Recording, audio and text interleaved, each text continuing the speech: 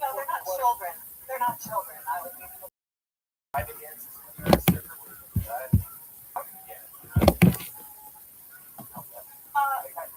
Yeah. I mean, yeah. You know, when you're a stripper, you kind of get in there and independent contractors. Is it different, being an older stripper, like instead of the champagne room, do you take them to like the warm milk room or something like that? We didn't have the champagne room. We had a little kind of closet. Wow. From independent. I like it. We had a logger shed back where I'm from. When you work in Vegas, you actually have to get a license. You have to be licensed. Background check.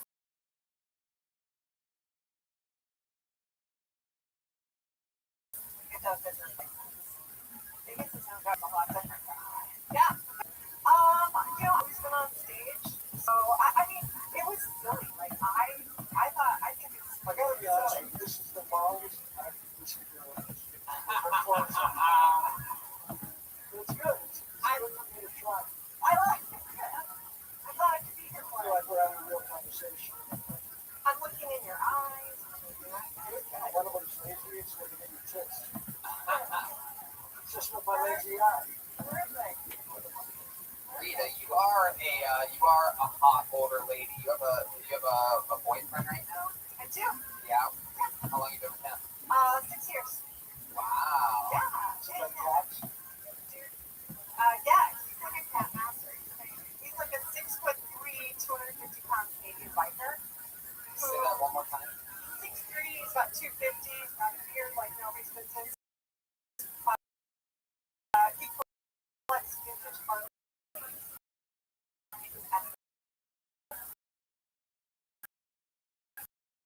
How much weight can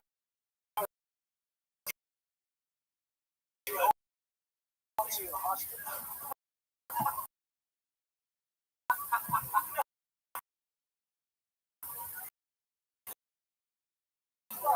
how much weight can he lift? He has a bad back. Sarah, you're gonna open religion. Yeah, right. Brian. She's just gonna come over and just start fucking you.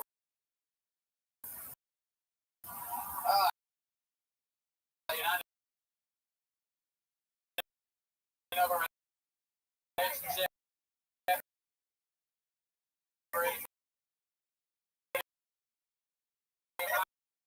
Shot. You were I'd be pounding that. Some people that are in a relationship with strippers usually have relationships. Thanks to Brian Red Band, School of Business, I have no debt. Oh shit. So he's got a big beard, 6'2" guy. He's just behind Red Band's mess. My life was a chance. But then I got the advice how to do and more.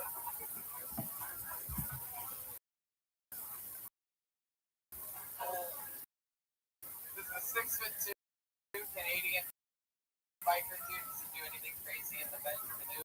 Not maybe like her. Does he apologize after the comments or anything like that? No, it's all pretty standard. You know what we like. Stand up something that you always do? Yeah. I grew up watching variety shows. Yeah. And I always wanted to love being on stage. I love talking about like life's crazy, and I can't for it. It's pathetic. Yes. Danny motherfucking Lucas. I think you'll be able to do everything you want. Yeah, I think you should absolutely keep having fun and fucking doing it and rocking and rolling. I used to hate cats. Now I'm like, all right, that's all right. Thanks. I really appreciate that. I'm really excited to be here. I really enjoy your company, and I really enjoy the I show. only looked at Kurt when you said that, like very specifically. It's like Oh, the she's point smart. of She knows what to do. No, I really enjoy the show, and I'm super stoked. Yeah, we'll come back, sign up again soon. I wish I'd met you 5 years ago. Oh, well, thank you. I was so excited. But you retired a year ago? Yeah, I retired Perfect. Perfect. Thank you so much. Rita Lee, ladies and gentlemen, there she goes. Have fun. Rita Lee. Hey, wait, before you guys stop, wait. What was your stripper name? I didn't ask you. What was it? I don't know why I'm thinking of this right now.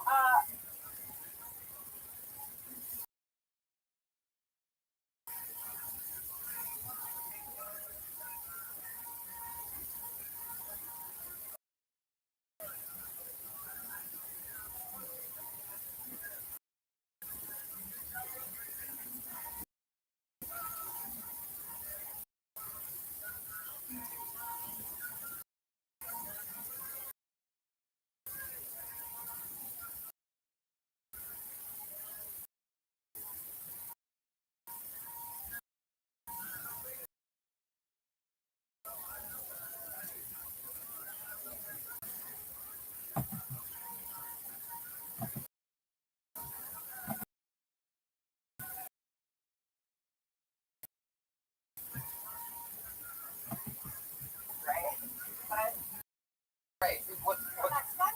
X-Men, but I ended up looking more Bob and my stripper. My stripper name is Nathaniel Crawford III. Ladies and gentlemen, absolutely. Fuck yeah. There you go. Little cherry on top. She's on Twitter. Come, dude. And she's very hot. Come, dude. There you go. You said? Chroma Chris. How's it going over there for you? How you feel? Love it, Tony. I like his energy, Tony. I like that guy. We need more like him.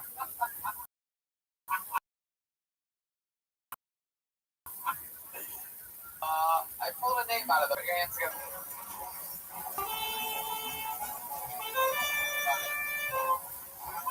Oh shit. Yeah. Here we go. Oh boy. I remember this guy. He's been on once before. Probably not the best episode for him to be pulled out of the bucket right now. A bunch of momentum going into this. Here we go. Nick Country. For those of you who saw my dance performance here, you know I'm crazy, crackers, nuts, loony, wacky. I got screw loose. I flew over the Goo Goose test. I'm mad, I tell you, stock raving, man. I'm mad as a hatter. Let me tell you something. I love crazy chicks. I picked up all my chicks in mental institutions. Was one, crazy chicks, and two, I love the rush. I got the next morning when they're chasing me around with a knife or baseball bat. Door. I've had an empty hospital stays.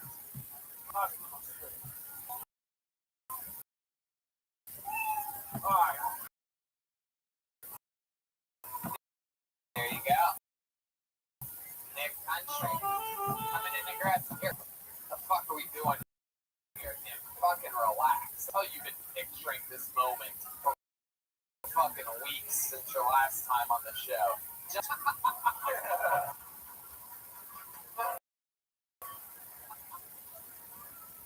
I go, sir. don't do it. Don't do it, Nick. Just relax. Yeah, he may go bowling for Columbine. Michael, no more.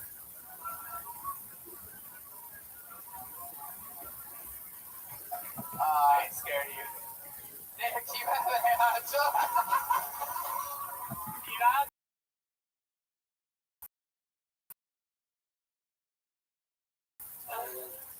Nick, you have a very interesting look to you. Wait, Chroma Chris has something to say. Just good to see you outside of Moe's Tavern for once. Chroma Chris. Ladies and gentlemen, Chroma ass has been on like 35 episodes. I think that's the first time he's ever said anything funny. Makes him feel like you just witnessed history. For those of you that bet in Vegas that he would say something funny before the 5-year anniversary, you won. Millions of dollars. He waited 5 years. He waited for his spot. What country? Not my country. Nick, as I was saying, you have an interesting look to you.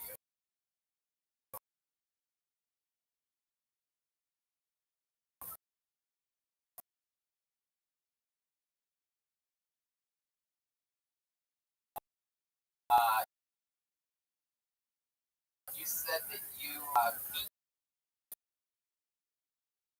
girls at the mental institution. Is there any truth to that?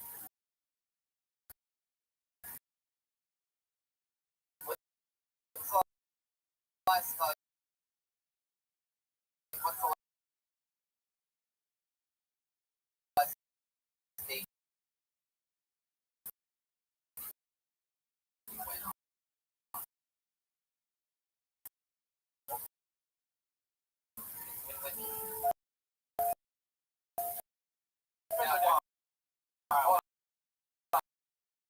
Give him a shot. Give him a shot. Here, let's wait. It's been a while.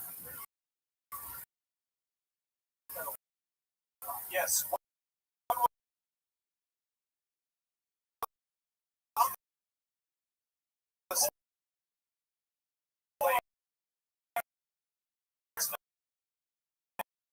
I don't have about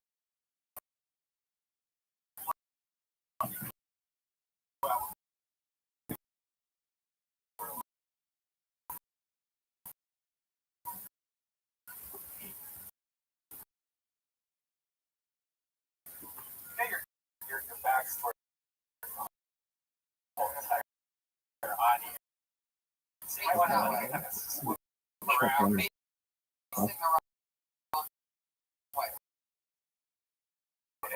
Look at them over there. Oh, you're gonna go sideways like you're on a coin or something like that. Yeah. There you go. That's the right way. You can still look at me if you want. This athleticism focus is unprecedented. If you've never summer. Hey, for anybody out there who's watching, you're wondering. Anyway, Sarah, Adam Lamb. Robert knows you said yes. And Adam Lamb athleticism. Look at I had somebody's ability to annoy me so fucking much. I don't care what your fucking doctor tells you.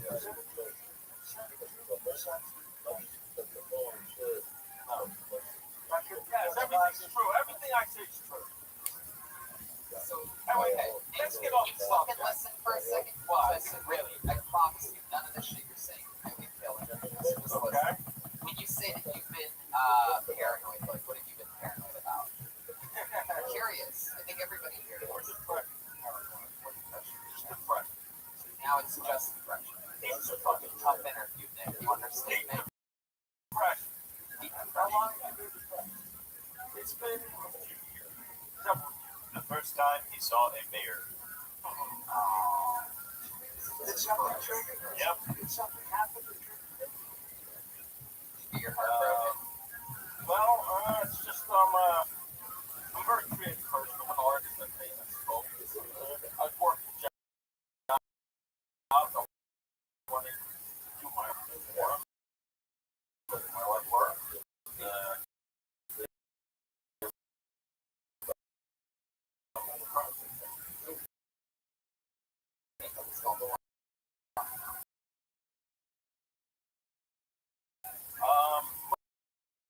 Most I work on comedy, like you said. You go out radio.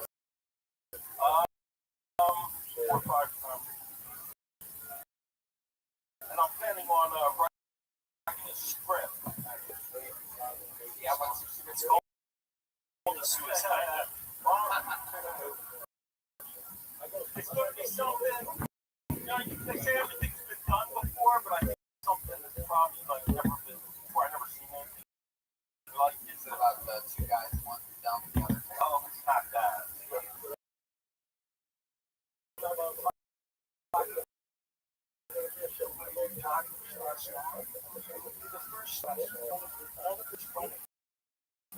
I gotta tell you, you're a nice guy. You gotta come.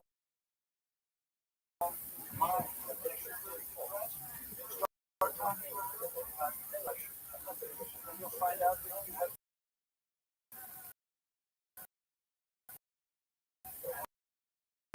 strong, you know. Thank you. 100. Well, because I'm strong.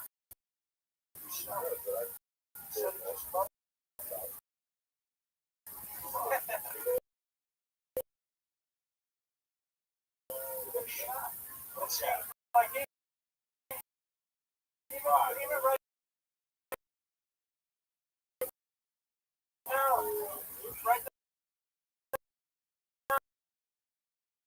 it's tough for you to even take this. Absolutely. Yeah. I'm my old man. Okay, sure. What's your You old know, man voice?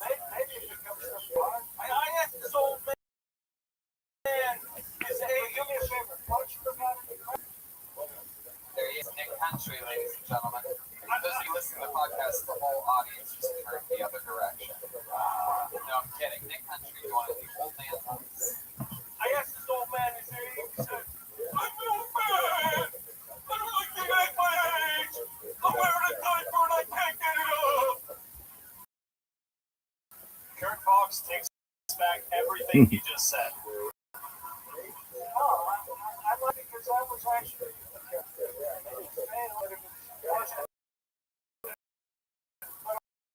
I wasn't who you were. It was the first time your hand wasn't shaking when you were talking about the interview that you're on the right track.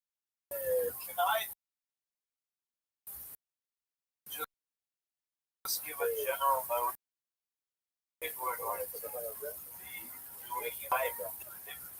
Russian requires you to say, I am this. You need to write more. That's a general note for anybody doing any.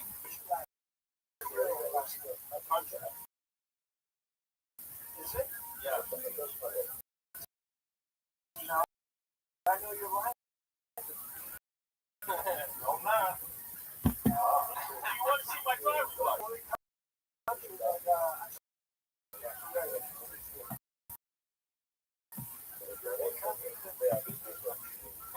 I love that. For a second, I thought Kurt was FBI and he was about to arrest you there.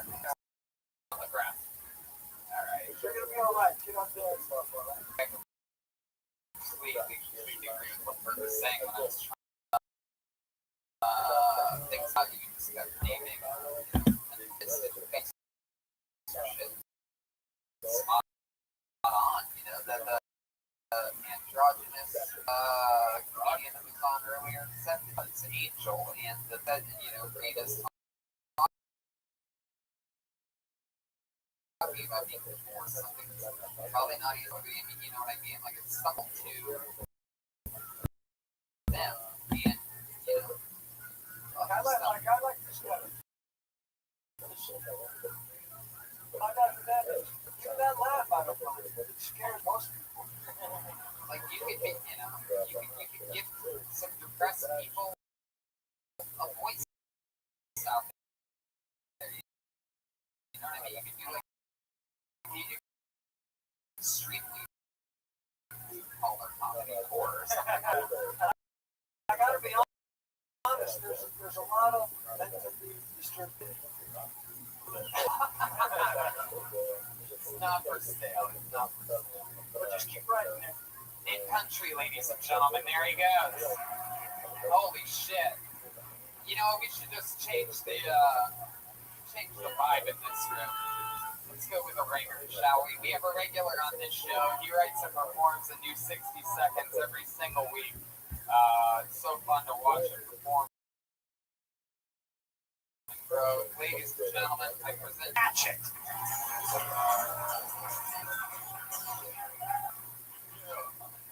What's up, y'all?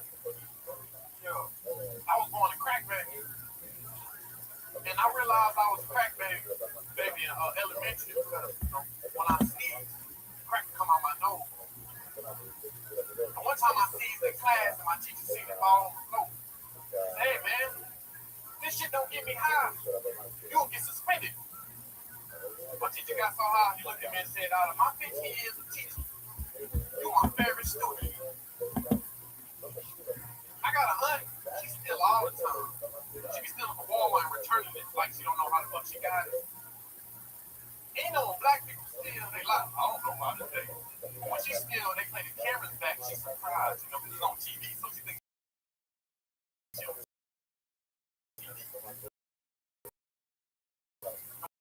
One time my aunt stole the TV from Walmart and took it back, she said, look, I don't know, made it. On TV? I walked right by the security guard. motherfucking Malcolm Hatchet. Was that it? Nah. Oh, go ahead, Malcolm, finish it. My aunt steals so much shit from my mama's house. Whenever I go to my aunt's house, I feel like I'm at my mama's house.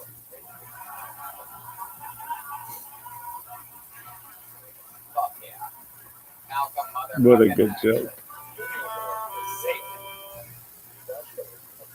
Thank you, Jesus. So funny. So funny. How's life going? Oh, good, man. Chill. I was at African house last week. Chicken wings. I did see that. I saw an entire string of stories where you ended up at Aphrodite's place eating chicken biscuits. Yeah, okay. Did she try anything on you? She tried to take the panties off, but you know what I'm saying. Oh, how did she do it? How'd she do it? How she do it? Yeah. Like, I'm gonna tell you a little funny young ass stuff. Nah, man, she can cook, man. Oh, I mentioned it. It was good. Yeah.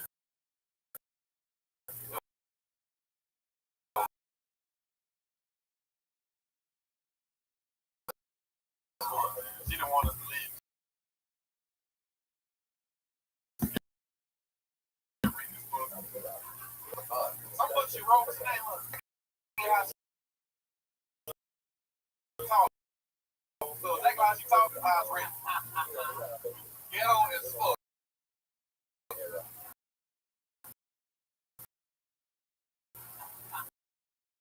But it was amazing, man. It was real. Was it all in capital letters? Yeah. Oh, okay. Some stuff you're on the set as of last week. Oh, yeah. 5 years. Oh, yeah. That was like, Yeah. Something like that. The show would be something. it's a short. It's a short. Man, I think we talked about last week. Oh, okay. I'm sure part of the number. You probably take my part, man. Too loud. We're different.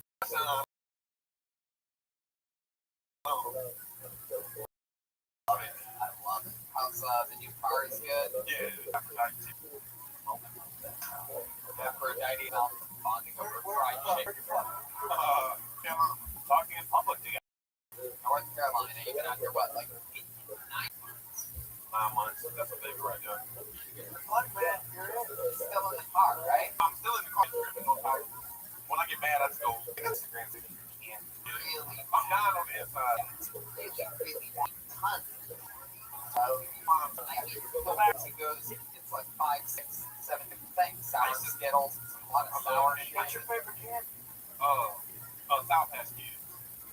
Hell yeah. We need to eat one day. Who said that? This is the kid in the black man, well, not a bandit. You know what I mean? Okie dokie. Anyway, I love it. Have you ever got your shit checked out though to make sure if you have diabetes? I ain't got to my dad's diabetic. Every time I go to the doctor, I'm good. Never had a cavity. I'm good. That's my cocaine can. I'm good. Okay. absolutely better candy than drugs. I'm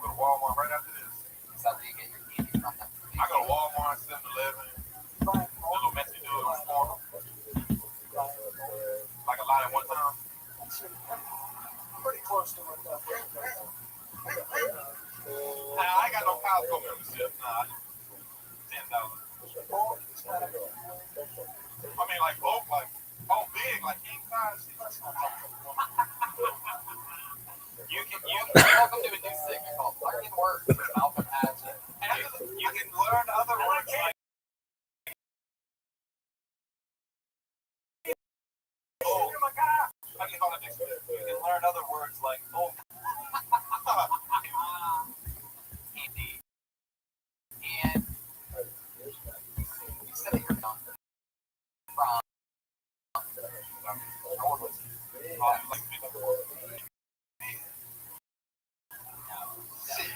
looking at for a idea over this. That's just it's right there. That is pure. Nah, hell no, she has to lick cake too. She is chocolate cake. Asshole. You are what you eat. Whatever Red Man just said.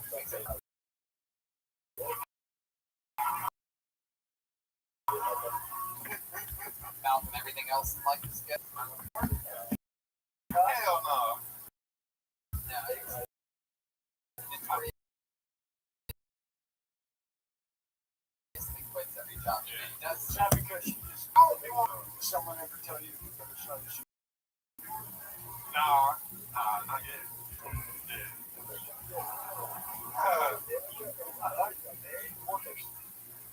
Alright, well, you did it again. You came in the clutch.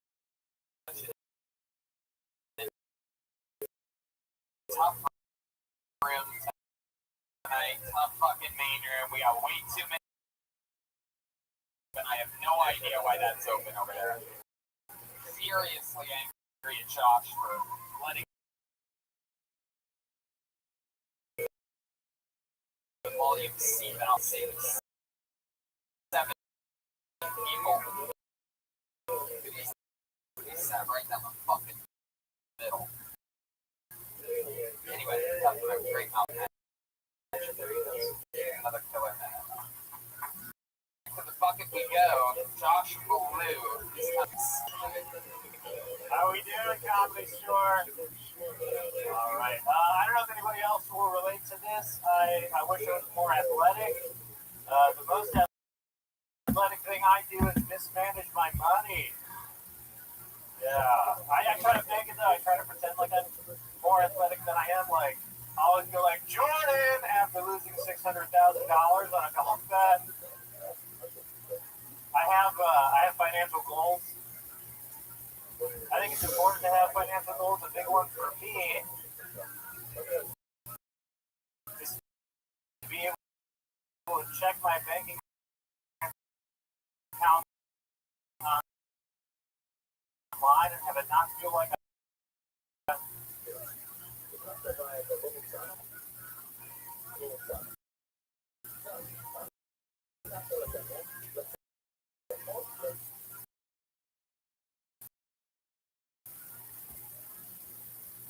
cyberbullying myself.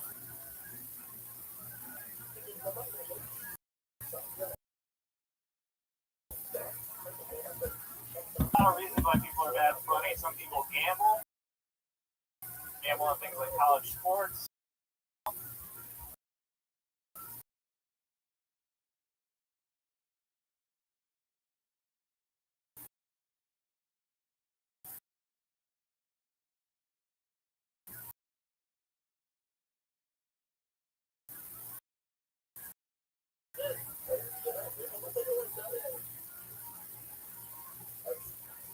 College sports.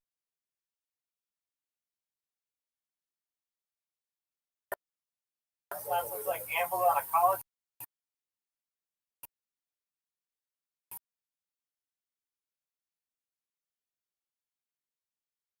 degree.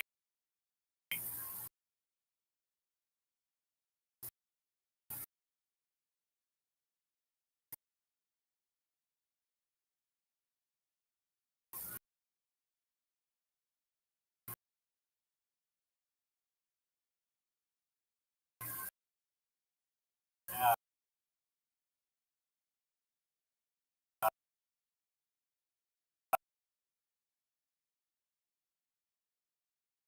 I went to a private art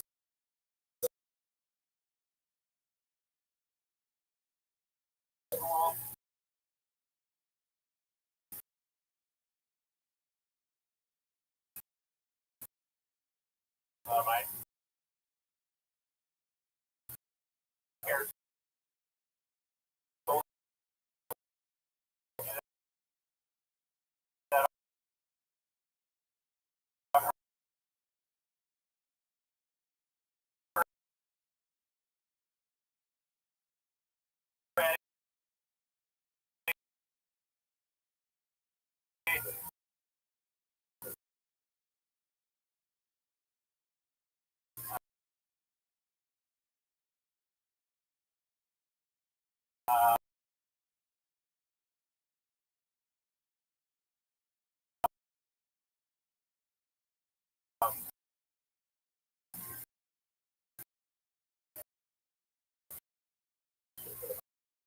My hair I ended up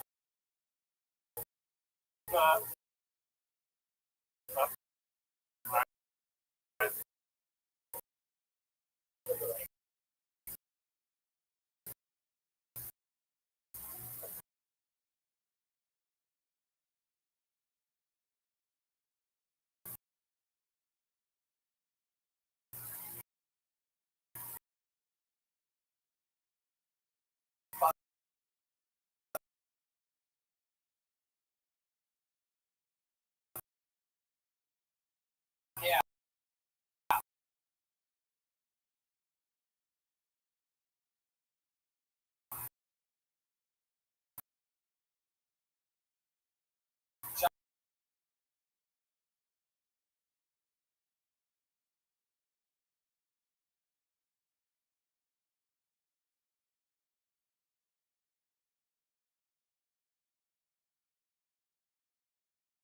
Josh Ballou.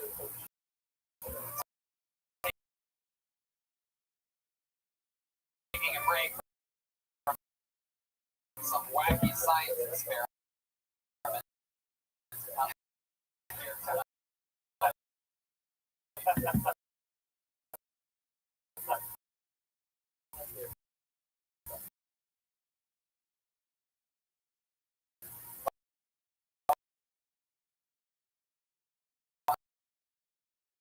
I'm back.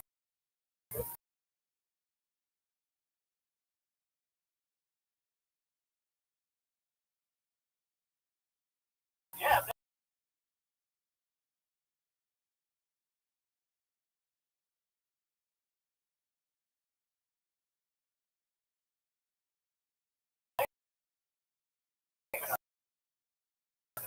Yeah, it was with Jeff Ross.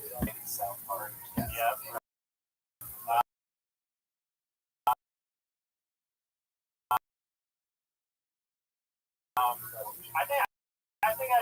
I was super nervous. I'm not gonna lie. I think I made videos.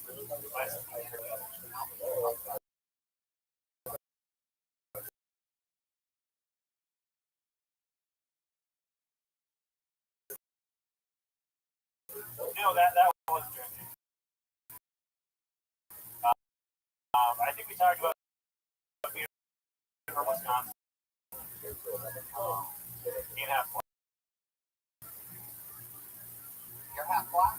Must be from the waist down. Yeah, so must be from the Tried to be the head of just the hair.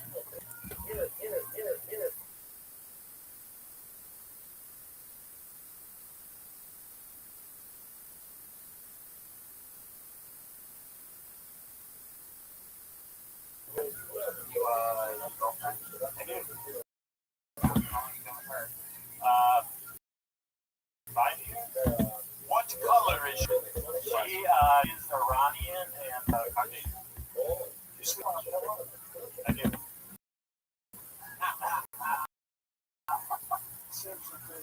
Not necessary.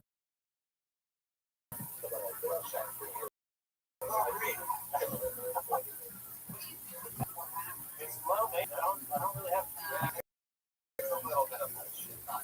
Really, there's not anything I can do. You try it out with what? Yeah. Wow. Alright, Josh, well, what else in life? Any hobbies of yours? Anything that you're good at? You feel like you master chess? I play chess when I was younger. Where'd you grow up? Milwaukee.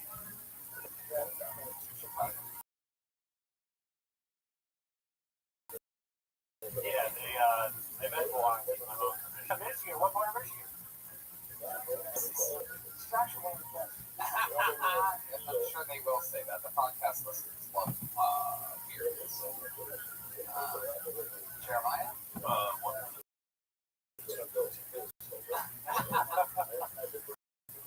Alright, Josh. They can drive you out of hockey. You're good at. I used to like skateboarding. I don't do much.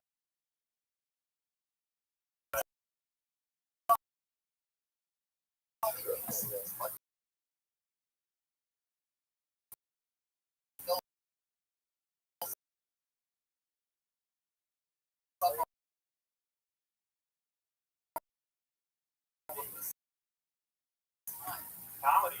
It's like likes writing. Like how it's long. Have you ever thought about it?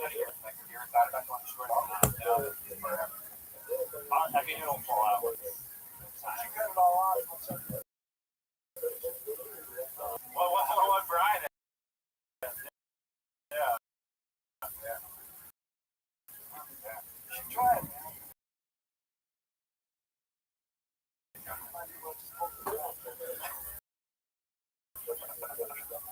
What's it like being with an Iranian woman? The rocks don't want you to know about it. Never mind.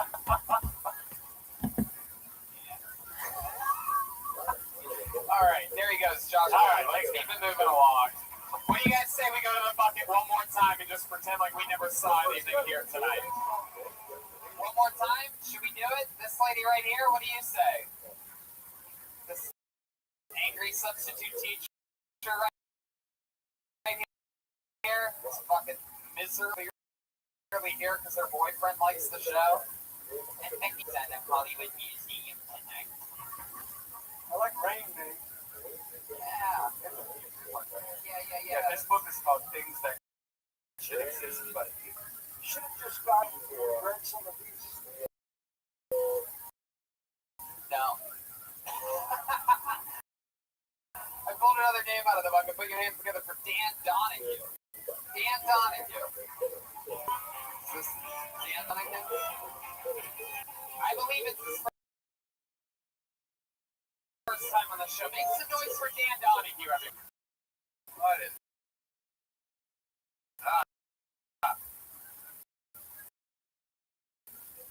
Dan, I used to work at a graveyard. We did a great job. Have a lot of worst part about working that job, poorly attended funerals. Very worst part of working at graveyard. There are a lot of them. There are a lot of poorly attended funerals like that. Other people, including poorly attended funerals.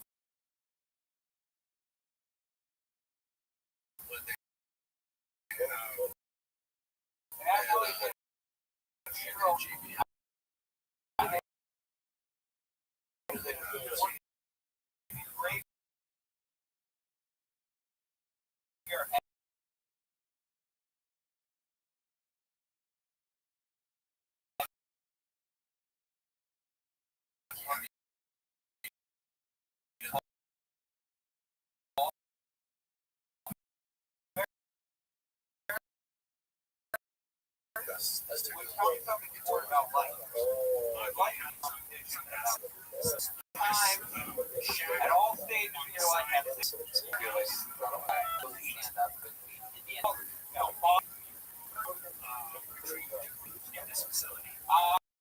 Actually, like the work program when I was 19, summer job. But that weird is that yeah, summer job. Did you see anything weird when you worked there? Oh, tons. Yeah. It's like, well, the weirdest part was like the workers there. Like they would steal stuff from the awesome break stuff like all the time. Yeah. Stuff they would leave with stuff. Yeah. Hey, what were the memories? You ever seen him with fun? I know it Was that a bad question? You got not thinking that? It was on everyone's mind. No.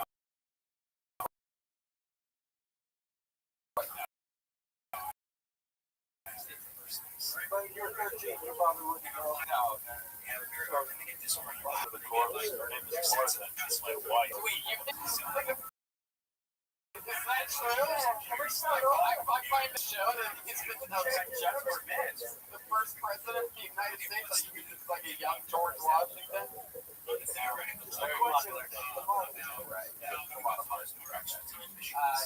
so you started in Boston? Yeah. You live here now? I'm just here now. Yeah. 4 weeks ago. Yes, welcome. See, that was the that's why I thought you only have 4 weeks in LA. Oh yeah.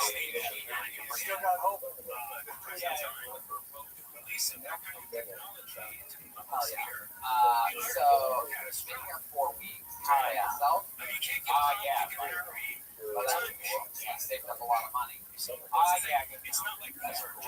Where were you? What was your job? I did like picking up the log that traversed different epochs in our history, and then I moved down. I think one of the reasons in our history is that What? No, I worked at a called GC, like Structures that formed around early morning, yeah, like How do you do that? I work wake up pretty early. What kind of alarm? Like an actual alarm? Or Phone alarm. a regular ringer or something? Song? Is that what it sounds like? Your alarm? Yeah. When you hear that, how long do you have? Probably like half an hour or so. Are you a side sleeper or do you sleep on your back? Good question. Took me a while to work with, thank you. Yeah. Back sleeper, baby. Back sleeper? Yeah. That's not smoke cigarettes. No, I don't. No. I got started. I have your backs. Fair enough. You have some factory jokes about something more? No, not really. No, working in factory pretty much is bad. Like, there's nothing exciting. What's wrong with working in a factory? No. Good. I'm sorry. Precise. Dan, how old are you? I'm 20. yeah. Just moved down here. 4 weeks in LA.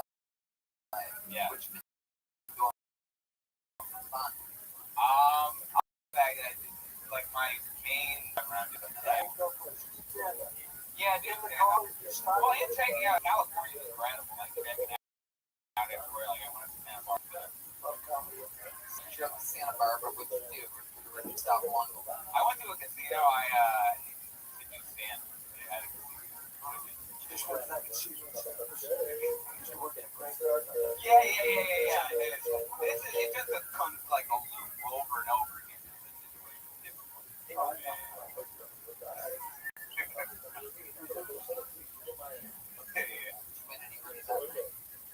No, I didn't gamble. I'm very creepy. Wait, say that again? It's like gambling is creepy. Yeah. I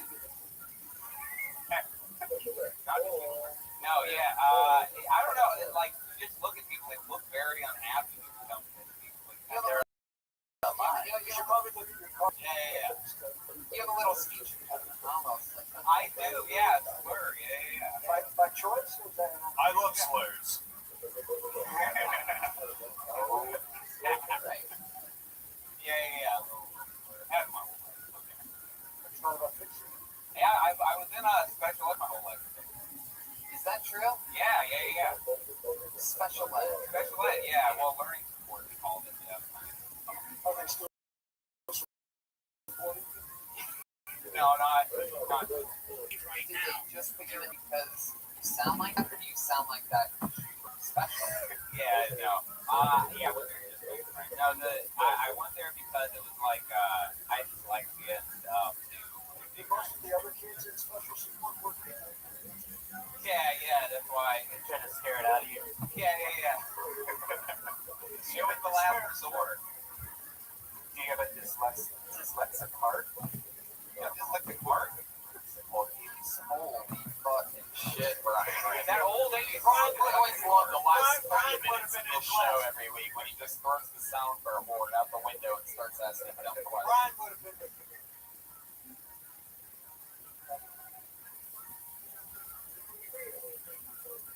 Actually, I was in class. I also slid my words. Hell yeah, it comes out. It comes out. This is where I end up, right there. Yeah, it comes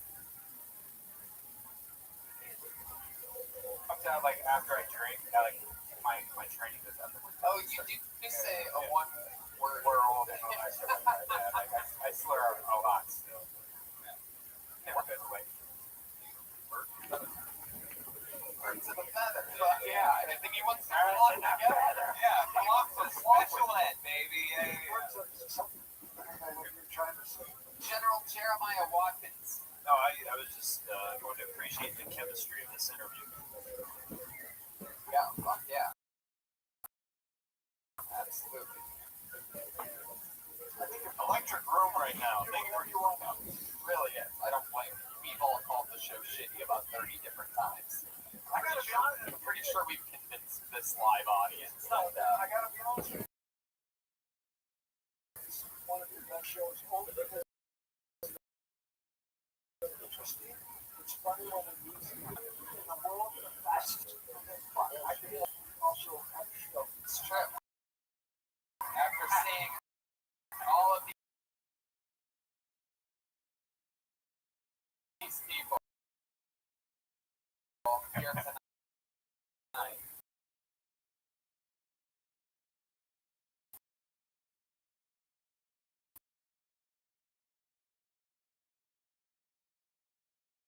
Yeah.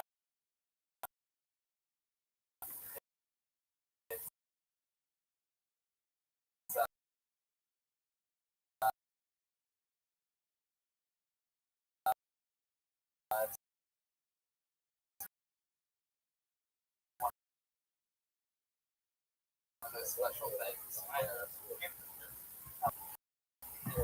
That's what we do. We like to get just work on something. Strange crowd right now. Very strange that you guys tried as an insult. He's a millionaire. Congratulations. I like this kid. He's got a job. He works.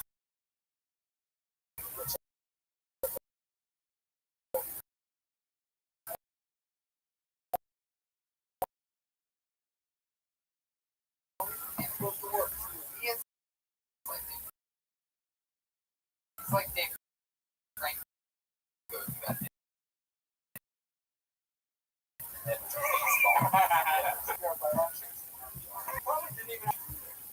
Yeah.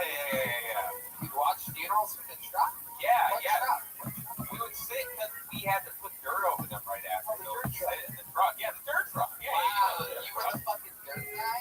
Yeah, I was the dirt guy. Yeah. Big deal. Yeah, she ever thought about going back to the graveyard? I will. Yeah, eventually, but like not.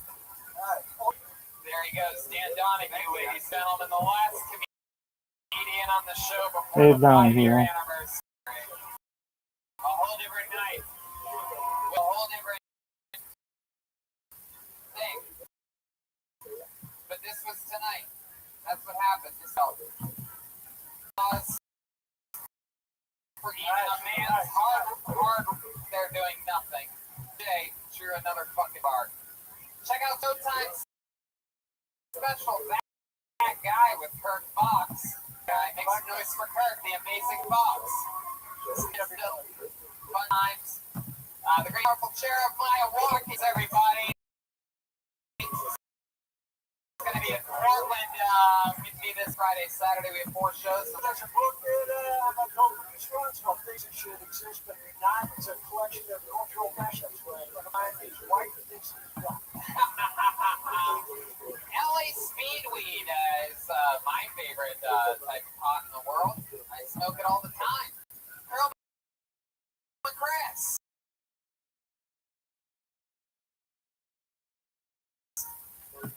You call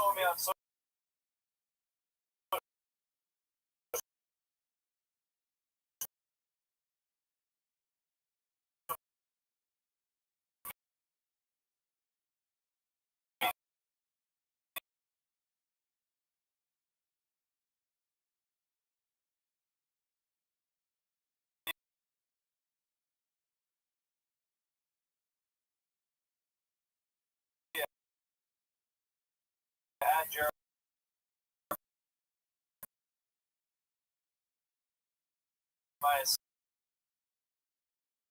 stand up and listen to the new episode of Jeremiah. Chris on Twitter and Instagram at Grandma Chris.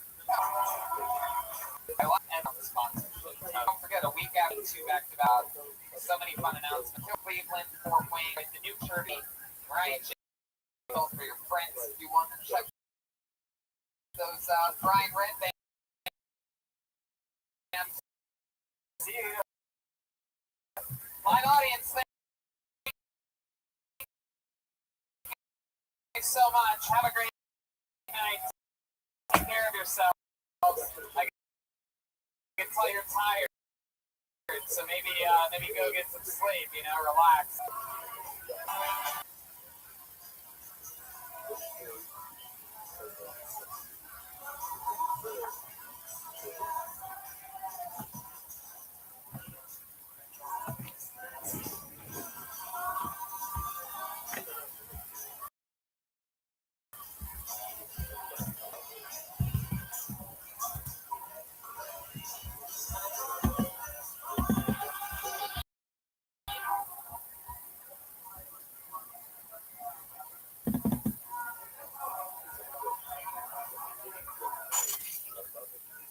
Mellow, Maddie, we can talk, girl.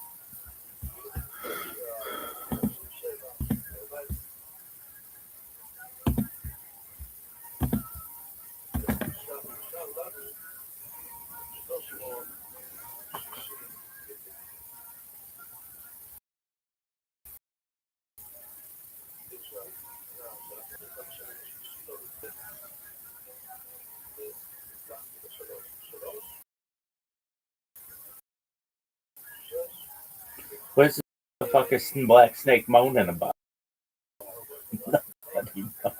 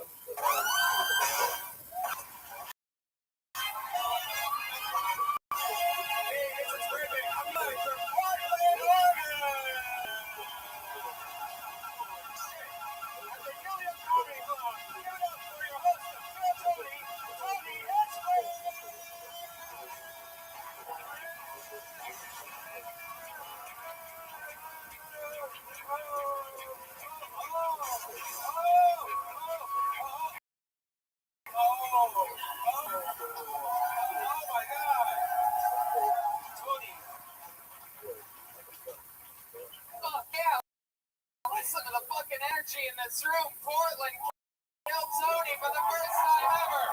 Brian Redband is here. We're all here. This one unhappy judge, arms crossed in the front row with the fucking hip stash, mullet. We are officially in Portland. Found one hater amongst all the energy of love. I fucking love it. You guys excited for this shit? Tomorrow we're back in LA celebrating our official 5-year anniversary, but I want to tell you, we realized before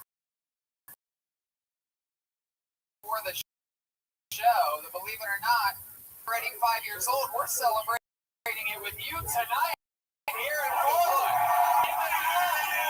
We are one live podcast in the world. That's right. Wow, that's a shit. Took a, we had to go through a lot. We made adjustments, got rid of the Patriot.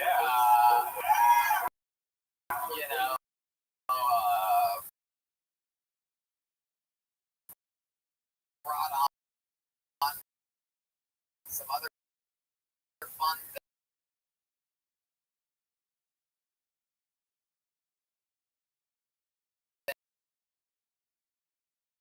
things.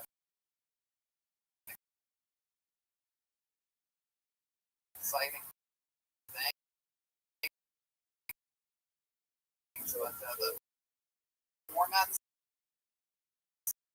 still stays the same. I have a bucket filled with Judge in LA all those times here.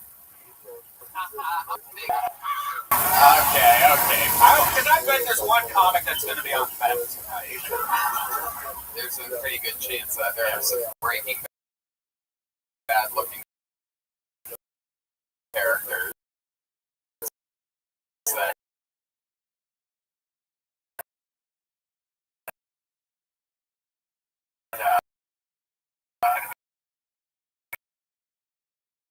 I just went out to get the bucket, like dragging at my ankles. It was creepy. Oh, shit. Every episode, I have a guest. Never had it. Luckily for you, so I've said on this show since day one, there are very few things that always make me laugh. Pretty much just South Park, Jackass, and fucking my funny friends. And it is a special honor to have gotten to make friends with this guy over the years. This is one of my favorite characters ever. Ladies and gentlemen, Jackass movies, make some noise for Portland's own Danger, Aaron. Holy shit! What? Holy shit! Holy shit! Holy shit! Holy shit! Wow!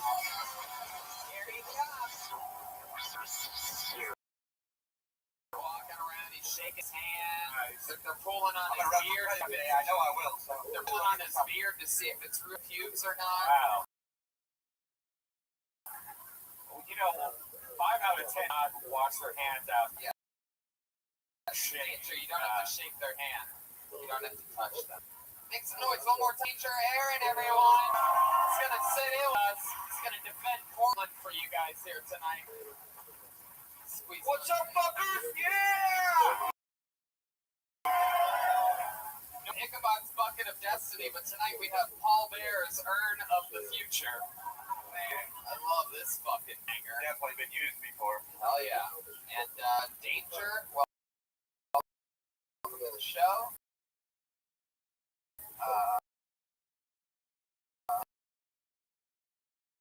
Thanks for having me, guys.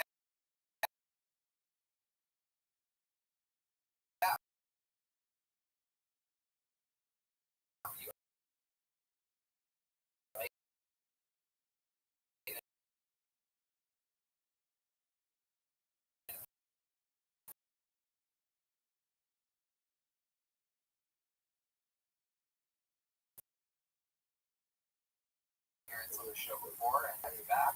It's good to be back here. Other stuff they do care. We have one part of band for notes. Ladies and gentlemen, presenting and powerful Watkins. He's the Kill Tony man.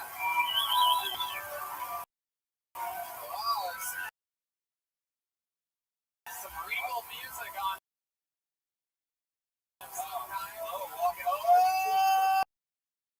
Holy shit, it's Professor Snake! Character before, he was wildly successful school and the dating character for the rest of after the show's long over. I have a feeling this guy might make an appearance at the meet and greet afterwards. This is the real Professor Snape. Is that Twig, like his magic wand? Yeah, that's what he has. That's a shitty magic wand you have. Oh, danger. Do not attack Professor Snape. That he has. No, I was attacking Hold on, wand. he has magical. Right. Hold on. Snape, anything you say to danger Aaron's about you having a weak. I called it a Twig. Oh, will you please, dude? Do not shut your mouth. I will disappear faster than your career. Oh, come on, no.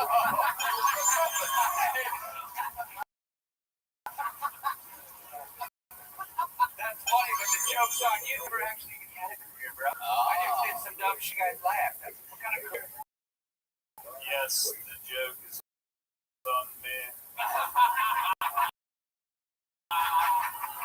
So Professor Snape will be with us all night long. I'm Aaron, Brian Redband, shall we? It's still Tony, live from Portland, Oregon.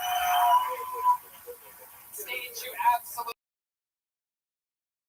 have to go around that way and come up that way. Those of you that way, if you get called, start just pulling out that way. Don't go too fast or you'll be too out of breath.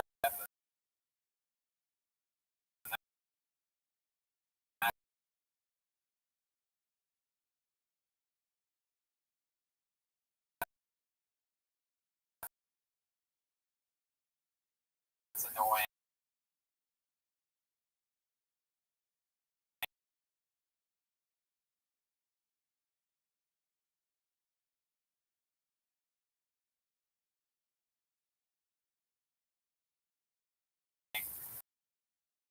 So, go at a pace in which you're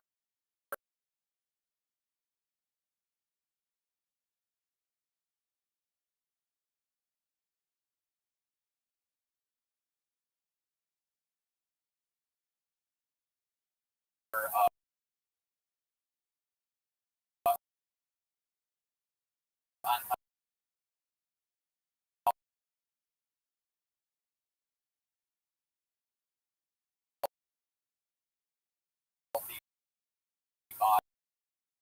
bodies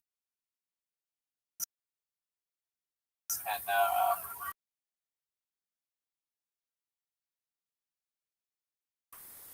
look, you get 60 seconds. You know your 60 seconds is up and you wrap it up then, or else you're talks. Hey, on the top, I don't know if there's any hecklers,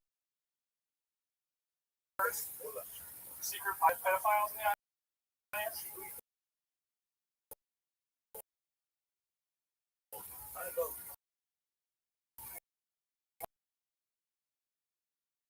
One, two.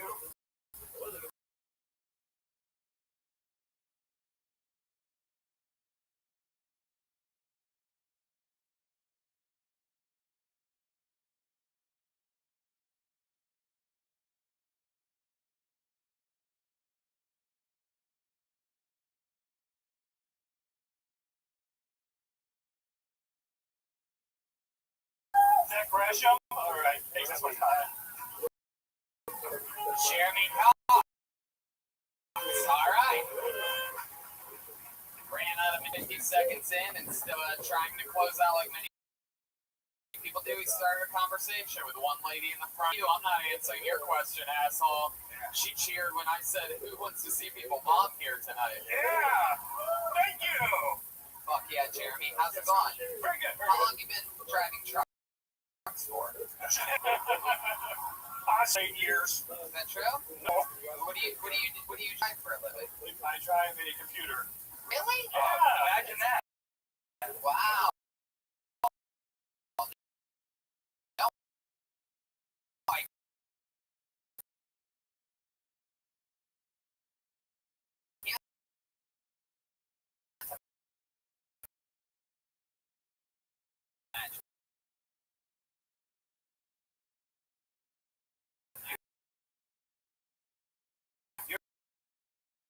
brave heart of comedians. Why, thank you. I was looking at your comedy before. Yeah, that's it. All right, so I guess this is thing's the ponytail. Yeah. That's a drugs ponytail. Jeremy, do you always look like you just finished burying a body? Yes.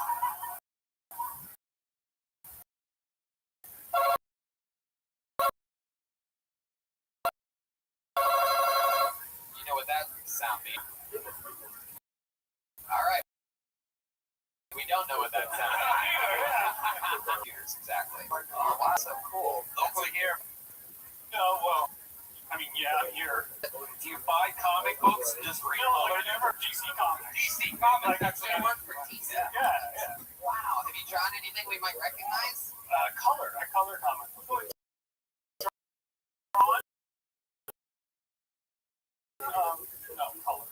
DC. You just color in the comic books? Yeah, yeah. Better decision. I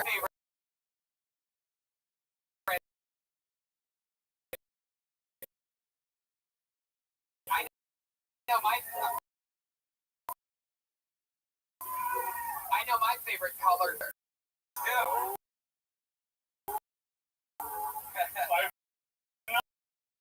Not color the black man. Imagine that. Colored comic book. He's headed for the door. Alright, I missed it. What did you learn? Batman, Superman. Wow, get the fuck out of here. This is amazing. How long?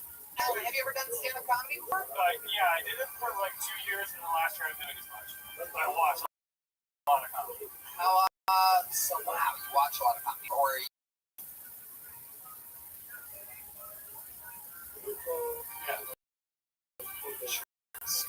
and so what made you stop doing it?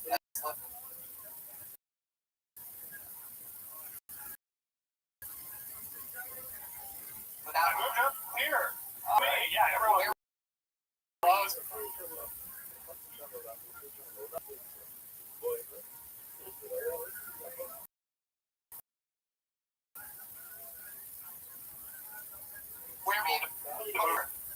Where were you before? San Diego. Oh. How long were you in San Diego? 47 years. Holy. 40? What made you want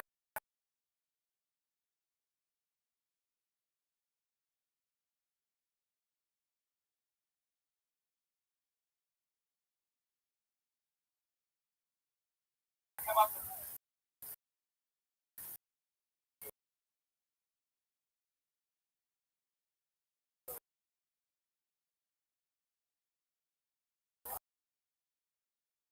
You came up to Portland because you're like, I want to move to a place where I look like the other.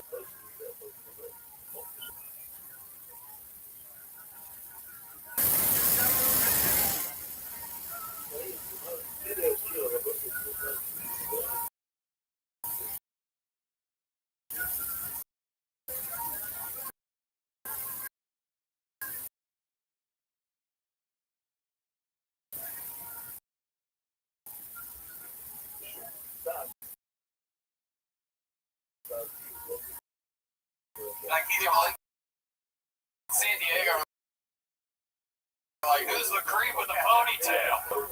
Doors, either brother. It's your show. I'm 38. I don't know what that is. I'm kidding. I work in comic books. Yeah, I know that shit. Hell yeah. Man, that is so fucking cool. So do you just like hang out, color all day, smoke weed, and then like just write jokes? I got rabbits. I watch the rabbits. So you watch rabbits also? How many rabbits do you have? That's why you got. Well, I have two. Anyone like a man that owns a rabbit? Jeremy, how many rabbits? Shoots, and I'm fostering another. Whoa! It's like the cat lady of rabbits, guys. Rabbit? No, it's a white fluffy rabbit named Floof. No, my wife works for Rabbits Advocates, and What? What the? Wait, Tell us more about this rabbits thing. I'm all ears. Yeah.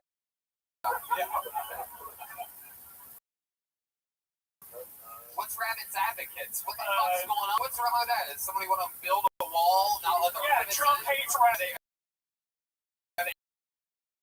Separating rabbits from the border? Oh, yeah, uncaged, yeah. No, they're like in our house. They kick back, watch TV. You're not advocating for... Say again? Is this a non-profit? Yes. Wow. It's a tax shelter, nice. Jeremy, I can't quite remember. I do slow down on doing the stand-up. Because I'm getting used to the scene up here. I'm not good enough to lie.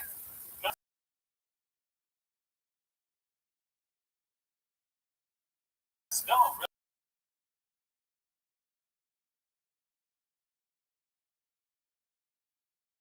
You're amazing people up here.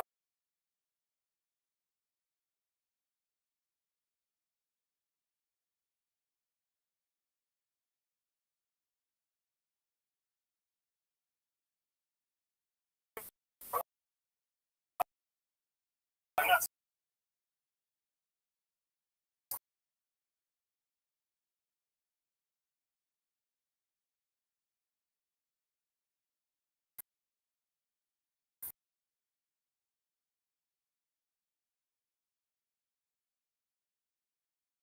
I'm like, wow. Your whole time, though. Do you have real or do you just... Yeah. Are you? Yeah. I'm a stay-at-home dad. Got some rabbits. What do you guys do? Draw, paint. Yeah. We've been together 26. We've only been married for like 6 months. What is the biggest change?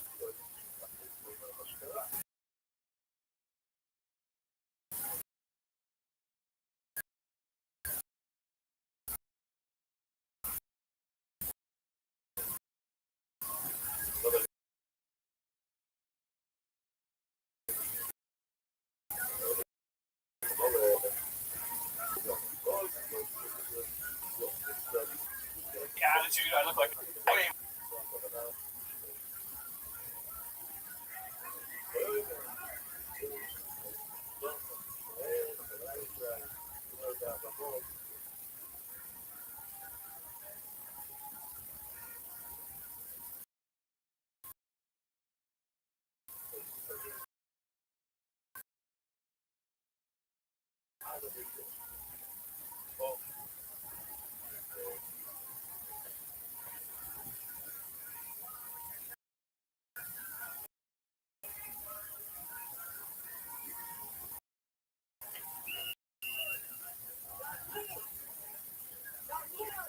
But Moore's here. Really? I like everybody else that does around here. Like, I'm born in Oregon forever. And it's just pretty much the look that's mixed. I'm 41 years old, and I'm pretty much like everybody I grew up with. Usually it's... Oh, yeah. Fucking, but if you love doing stand-up, you should just fucking do it more often. Don't let these young bucks on here scare you away. You have more shit to talk about, even though you didn't do it at all here tonight. But you have a whole wealth of life experience to draw from, and you have a badass gig, and you got fucking rabbits and a happy wife, so fuck yeah, dude.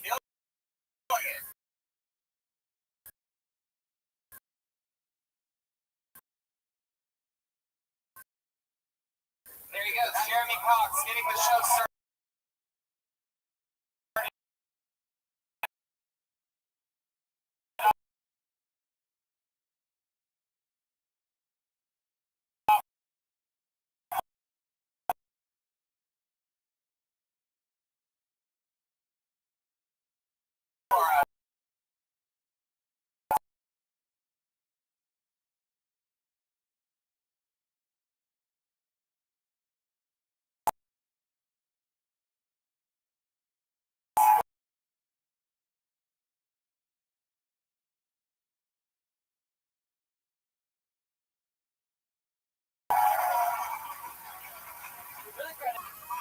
Whoa, we got some really bad.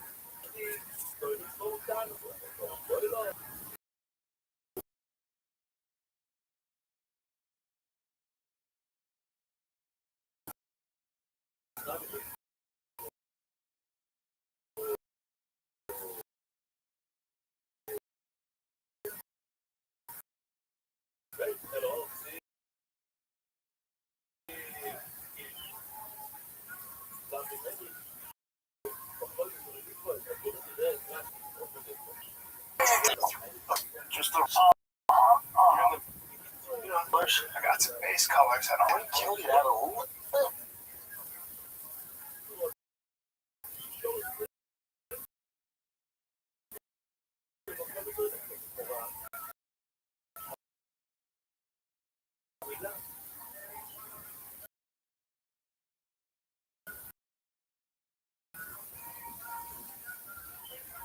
I like candles. Dude, this one is up.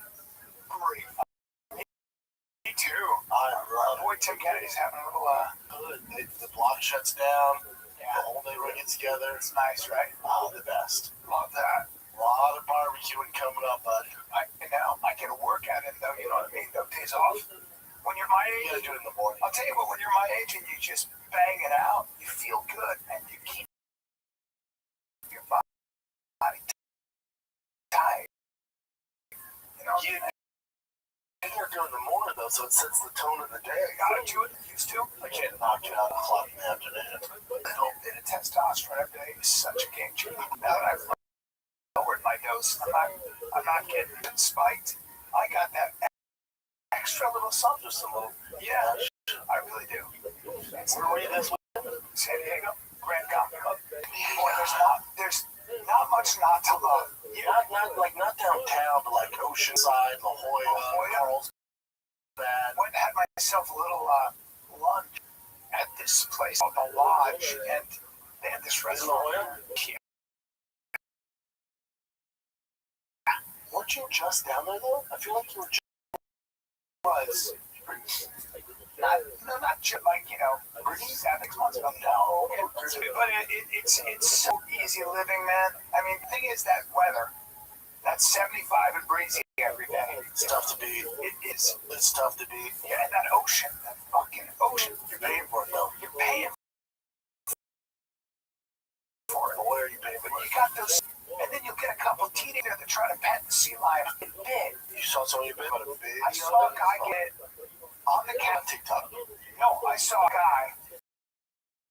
I was saying this for the podcast.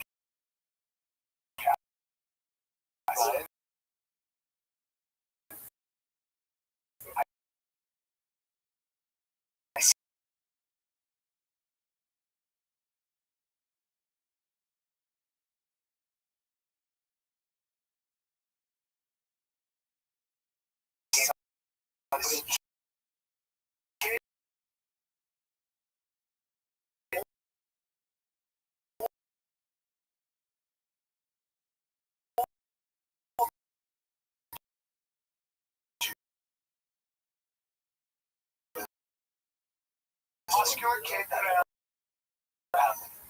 and had this sea lion like this and tore a ton of the dock. I can see his face. I run him, you know, cops just way to hell. They're like, you gotta go on. Oh my God. I'm not kidding. See that?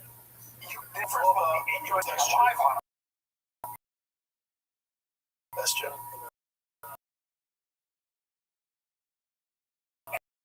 And in fact, when the Inuit told us sea lion back in the day, they wouldn't have any oil when it's described as dark, dense,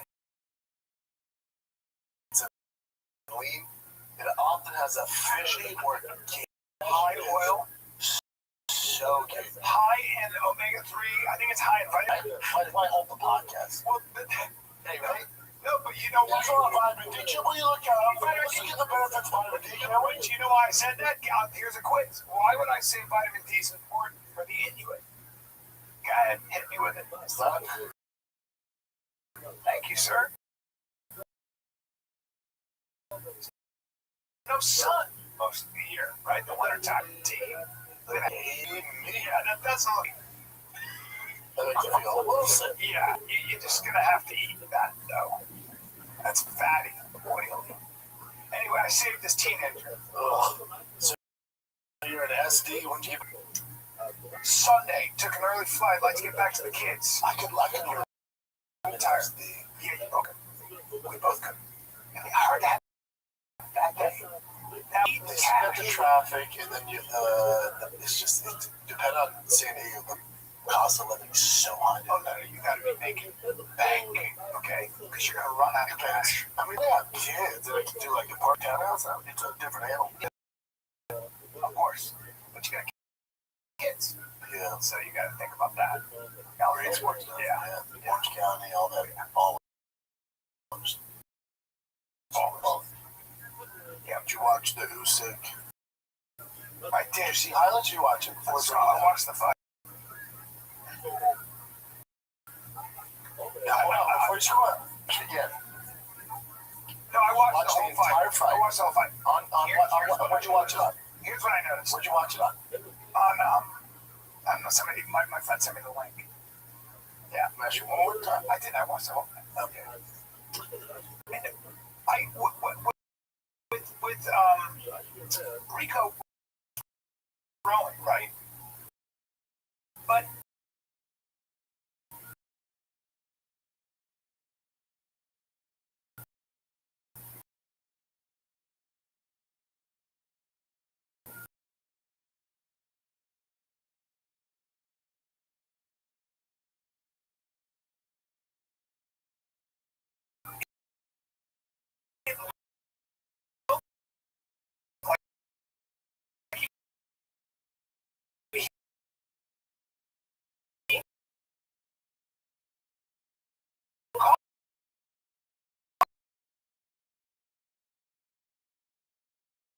he caught Usyk a couple times.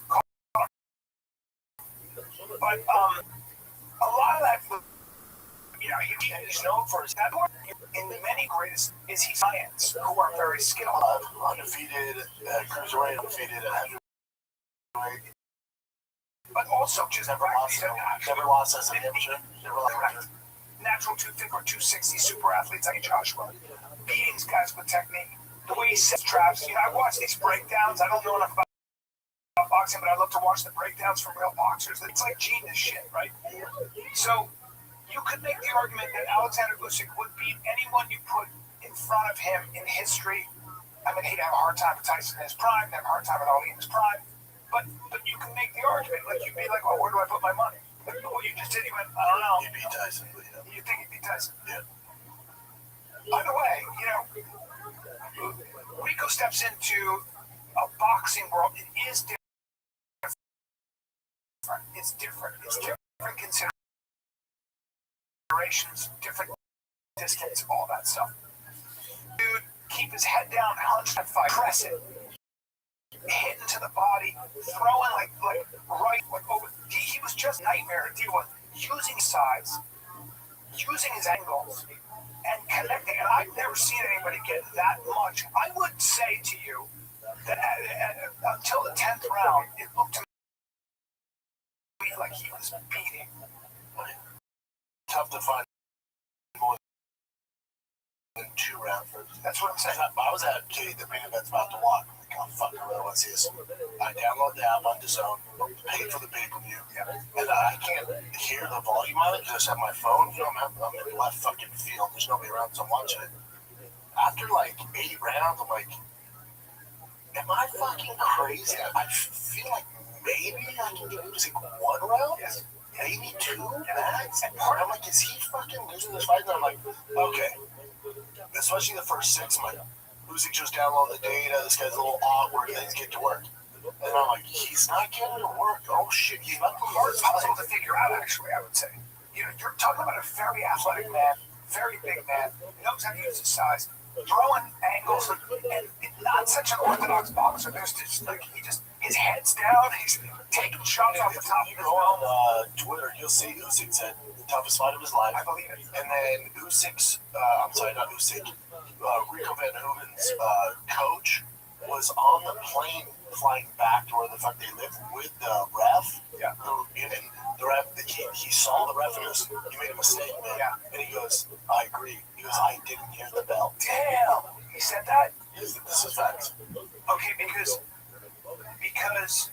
here's the other thing about that stop. You want to use that. So I started watching that Usyk was connecting with that uppercut. He started to kind of figure out a little bit. And it was this uppercut too. It was like this. And I was like, okay, he's maybe starting to figure him out. Hard guy to figure out.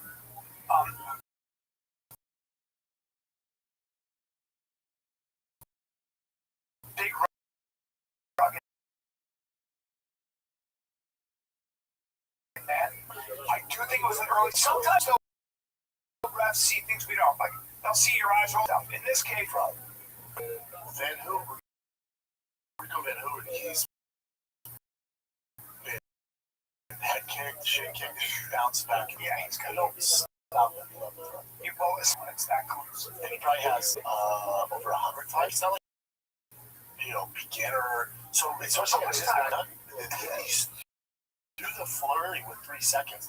That is so insane. Stop that fight. Most corrupt sport in the world. Congratulations. Oh, yeah. I mean, also, sorry, mind the line. Rico, your toughest opponent. Yes, of course, top opponent.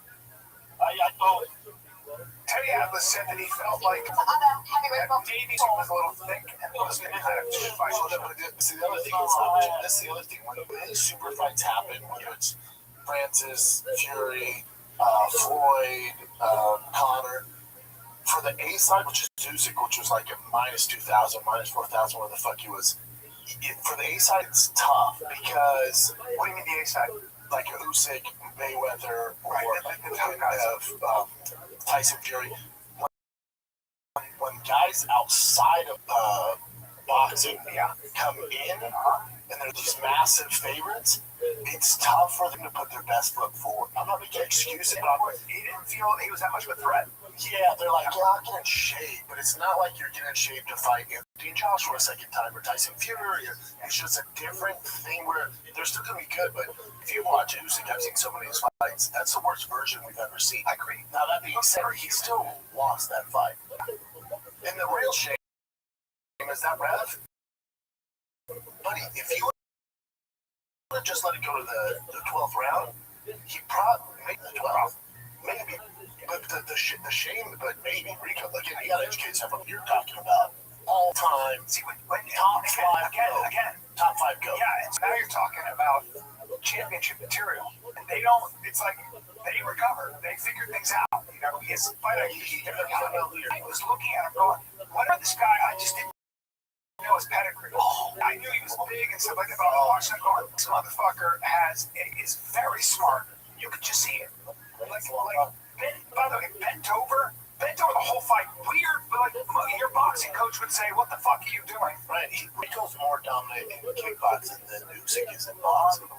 And Usyk is undefeated. Just a giant Dutchman. Talented. He's not like massive. He's big, but he's not like some freak. How big is Rico? I just want to see what his weight is, his height. But yeah, he's just a big Dutch guy who's Stupid talented. God. 6'5", 270 by your size. Jesus. I'm not just. Anyway, either way, like a monster. No more corrupt sport than boxing. So that was like on the judges' scorecards, they have it tied going to the 11th. They had it tied. One judge had Rico up by 1 round. Well, I will say that Usyk was connecting. I really watched him connect. I was watching him connect, but there was a lot of times when his hands were on his face and he was just protecting himself. You can't find 3 rounds for Usyk now, like going to the 11th. It's wild. Yeah, man. God, that's unbelievable. Dude, let's take a look, man. It's Memorial Day.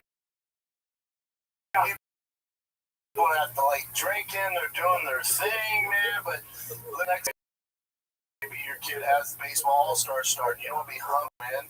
So maybe you can have that freaking drink. Tell him about cheers. But Dude, cheers? You're going to feel at least 50% better. Yeah. All right? Drink it before you have alcohol. Less and less alcohol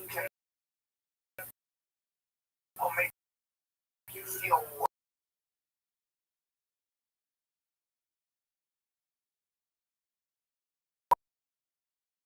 worse.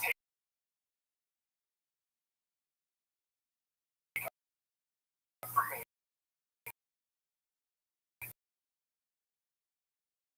So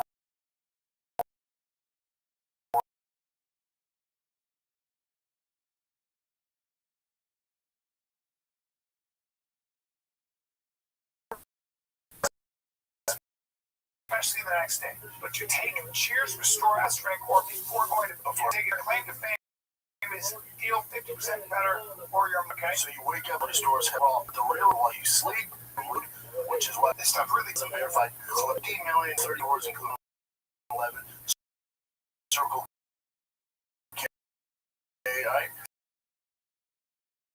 Take cheers after your last drink, or wake up feeling at least 50% better, or your money back. For the next time, our listeners are getting 20% off their entire order. Just head to after your meals. Take meats, I'm pretty bad. Yeah, probably. Oh shit, that's a formal opponent. Yeah. Oh shit, okay. Yeah, I can eat my shit together. That's what I was thinking. I don't know though. So I don't want to see a revenge. Yeah, I don't know. I mean, I just think it's incredible that. Also, if I'm Rico, I'm like, fuck these guys. Yeah. Like, buddy, you were down on the scorecard. You won easily on the scorecard. Like you're not dealing just Usyk in those fights. Well, you have to flatline him in order. You're not going to win the decision. Very tempting to fight again. That's big money. I'm so into it. I think he made 15 million. Wow, amazing. They don't know the second sport. Second sport. 7 to 16, so 15. Where he's made 15. And look at Usyk. Now, in the rematch, I'm sure he's going to get paid a ton more. Right? He deserves a rematch. Turkey. By the way, shout out to that guy, to Turkey. Just saving boxing. Yeah. Like, just, like, what? You know, remember in this fighter fight, fucking, Don King's fighter, fuck off. He's like, nah, we're going to get the best of the best. It's a golden age. That was amazing. But, listen, again, did you see them going? It looked like a Street Fighter game. Yeah. In the pyramids, they looked like Street Fighter. It was so sick, man. Now they're pacing with a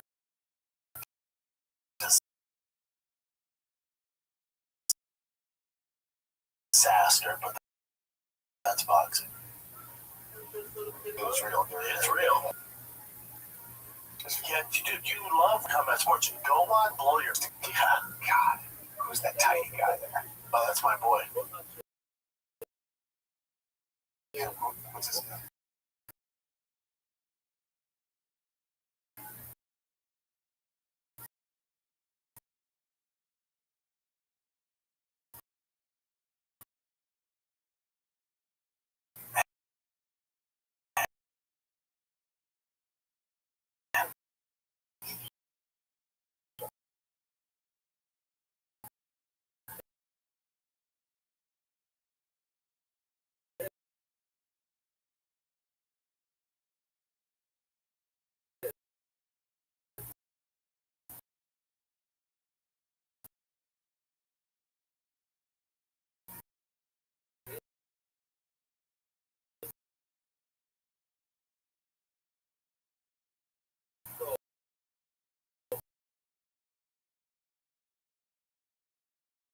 Just men. Yeah, now I'm about yeah.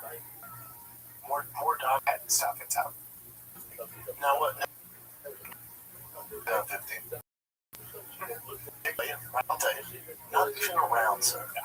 Yeah, bad situation. Bad situation. It's literally.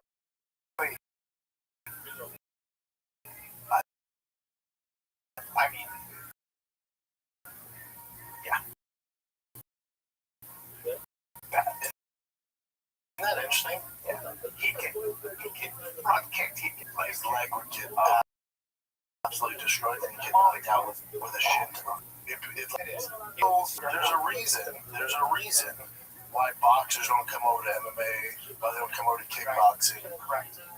Notice you'll never see a boxer call out Francis Ngannou or Sean Strickland like, I'll see you in the octagon.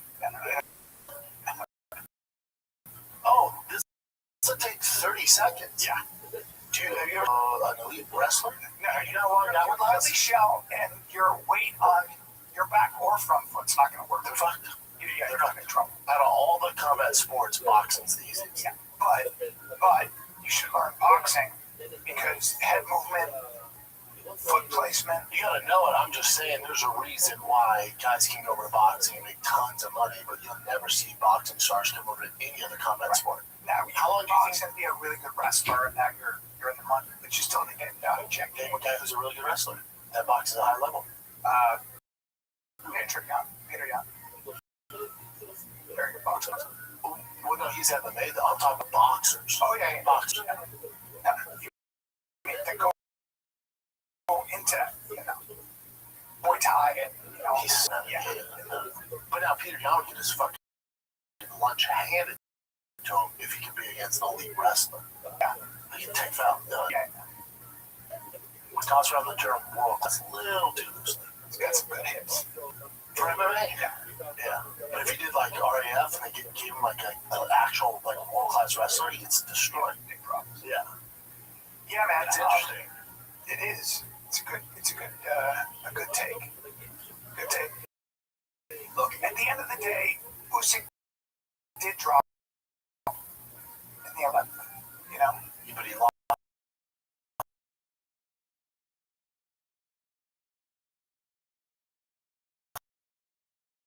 It's 10 rounds. Yeah.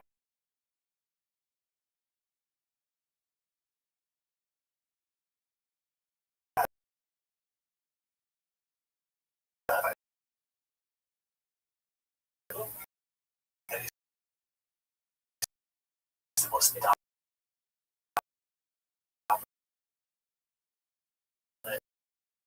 And he's the face of body. He's the pound for pound number one guy. Yeah.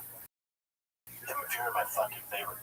But there's so many sent these guys that be careful, man. Because the eyeball guy, Josh, it's tricky. Morgan Hoover's like just whatever he decided to do. But here's Usyk is fought guys that have tried that.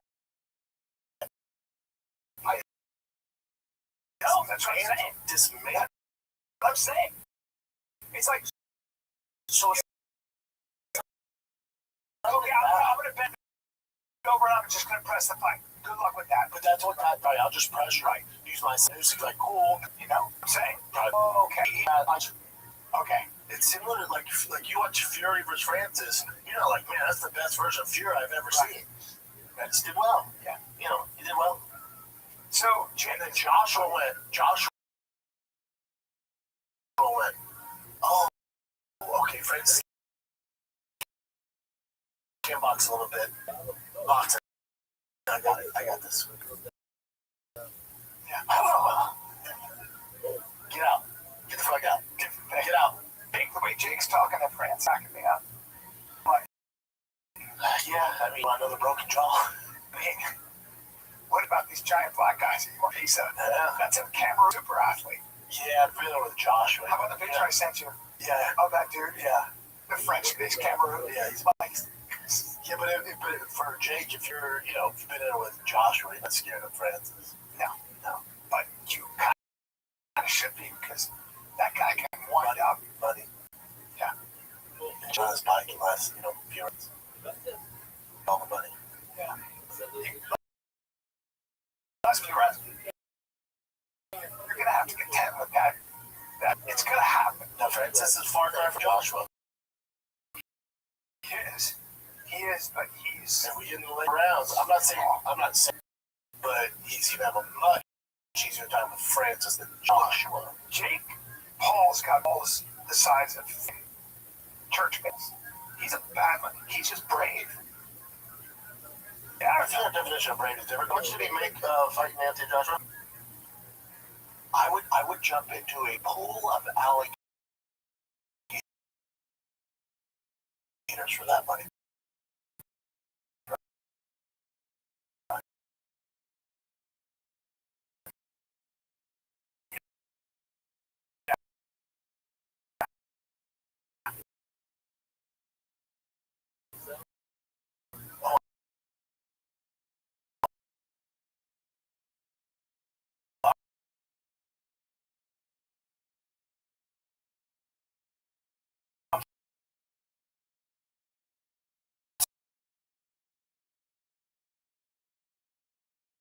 Sorry.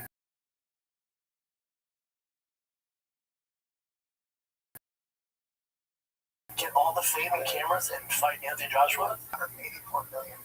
$2 million each. Right. Oh, I think it's it. Oh, yeah, it's it. Oh, it's not.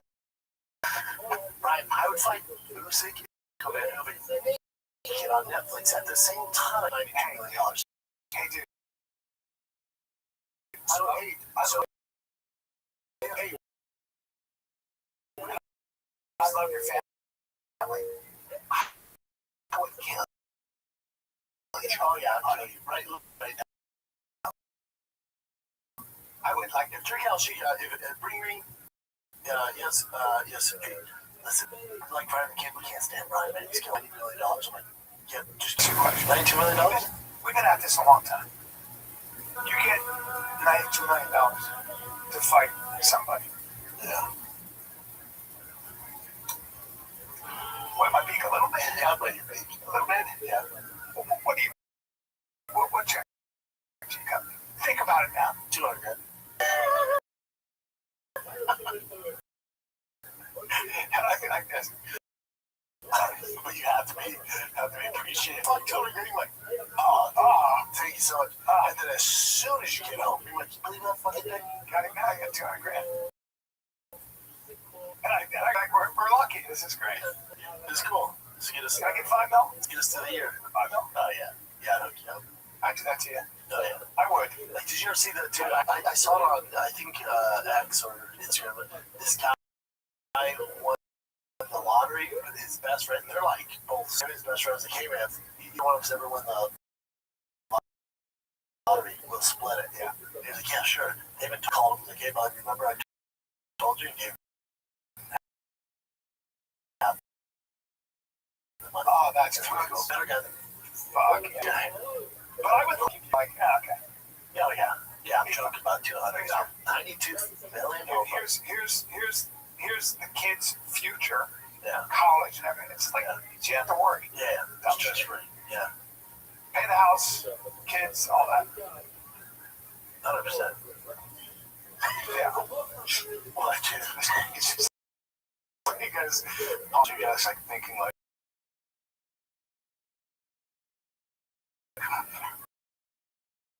yeah.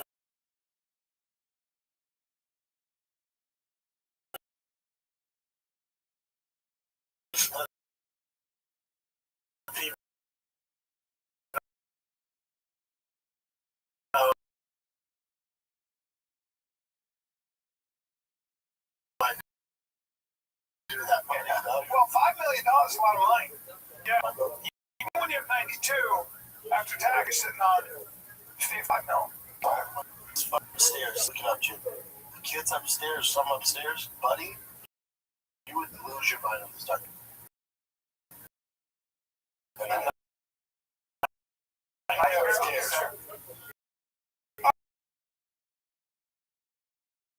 Alright, guys, let me talk to you about Shopify. Okay, Shopify is the commerce platform behind millions of businesses. You know this, Brendan. I also go around the world getting started. Use designs of a beautiful online accelerator. And best yet, Shopify is your commerce expert with world-class expertise in everything from managing inventory to international shipping to processing, returns, and beyond. Dude, what about the iconic purple button? The Shop Pay button. And I spend way too much because it makes it so damn easy to check out. All you gotta go to is the lives into cha-ching with Shopify today. Sign up for your $1 per month fighter. Buck. Go to Shopify.com/fighter, all lowercase. Shopify.fighter. Cha-ching. Yeah. All right. So we have a little glitch, and all the energy is left Brendan's body. I'm gonna get it back in your body, buddy. I'm gonna get it back in your body because this is America. And you gotta be looking at what's right, not what's wrong. Now, tell me about the Hulu talk that I have to sing because it's called The Nightmare Upstairs. The Nightmare Upstairs. Doc on Hulu called The Nightmare Upstairs. I did it. You know what? No spoilers. Kids say their dad touched them. Yeah. And then the state gets involved and see how corrupt the system is. So they can legally buy use force. I'm not gonna have cops force my kids to fuck see me. Right. But he fights for them. But then you get in the legal side of things. He has to get representative, the lawyers, and all this. And they show so many cases. Personally, I've seen. Yeah, let me finish, brother. They show so many cases where people, because they're trying to defend themselves, to get custody of their, and the court just keeps adding case, and they run out of money. Yes.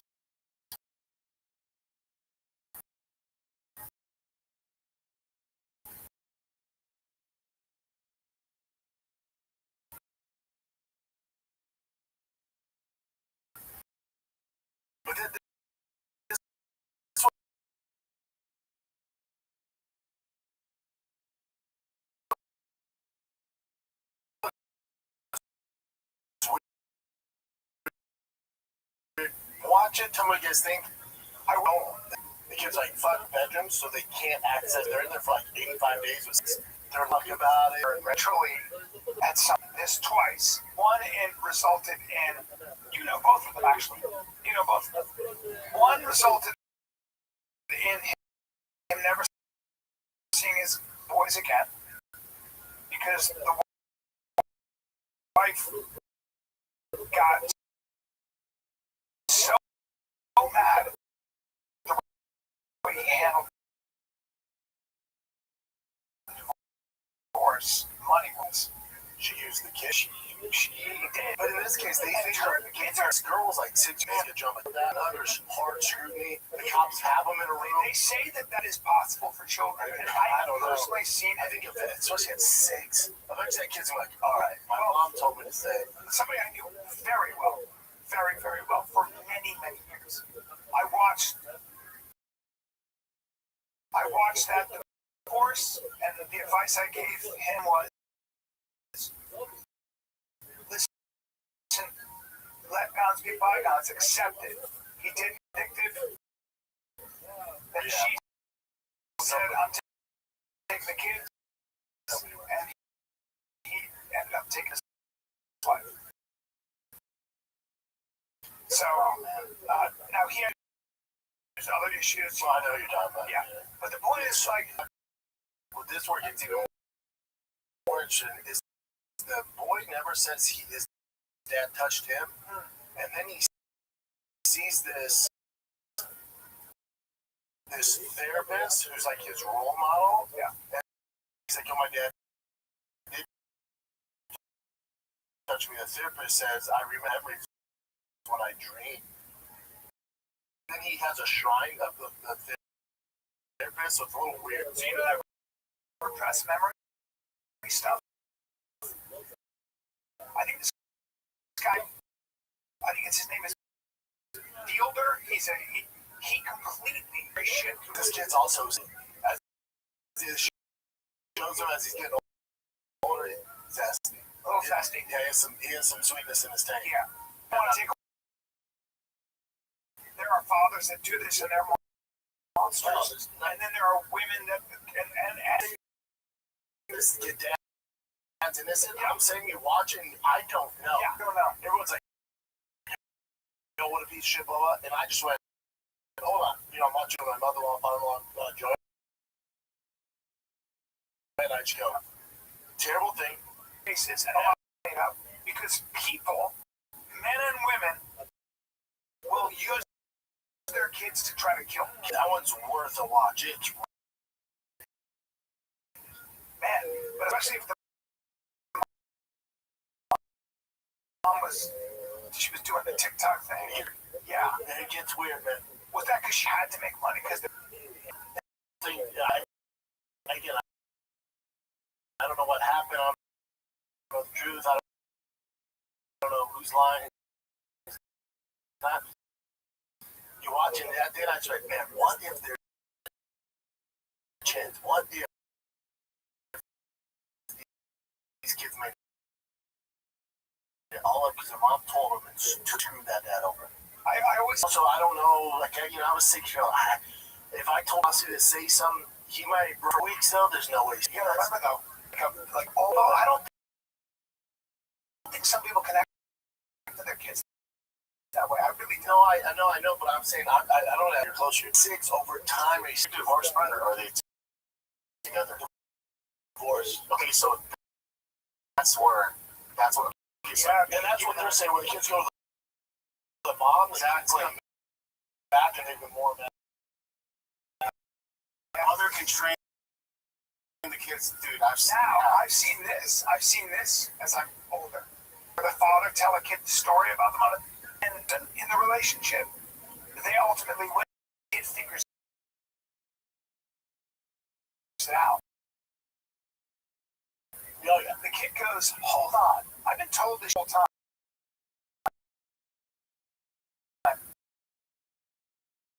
And it turns out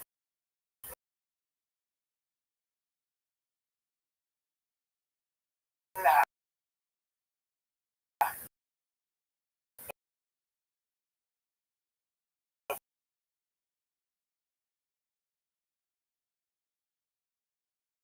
girlfriend. And there was this, I noticed that girl about her.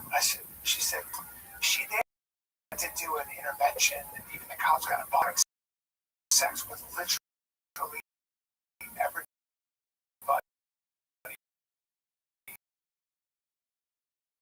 in the school. I was like, what? Oh, you think that's a turn? You think that's even a picture?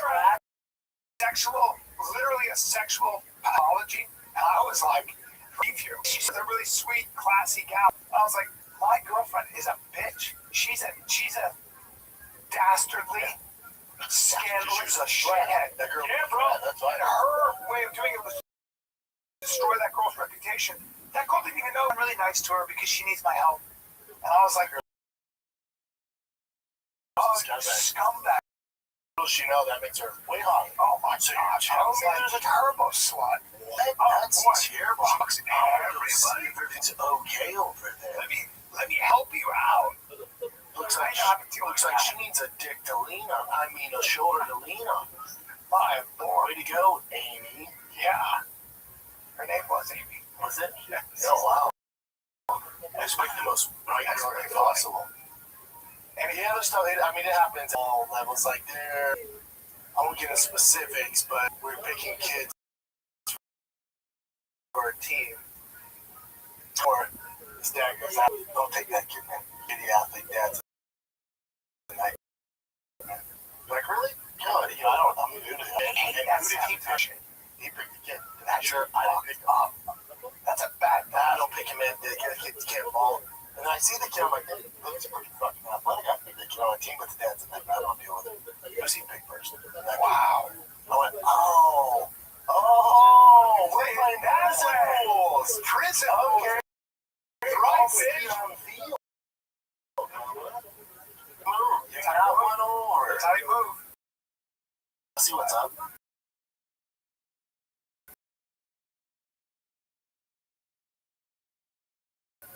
Yeah, people do it all. George St. Pierre did that to Josh. But he was like, I'm going to tell him I'm going to pick this guy. You got to pick that so we can get Aaron Johnson. Yeah. Johnson's the athlete. Yep. Yeah. You know who does me better? I'm pretty sure it's usually the woman. Yeah, the two, though. I know, but I would say the majority. I would say all the time, especially with Kyle Tao, dude, he's a dick, don't work with him. And I mean, I'm like, that's awesome. Yeah. Oh, no, I mean, I thought such a bitch move, man. Oh, yeah. It's just a bitch move.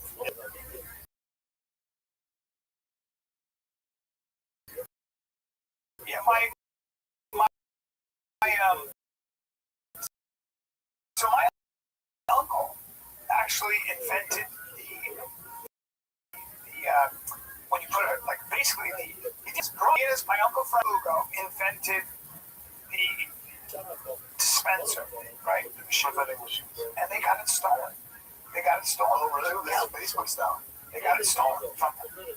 And my Uncle Frank, to the day he died, couldn't even think about it because he would go into a rage.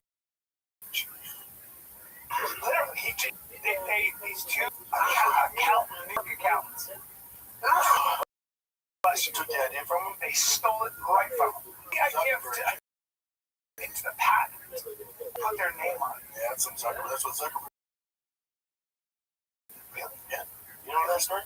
No. Yeah, two twins invented Facebook. That's why they got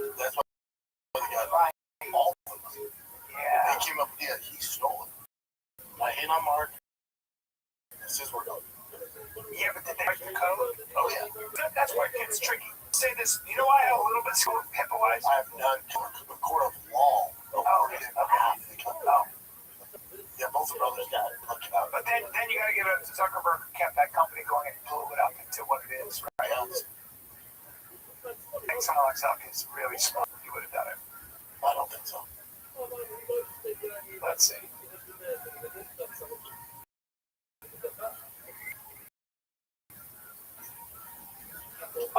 He didn't lose a court case. He stole Facebook. Or it is evidence that he used ideas from classmates while creating it.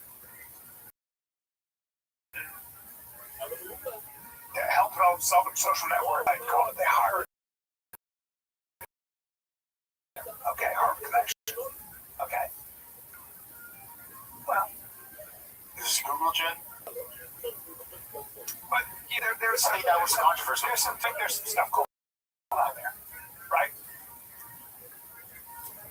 Yeah, you got it. Yeah, so the word small Facebook is large amount of interpretation.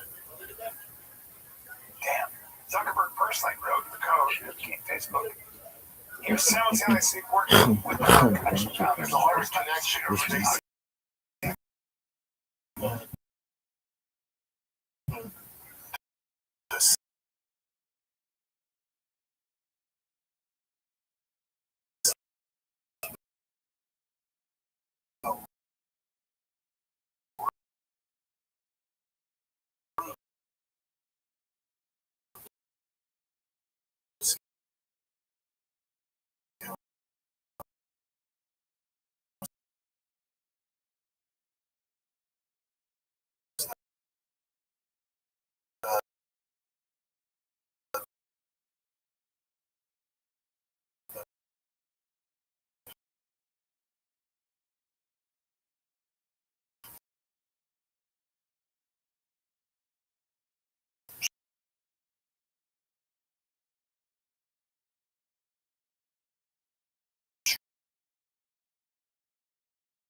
Structure of Facebook. And he took that and carried it on. Yeah. Well, that's just doing TRT. Yeah. Look at that. Yeah, that's fatty. His team. You bet. Sunday took an early flight. Like to get back to the camp. I heard that. I would imagine it's working. Sure. Yeah. Imagine again. No, I watched the whole fight. I watched the whole fight. What'd you watch it on? Here's what I noticed. What'd you watch it on? On I don't know, somebody, my friend sent me the link. Yeah. Smash it one more time. I did. I watched the whole thing. Okay. With Rico was throwing, right? But it looked like he caught Usyk a couple times. Caught him. But a lot of that was hitting his gloves. A lot. Okay, and I'm not taking any away from Usyk. I mean, Rico. What I got from him is he's got a high fight IQ. He's very big, very strong. You know, he looked like he. IQ? You know he's.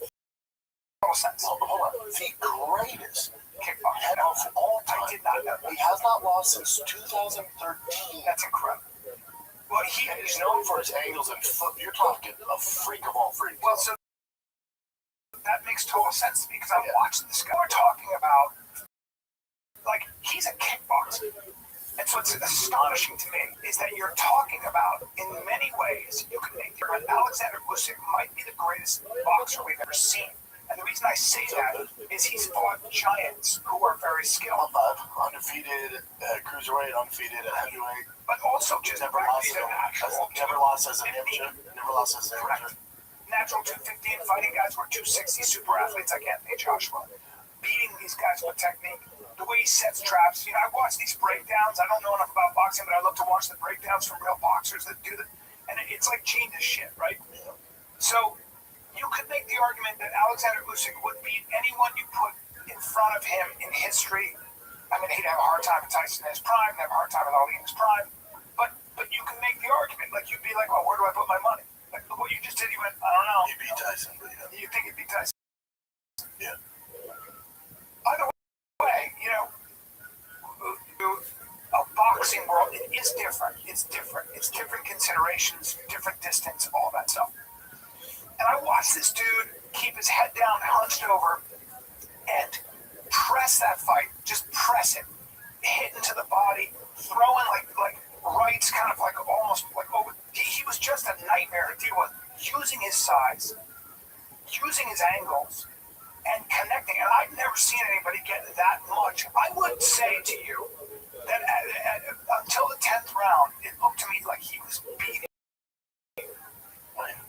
It'd be tough to find more than 2 rounds first. That's what I'm saying. I was at Tiger's baseball game. His game got delayed, and Jay texted me and said, "Kate, the main event's about to walk." I'm like, oh, fuck, I really want to see this. I download that on this zone, paid for the pay-per-view. Yeah. And I can't hear the volume on it. I just have my phone. I'm in a fucking field. There's nobody around, so I'm watching it. After like 8 rounds, I'm like, am I fucking crazy? I'm fucking losing 1 round? Yes. He's fucking losing this fight. And I'm like, hey, Usyk's just down on the day. Like, he's not getting to work. Knows how to use his size, angles, and not such an orthodox boxer. It's just like his head down. He's taking shots off the top. On Twitter, you'll see Usyk said then Usyk's coach was on the flying back to where the fuck they lived with the ref. Yeah. And the ref, he saw the ref and goes, "You made a mistake, man." Yeah. And he goes, "I agree." He goes, "I didn't hear the bell." Damn. He said that? This is facts. Okay, because here's the other thing about that stop. You want to use that. So I started to watch. Usyk was connecting with that uppercut. He started to kind of figure out a little bit. It was this uppercut too. It was like this, and I was like, okay, he's maybe starting to figure him out. Hard guy to figure out. Big rugged man. I do think it was an early stoppage, of course. Sometimes they'll refs see things we don't. Like they'll see your eyes roll it back. They see stuff. In this case, complete fraud. Yeah, in this case, it just especially when you're dealing with a guy of that magnitude. Like, this is a legacy fight, and Rico Van Hoover, he's been head kicked, shin kicked, and bounced back and went. Yeah, you don't stop that level. Well, especially when it's that close. And he probably has over 100 fights. Like, it's not like he's some beginner. So especially how much time is left in that round? None. He's through the flurry with 3 seconds left. That is so insane. Stop that fight. Most corrupt sport in the world. Congratulations. Oh, yeah. I mean, was Rico your toughest opponent yet? Yes, that's my top opponent. I told. Teddy Atlas said that he felt like Compared to other heavyweight that boxers. maybe Usyk was a little thick and wasn't in the kind of fight. So this is the other thing. This is the other thing. When these super fights happen, whether it's Francis, Fury, Floyd, Connor, for the A side, which is Usyk, which was like a minus 2,000, minus 4,000. That's where the fuck he was. The A side, it's tough because. What do you mean the A side? Like Usyk, Mayweather, or Tyson Fury. When guys outside of their boxing come in and they're decent favorites, it's tough for them to put this foot forward. I'm not making excuses, but he didn't feel he was that much of a threat. Yeah, they're like, yeah, I'll get in shape, but it's not like you're getting in shape to fight Anthony Joshua a second time or Tyson Fury. It's just a different thing where they're still going to be good, but if you do, I've seen so many of these fights, that's the worst version we've ever seen. I agree. Now, that being said, still lost that fight. Yeah. And the real shame is that, Rev, buddy, if you would have just let it go to the 12th round, he probably, maybe, we know, but there's a good chance Usyk would have stopped him at the 12th. Maybe the shame, but maybe Rico. Again, you gotta educate yourself on Rico. Again, Top 5 go. yeah, and so now you're talking about championship material, and they don't. It's like they recovered, they figured things out. You know, his fight IQ. I was looking at him, going, whatever this guy, I just didn't know his memory. I knew he was getting stuff like that, but I'm watching him going, this motherfucker is very smart. You could just see it.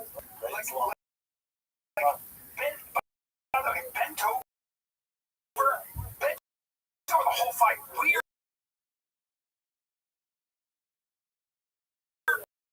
But like,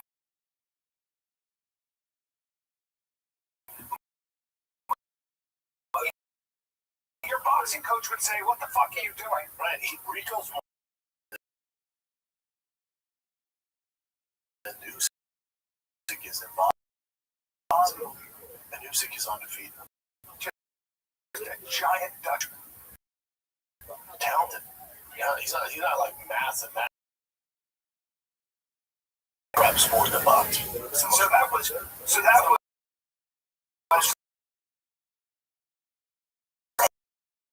like on the judges' scorecards. They have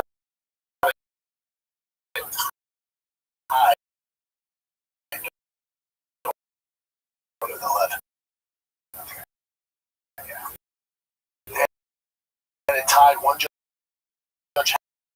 had Rico up by 1 round. Well, I will say that, like, watching him connect, protecting him. Yeah.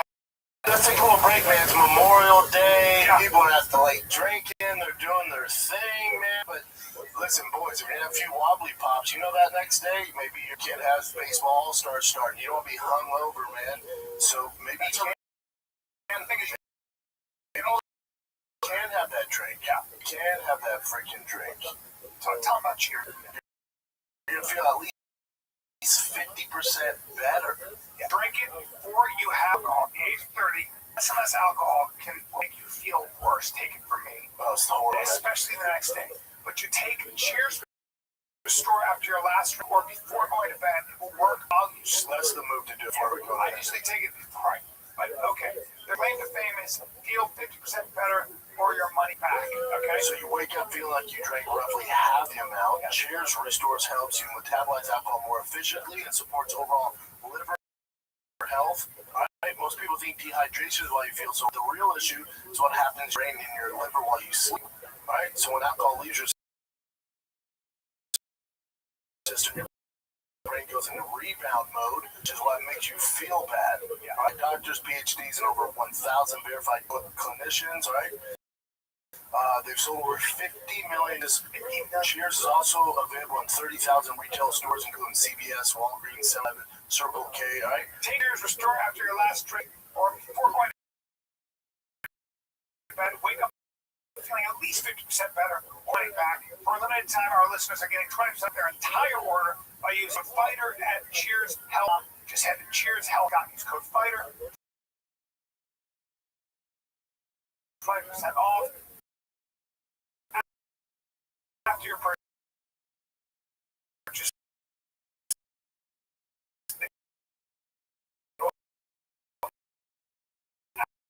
Ask you where you heard about them. Please Tell your boys Sancho. They rematch. Usyk probably beats them. I don't know. So I don't want to see rematch. I don't know. I mean, I just think incredible that Also, if I'm reading now on the scorecards, to flatline him in order to win. You're not going to win your decision. Very tempting to fight again, though. That's big money. I'm so into it.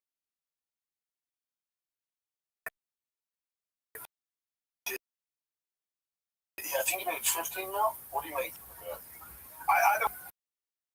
I'm very intrigued, but I do agree that maybe Usyk figures is like, okay, I got Usyk also. 15's right there. Where he's made 15. And look at Usyk. Now, in the rematch, I'm sure he's going to get paid a ton more. Right, 20 and 25. Turkey said right away, it seemed like he deserves a rematch. Turkey, by the way, shout out to that guy, to Turkey, who's putting these people together and just saving boxing. Yeah. Like, just, like, what? Yeah, remember, Aaron was in this, he wouldn't let his fighter fight fucking, off. He's like, nah, we're going to get the best of the best. That creates a golden age. That was amazing. But, listen, again, backdrop like the pyramids and shit, that was unbelievable. It looked like a Street Fighter game. Yeah, because Street Fighter you can fight like Street Fighter. It was so sick, man. Now, their pacing was a disaster, but that's boxing. So cool. It looks like it's not real, but it was real. Yeah, it's real. Watch, it'll blow your mind. Incredible. Man. Just mad. Yeah, I'm all about it. I would hope so. Yeah, like I've heard his name. I just don't all that. Yeah. The man. More dominant in his sport than his sport. Part of the reason I watch it, I'm like, oh, guys are getting kicked in the head and stuff. So,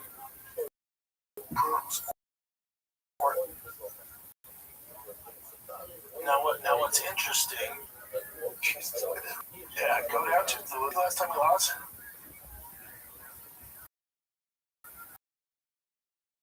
2015. Okay, so it's 15. That's my decision. He's lost once since keep going down, Jim. He lost once since 2012. Only he's ever been finished either. Now, here's what's fun.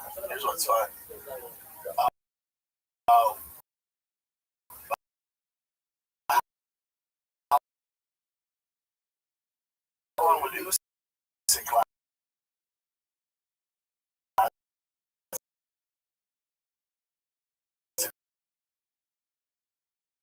He came over.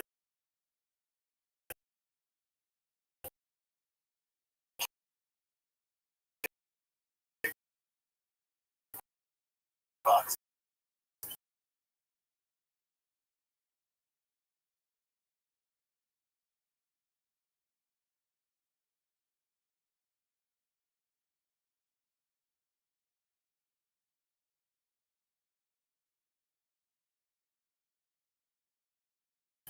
Well, I'll tell you, not even around, sir. In bad situation. Run came like out with the shins. There's a reason. There's a reason MMA come over to take off. Wow, France. You know what? That would likely shower weight on your back or front. It's not going to work. They're fucked. Yeah, they're fucked. Out of all the combat sports, boxing's the easiest. Yeah, but you should learn boxing. Foot placement. You gotta keep over about it. Any other combat actor or wrestler that boxes at a high level. Andrew, very good boxer, professional boxer. Well, no, he's at the main. I'm talking about boxers. Oh yeah, boxers. No, you mean to go into There's people who trains Muay Thai and he's so well done. Yeah. But now Peter Young can just fucking lunch handed to him to be against an elite wrestler. Handed to him, done. Yeah. For MMA, but if he did like RAF, even like an actual like world class wrestler, it's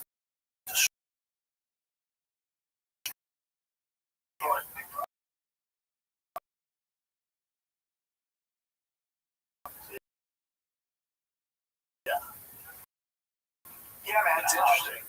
It is. It's a good take. Good take. Look, at the end of the most dominant guy. This is my favorite. But there's so many steps here for men. For Rico, it's like he's not as big as a name as Usyk, and you're coming into his genre. And so I bet he worked hard, and this is my moment. Most payday, most eyeballs, image. You're dealing with a world guy coming into your. And for Usyk, he's like Joshua twice. I'd be fucking name kickboxer. Like I'm gonna fuck this dude. That's what I'm saying. So it's tricky. Strategy. Like whatever he decided to do. But here's why like Usyk has fought guys that have tried that. I know. That's what I'm saying. Dismatch. That's what I'm saying. It's like so. I'm gonna bend over. I'm just gonna press the button. Good luck with that. But that's do that against Usyk because he's those small guys. They're like, all right, I'll just press right. Use my size. And Usyk's like, cool. Go on. Move it. You know.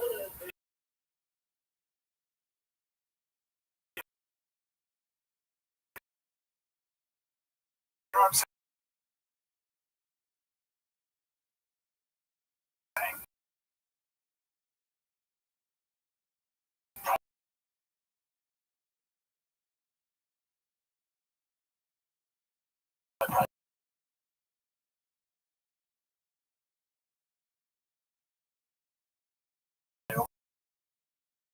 We're looking at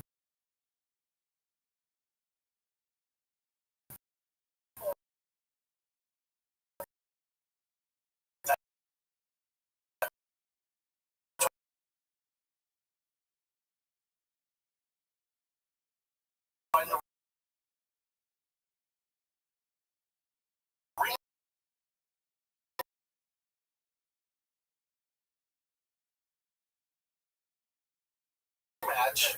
Oh, okay. So you're saying like, got it. Much. Like you watch Fury versus Francis, you're like, man, that's the best version. So, okay, I got it. Get out. Different. It's a super fight chain.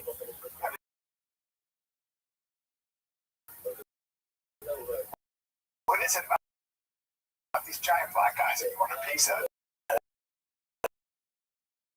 That's a Cameroonian super athlete. Yeah, but really with Josh. How about the picture I sent you? That dude, yeah, the French-based captain, because that guy can get on and make all the money. You're right. He is. He's fucking just cool. I'm not sure that money, bro. Yeah. Oh, I'm sorry. Get all the fame and cameras and fight Anthony Joshua for 6 rounds? $184 million. $92 million. So they split the purse. So $92 million each. Right. Is it? We gotta do something. Brian, I would fight Usyk and Rico Maneuver naked on Netflix at the same time for $92 million. Hey, dude. Hey, would you love your family? I would kill you right now. I would like to drink out. Bring me. Yes. Hey, listen, man. We just like Friday the Kid. Man, he's killing the show. Could you kill him right now and we'll pay $90 million?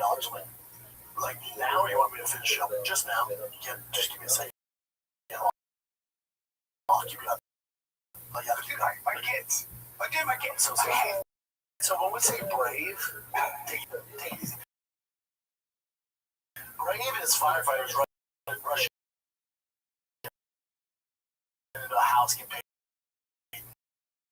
$90,000. They're like, yeah. Brave or cost $75,000 a year to do. Anthony Joshua, Netflix for $92 million to me is not brave. Yeah, the last thing you hear is like, I'll coach their team. Yeah, I'll coach the boy. And I expect nothing less. Because it's 92. I wouldn't say like, yo, he's out. Yeah, your kids will never want that. Yeah. You know, like brave, it's like, yeah, $92 million. That's a long time. You get $92 million.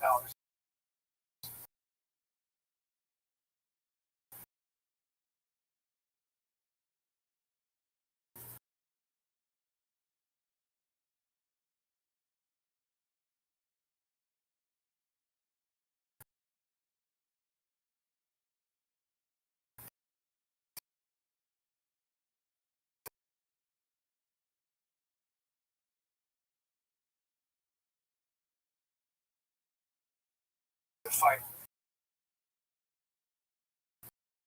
somebody.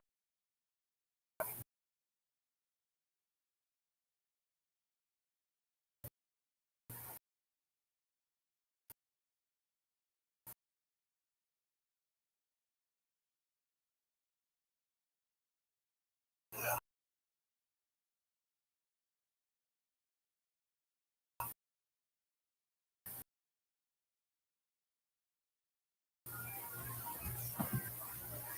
What am I? 200. Oh, thanks. And I go down. They're like both set up lottery like 10 years. Yeah. 100% give you years. Yeah. College and everything. It's like, you have to work. Yeah. That's just for you. Yeah. The house, kids, all that. Like, well, $5 million for taxes. Now you're sitting on 50. It's like 45. $5 million.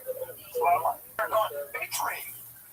Yeah, but then you start negotiating. But $5 million. It's all about. The whole thing kind of stinky. I saw the craziest fucking documentary.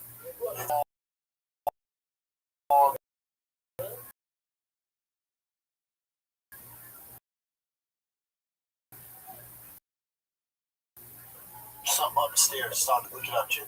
The kids upstairs. Something upstairs. Buddy, you would lose your mind on this documentary. Let me talk to you about Shopify. Okay, Shopify is the commerce platform behind millions of businesses. You know this, Brendan. Like, you name it. To brands just getting started, use Shopify. You get started with your own design style, man. It's Shopify is your commerce with world-class expertise from managing inventory to international shipping to processing, returns, and beyond. Dude, what about the iconic purple button? The Shop Pay button. All you gotta go to is turn those wallets into a cha-ching.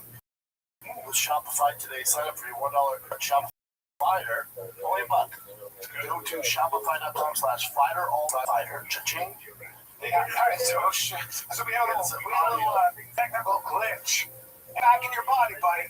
I'm gonna get this. You gotta be looking at what's right, not what's wrong. Now tell me about and I have to say, because it's called The Nightmare Upstairs. The Nightmare Upstairs. Hey man, I want to quit.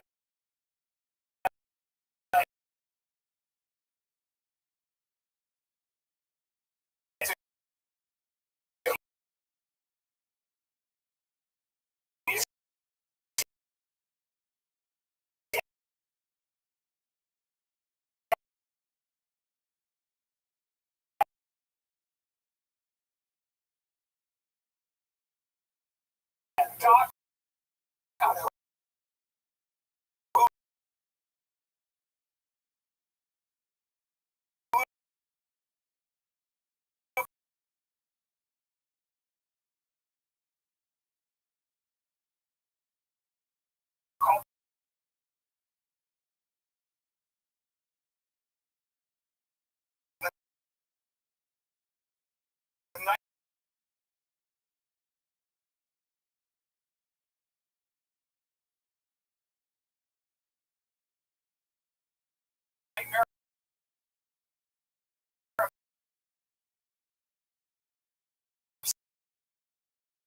Stairs. I did it. About you know what? Say their dad. Yeah. And then the gets involved and see how corrupt the system. So they can back. Well, fucking see legal. Nobody wins, and they show so many money, and the court just keeps adding. Yes. Think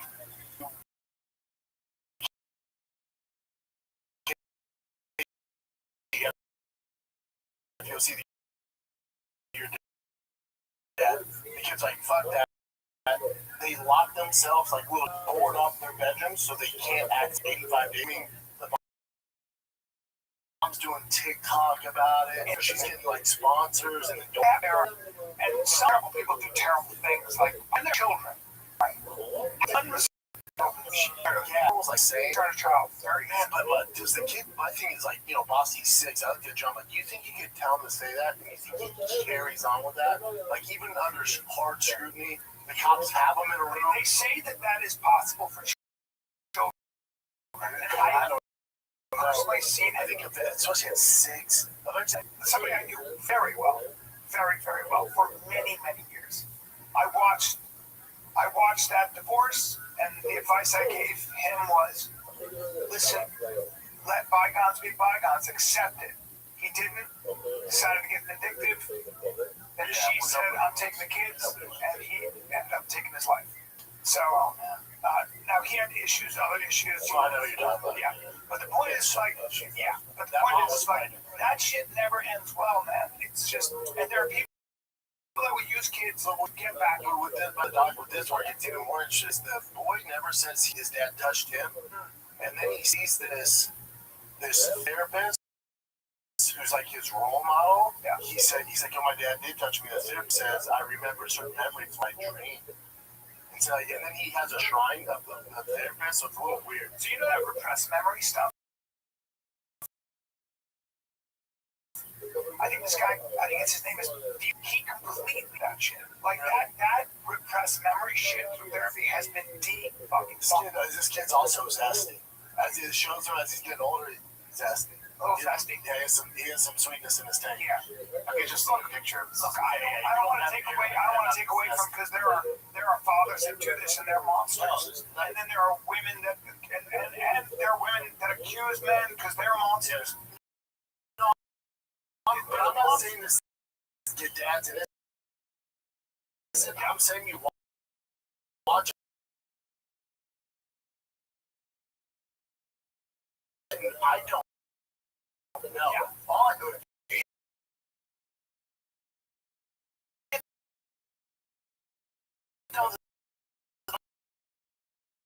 documentary. Everyone's like, yo, what a piece of shit, blah, blah. And, I'm watching my mother. Everyone thing. Fuck the dad. That's what it is made up. People trying to.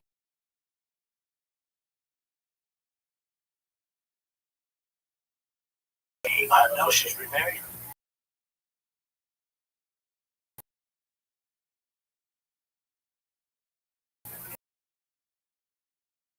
Yeah. I don't know.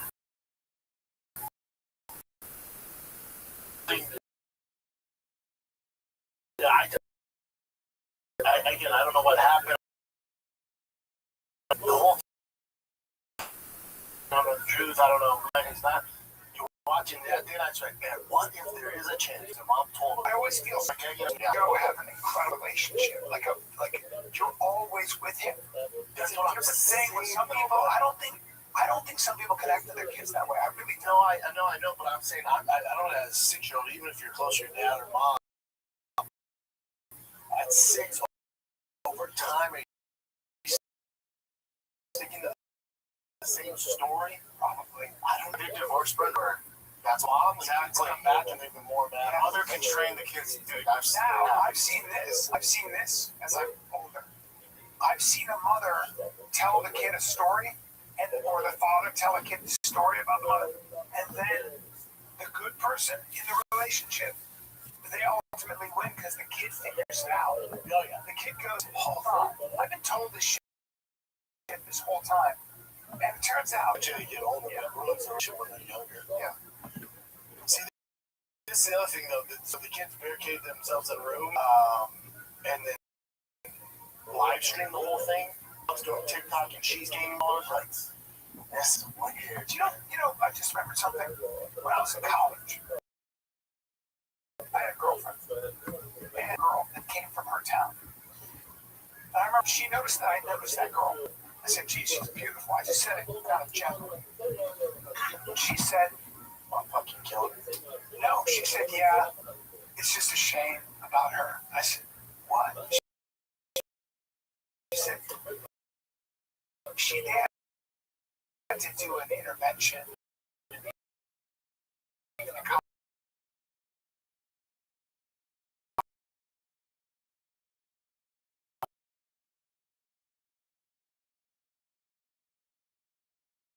got involved.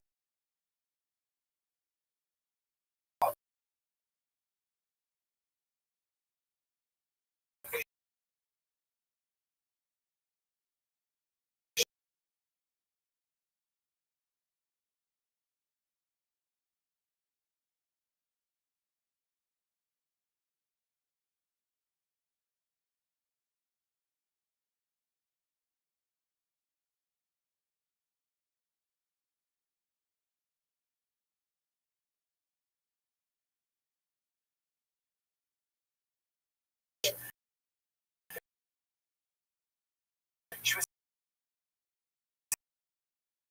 having sex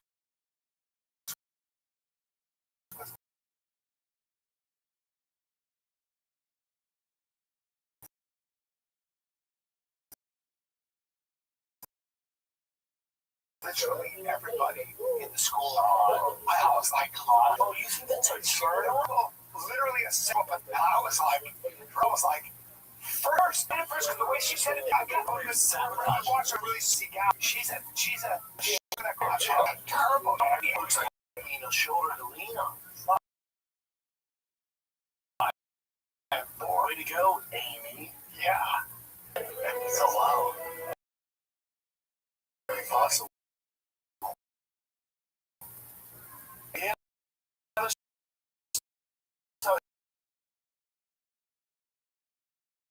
I mean, it happens at all levels. For the week before, shitty.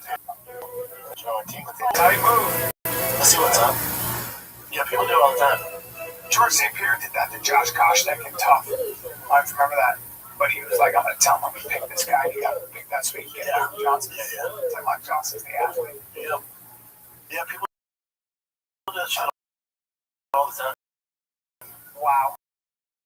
Fuck. Yeah. You know who doesn't do that? Me. God, that shit. I'm pretty sure it's usually. Yeah, I do, though. I know that all the time. I was in the majority. Especially with the comics out, dude. He's a dick. Don't work with him. And I mean, I'm like, that's awesome. Yeah. Oh, no, I mean, I bet the kids. That's such a bitch move, man. Oh, yeah. It's just a bitch move. Yeah. Yeah, so my uncle actually invented the machine that when you put it, like, basically the vending machine. He did. He and his buddy invented. He and his brother invented. Yeah, he and his brother, and my Uncle Frank, my Uncle Hugo, invented and they got it stolen. They got it basically stolen. They got it stolen. And my Uncle Frank, to the day he died, couldn't even think about it because he would go into a rage. Literally, it was like these two New York accountants. Bless you, took that info. They stole it right from him.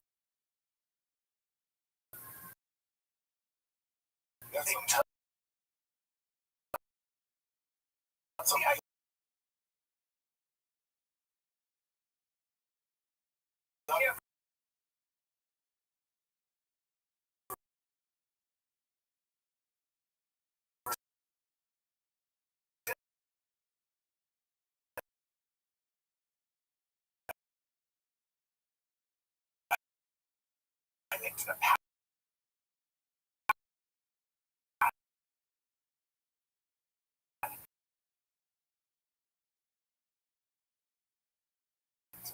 office and their name on it. Yeah, that's what Zuckerberg did. You know that story? No. You got all of them. Yeah. They came up, they were trying to this is what long. Oh, yeah. Brothers be going in. Critics have to use ideas and work for aspects while creating it.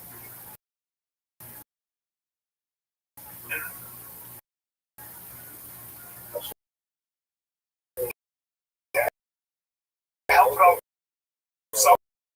social networking site. They hired him. Okay, Harvard Connection. Okay. Well, this is Google Gen, ChatGPT. But yeah, there's right. But it's a matter of interpretation. Damn. Zuckerberg personally wrote the code that became Facebook. He was simultaneously working with the Harvard Connection founders. The Harvard Connection was basically the roots. It was the structure of Facebook. And he took that and carried it up. Yeah. Well, yeah, just choose to TRT. Love it. Yeah. Yep. Weird. Interesting. I'm pretty sure. See if this number. This ChatGPT might know. I don't trust any of this stuff. Flame Hot Cheetos. Oh, I know about this. The janitor for Frito Lay's. Yeah. That's what they said. I saw the story behind it too. Is that real, Jen?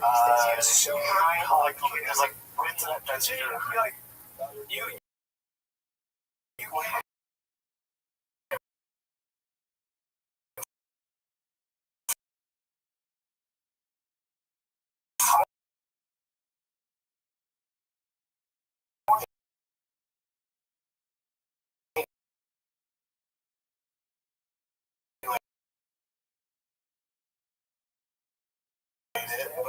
But he came up with hot Cheetos. I looked out the way. Listen, for years I was a janitor at home. Maybe it's like that. According to Frito Lay's, they already developed that Frito Lay's headquarters. Oh, bro, don't come out on Frito Lay, man. I remember he still though. So, is he done that? Yeah, like he does like speeches across the nation.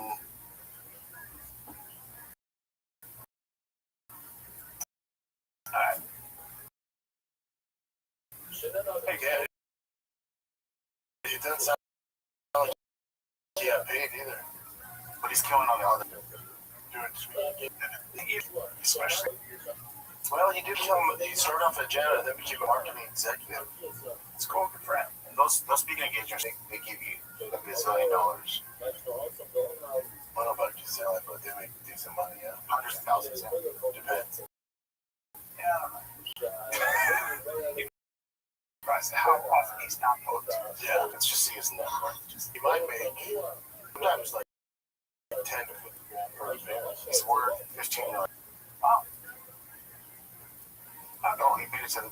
He was an executive vice president. Yeah, that's big. So he's got stuff. Yeah. He still claims he created the Flame Hot Cheeto. Yeah. You'd have to be Latino. There's no way like some white boy guy who's like, no, I created that. Correct. I had a bag today. What? I had a bag today. Push myself. Yeah, you gotta push yourself. That's ghost pepper. I dealt with the same shit in my pants, man. I had delicious food. Now it ain't light. It's not a light. Heavy meats, stews, breads, but dish called Roya. Went there last night. Down here? Yeah, not far from here. Not downtown, but really good. Really good. Roya. Outstanding. Where'd you go? Some of you want to work? Yes, kebabs, really good stews.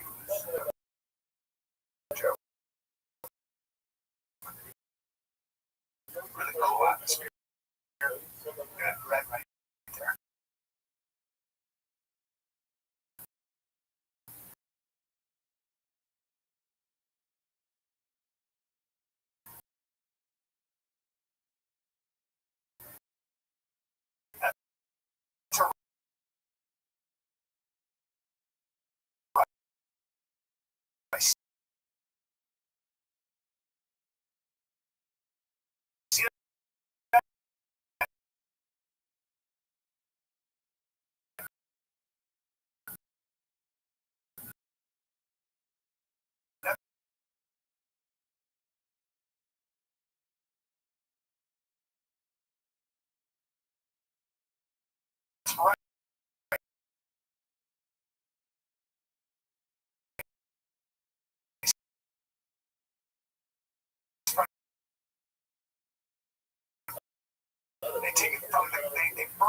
bottom thing. That was so good right there. Oh, yeah. All right, Tim, what do you got for us, Bob? Make sure they got the parts. You know, we roll with your car. O'Reilly Auto Parts or double O'Reilly Auto Parts or you want to visit them at O'Reilly Auto Parts.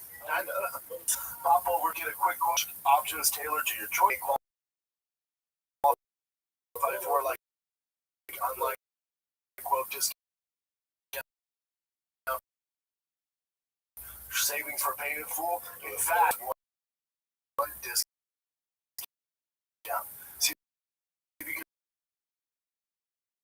say when you switch to Progressive, you'll feel good about making it Progressive.com. See if you can enjoy cashback. First, I didn't think it was real. I woke up to this blinding light. I was transported to another place. Pluto TV. Then I heard a voice. Come with me if you want to live. There were thousands of movies and shows, and they were all free. It's just so beautiful. On Pluto TV. Printing a Terminator 2, free gyro, the 100 and the X-Files may cause excitement, loss of sleep, and some belief in credit cards or alien encounters necessary. Pluto TV, stream now, pay net. First one, okay, so yeah, that's the college. Like, where's the randomly to show this kid today, too? What happened here? Sepsis said pneumonia was that. Damn. How old was pneumonia? 41, 40. That's so nuts, dude. What happened? Pneumonia that rapidly into sepsis. So yeah, he's in a racing simulator. North Carolina, that's where all the shit's at. North Carolina. Wow. He just got just one, like 2 weeks ago. Dude, my friend's sister died of that recently. Bush had been pushing through science cold for weeks while continuing to raise his condition. Rapidly escalated through the shortness of breath, high fever, coughing up blood. Charlotte Hospital, where we sadly passed away. Terrible. That's nuts. Isn't it terrible? Wow. And it was kind of similar to what it is. How was Ben doing?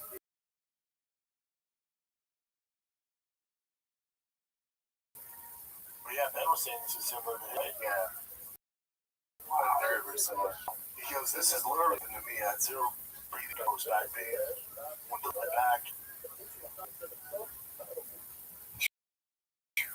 Crazy.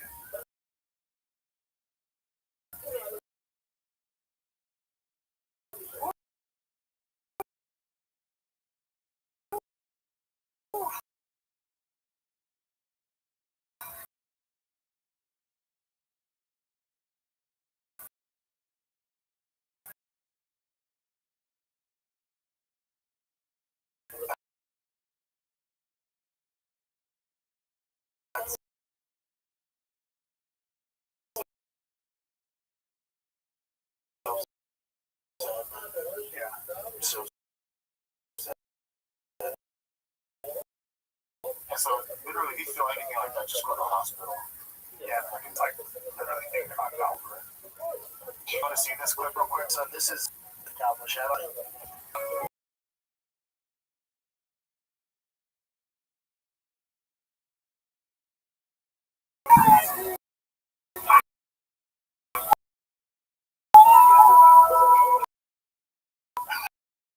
That's so cool. It's such a shame. This son had Cowboys. I don't know anything about the mention, but I love that. He's a big deal. Those guys are superstars. I've seen some of the guys. I was in Vegas, and the guy in front of me was a NASCAR kind of driver. Jimmy Johnson, same thing, like crazy fitness. Crazy. What do you got, Jim? We didn't cover this yet, right? Chelsea Handler. No. Her comments on how weird is it, Chelsea Handler going bad on the Calgary Blues.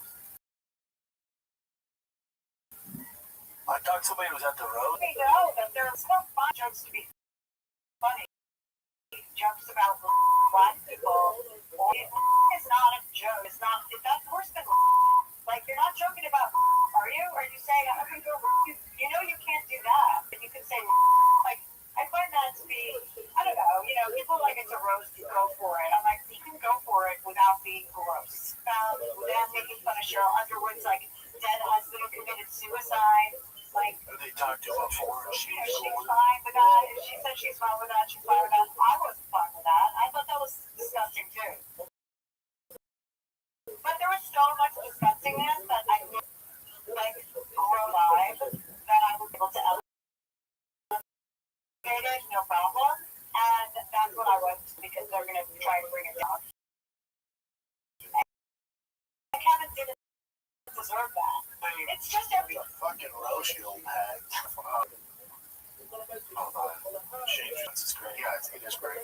It's like, glad to see you're capitalizing on this. Come see me at my shoulder in Philadelphia. Ignore Chelsea. I'm glad she's capitalizing for her. We're all rooting for her. Anyway, come see me. July's having a football stadium. Really? Oh my God. The fuck?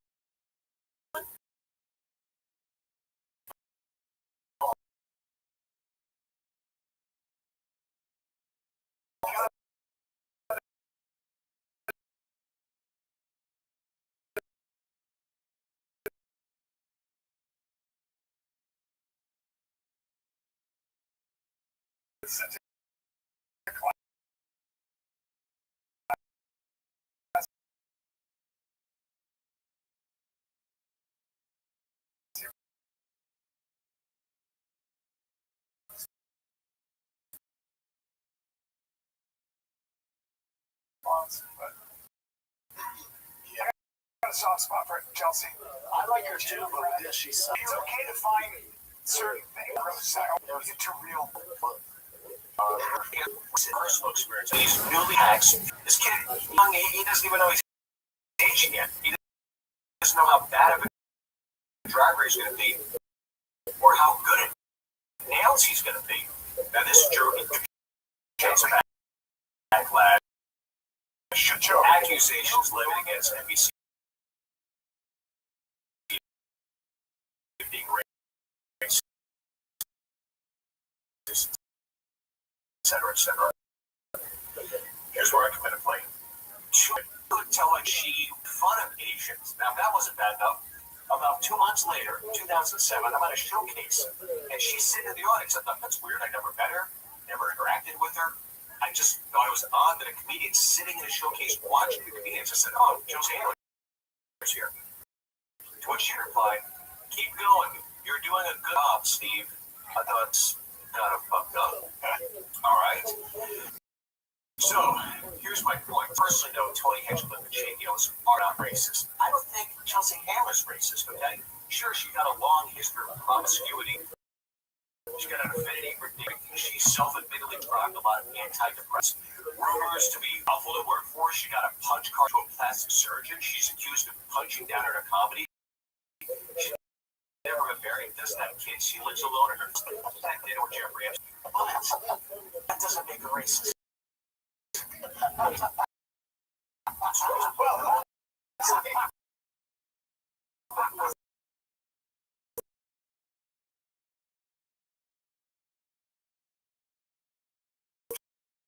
so let me say, as a church, She doesn't match myself. That dude with Jeffrey Epstein. That doesn't make her. you know, it's funny, as a people, Shane, Tony and Shane are dads. She's also, she's going to speak her shit. They're going to speak their shit. It's like you're going to get conflict. You're going to get conflict, man. Yeah, but the difference in the conflict, you're trying to do both sides here. The problem is she's a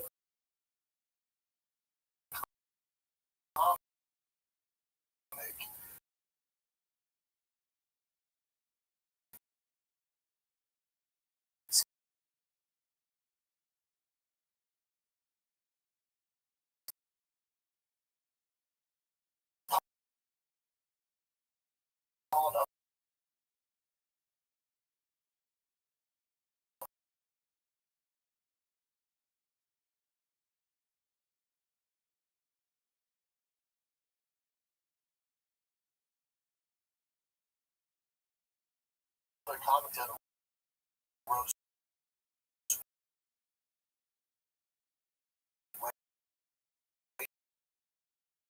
leaves. Yeah, that's a problem. Yeah, it's a bad shit. It's like her. I told her that's how she gets. Because she's funny when she was crazy like that. She made it. It's also like there. Like that's her. As soon as that's done, I'll jump off. It's like excuse, and then she get. My nose on. Yeah, it's a way to get used to.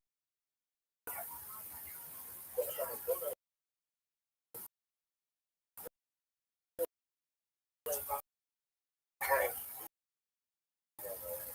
Alright. This is not too crazy, but it is interesting. Retired Navy SEAL was on us. It's what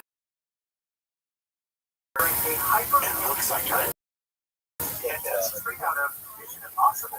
Because they do have what's called a success. It's been going on forever. They have, CIS. Like, I thought somebody debunked this though. I didn't see any debunking. He hasn't responded. Apparently, yeah. That is very possible. He's like, or I just have nuts hanging out. That's actually very. I don't know why they have him. Because it's selfish, Yeah, but that is interesting.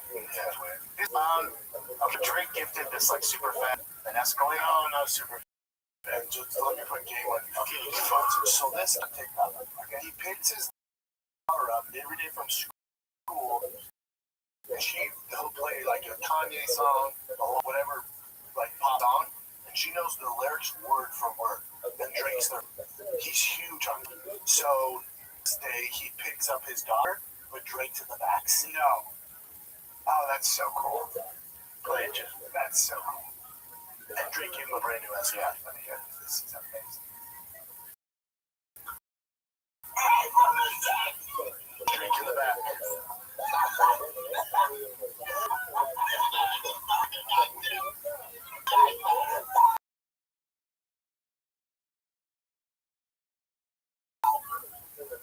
He picks up every day from school and they sing a song. It's cool. She knows something has going to change out so you can see what he does. So Drake gifted him go down to one of the overcoats. It's so cool. Don't go to ones with the people. So go. No, we don't want the new one. Go to his original down when he picks her up. But I want to see her. That's what they do every day.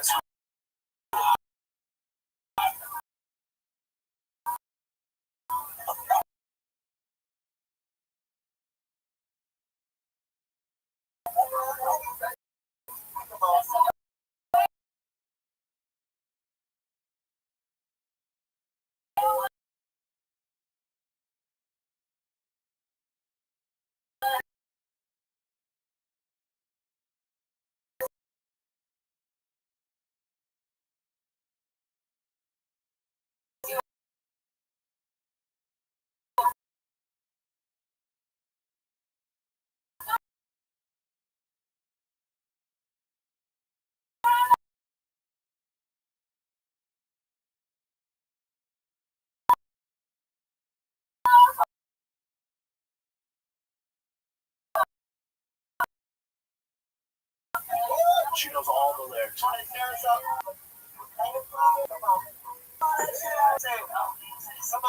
Please get up and sleep. That stuff's rap. Bottom of the Isn't it funny? She knows every lyric.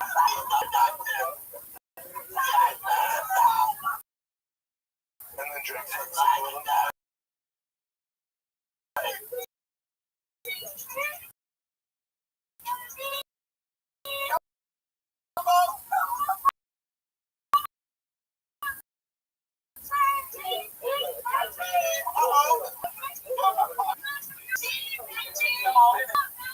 That's so. and then he gifted him a new Escalade. That Escalade is. That makes me feel sick. You guys want to cover this up? Yeah, this is so weird.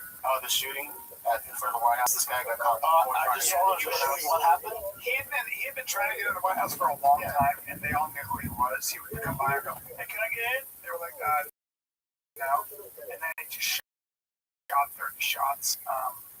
We killed him, and then a bystander was hit. Was in critical condition. Now should be in serious, which is at least a little. Yeah. So he would just walk by the White House, like, yeah, and then I also can't get close. It's kind of crazy. Yeah, because this isn't like left violence. This is just, I don't give a fuck. You can't have it. See ya. By the shop. No, it's not like he was anti-Trump. He's just trying to see anybody can be there. He's like, hi, I'm Jesus Christ. Can I get in there? Like, yeah. Well, Caesar's like, no. Yeah. Yeah, no, this isn't a political thing. He's just batshit crazy. Yeah, he's just making it happen. You want to go to some of Sanaz's? Let's go. That Mobland thing's crazy. What I talk about that? Watch Mobland? No, what happened? Mobland's an amazing show. The season 2 and 3 barely come hard late and keeps giving notes and shit. So him and I think the producer or the director got into it, and the director was like, "Hey, it's either him or me," and they decided. I wouldn't think he would be someone that shows up late. But I guess no. But I guess. I mean, that where they were actually living, like it's near the end. So yeah, but I co-host love. So all his people with him were like, he's great. I don't care. When your eyes move when you're both late, it's all good. You're not like, yeah, you cannot, you don't have a reading.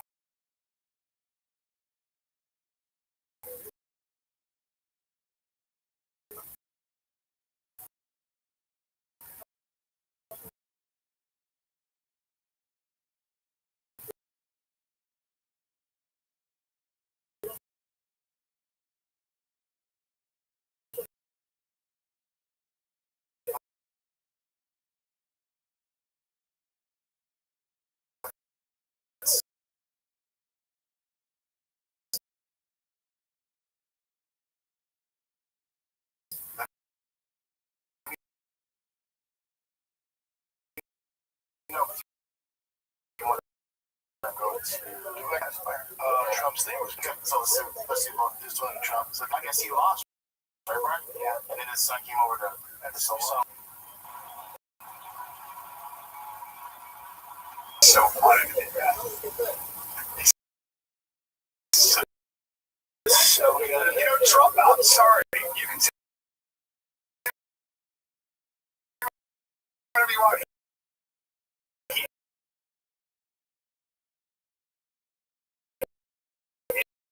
It is very funny.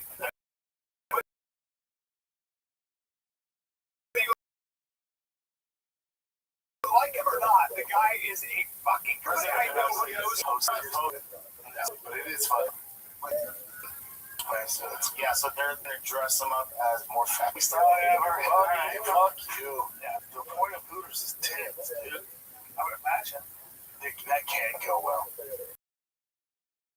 You know what I mean?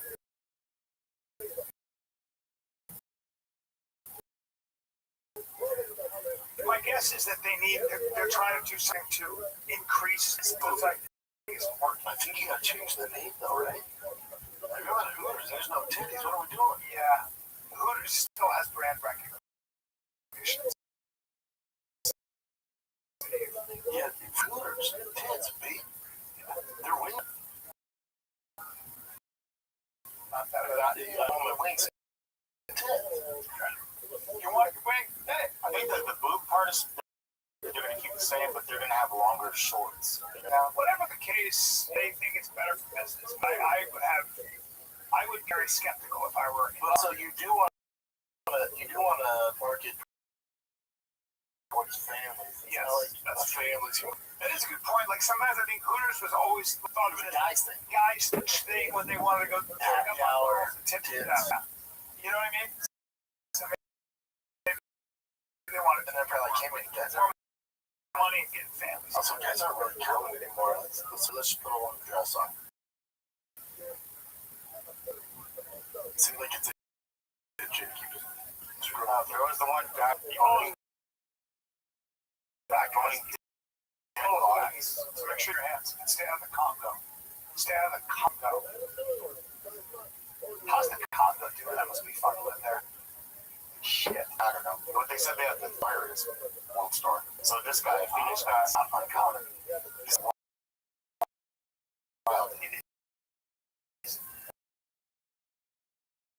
not uncommon. There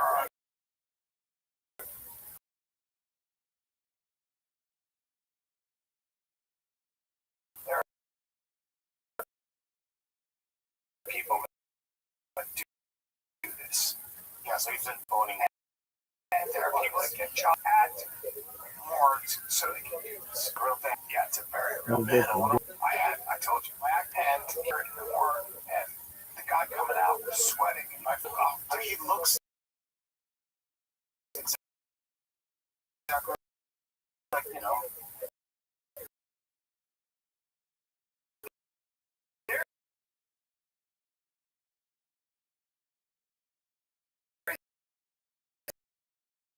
sexual deviancy on a level none of us can even understand. If you're a normal person, you can understand it, but you have it. I do protecting the corpse of that podcast. But kids,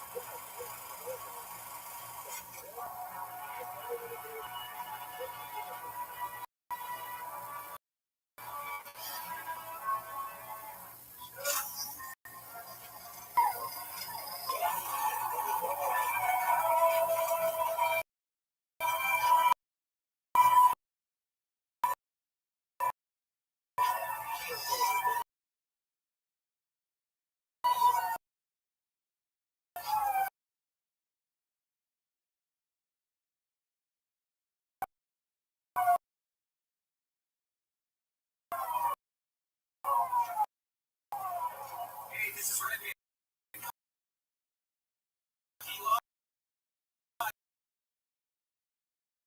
Store for a brand new episode. You're really talking about that JCPenney's earlier. You wanted to. I always eat mix of like cliff notes. Sure, nothing with the word digital.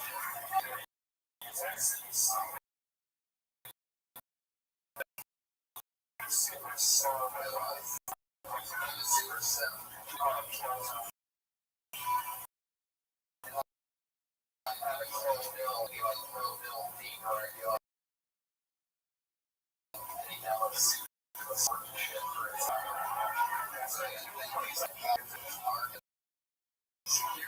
He's here again, ladies and gentlemen.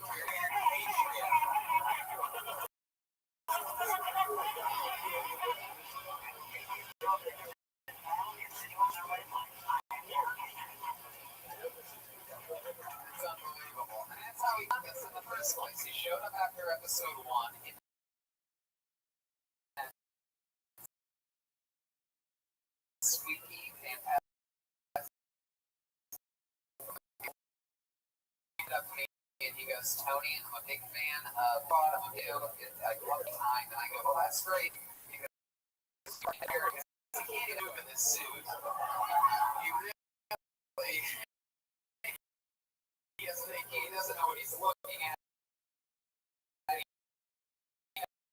never knows which camera to take the picture. And that's really what we love about him. Is that even though he has a thick of armor, there is one regular, very ordinary. Wait.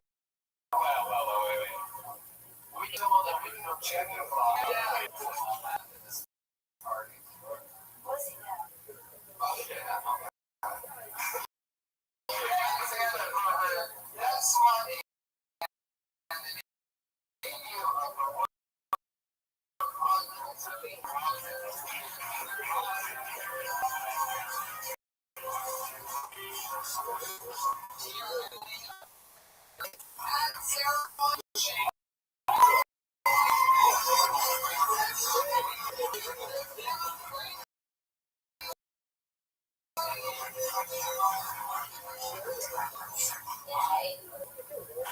And now your newest regular.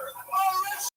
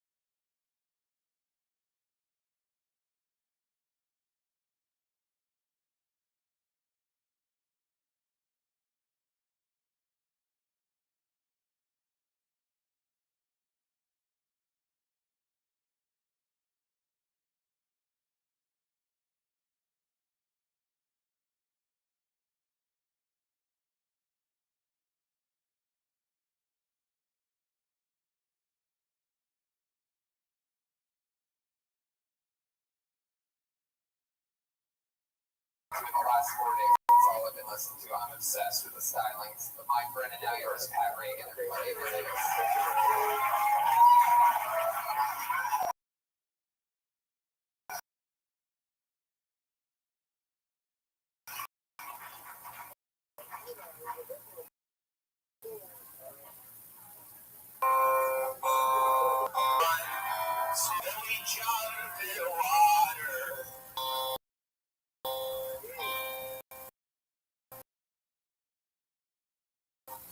It's just you.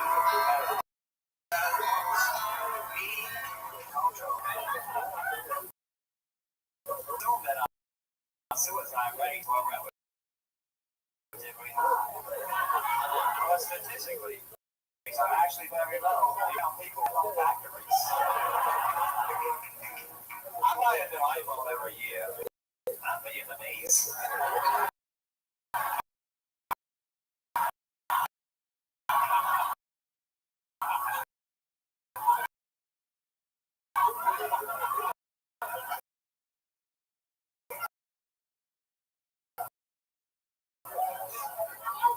So, like, I don't care if Chinese people die. No, like, you can decide that. How it works is you lock the phone, then you gently slide it into your fish.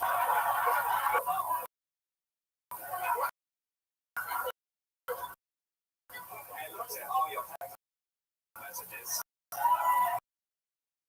It's a girl.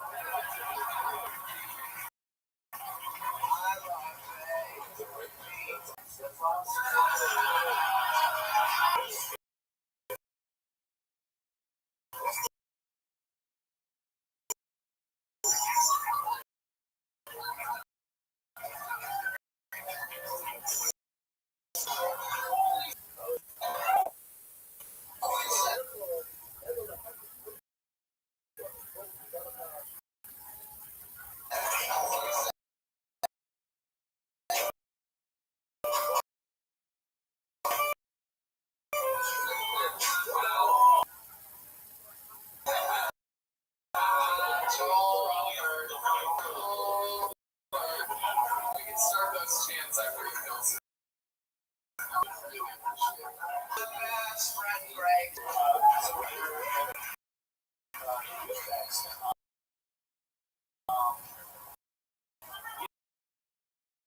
Yeah,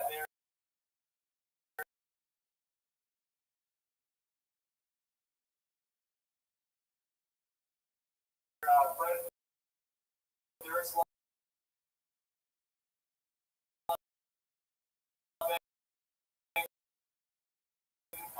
facts that surprise the douchebag. Shit's pretty fucking easy.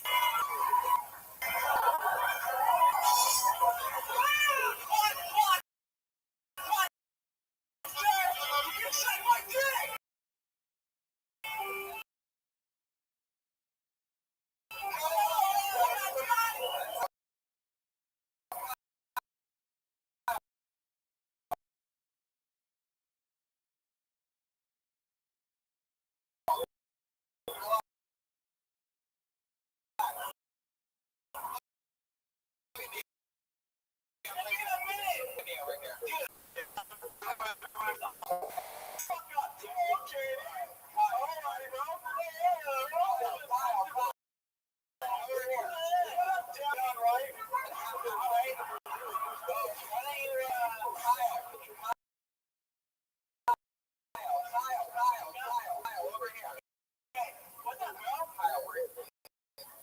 What do you do, Kyle?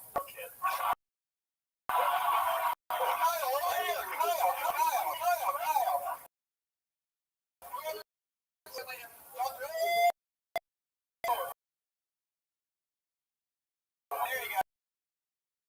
Oh, yeah, he's gone. Wow, how long, everybody? This is my chipping. Jeremiah, the Benedict Wow.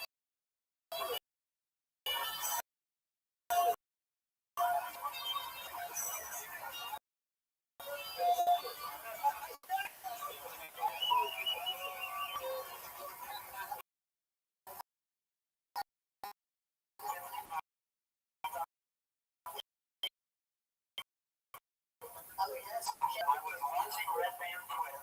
I saw when you put the microphone down, strange sound came out.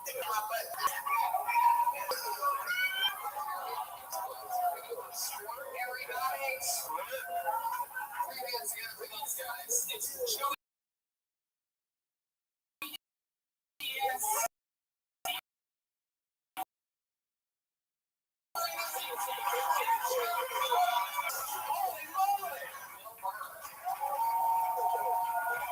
Sarah Silverman and Doug Benson, everybody here. Sinbad, Sebastian, and Jimmy Carr.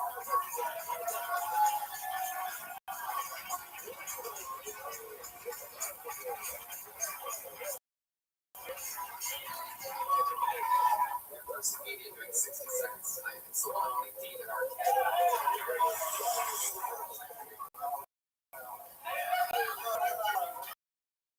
Tom Segura and Bert Kreischer. Wow. Joe Rogan and Dom Irera.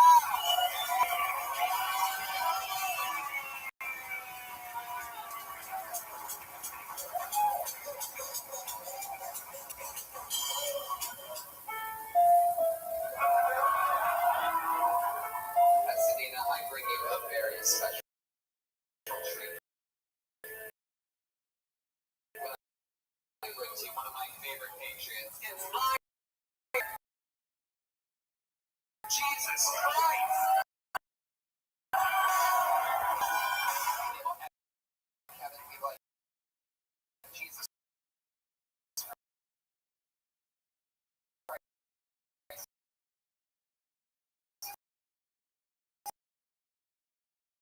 With us, everybody.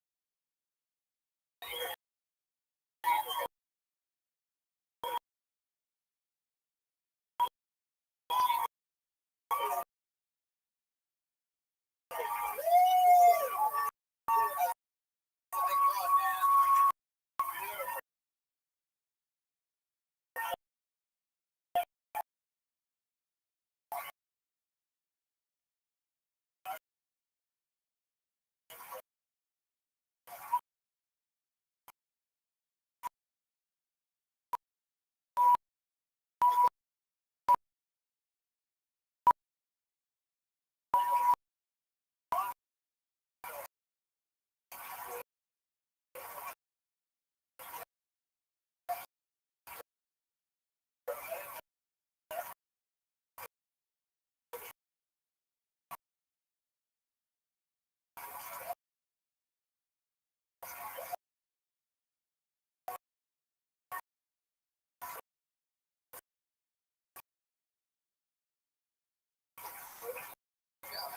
You actually measured a condor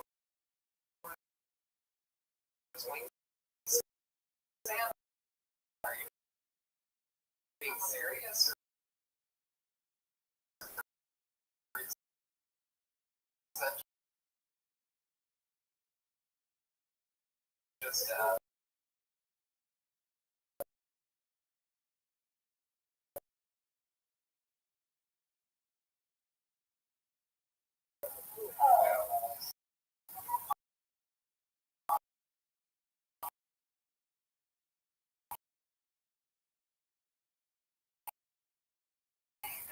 it's just now? I don't know if you heard. And I know you just got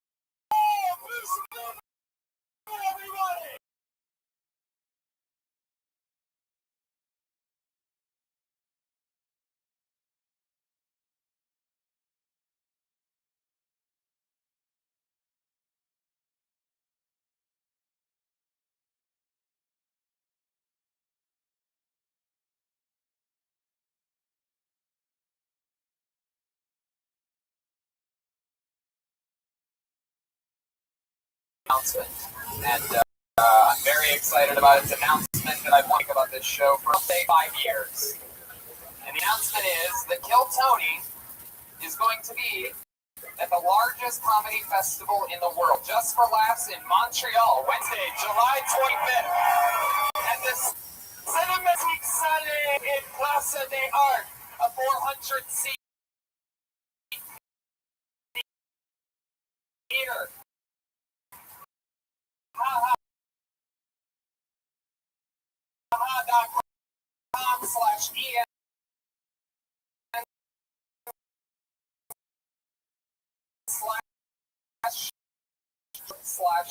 /kill-Tony. And how about announcement?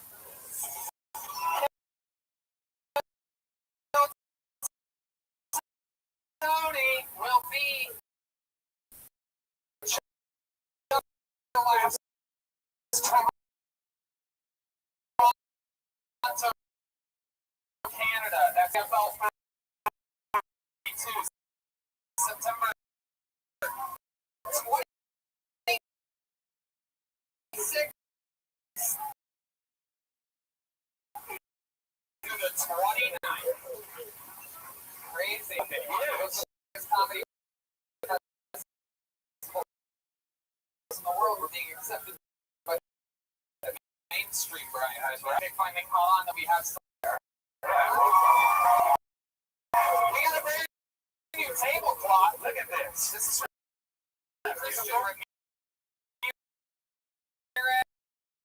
at Los Angeles Print tonight. Thank you so much. How about podcast? It's time, and you can get your own championship intro, just like that, for anything. For a friend, a wedding, a birthday, anything. .com, and he will do that for you. So how? Oh yeah, we're moving along. Should we just keep moving? Oh hey, Ryan. Notes here, everybody.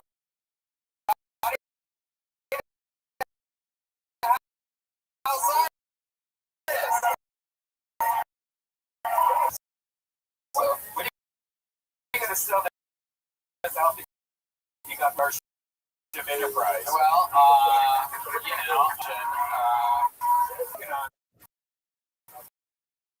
it's taken a long time to gather, and I'm confident for breakfast sandwich, so I'm pretty excited about it. Should we just keep moving along? Should we bring out tonight's guest? So what do you guys say? Let's just keep this fun train moving along. Times it would be an understatement to two of the best comedians in the world.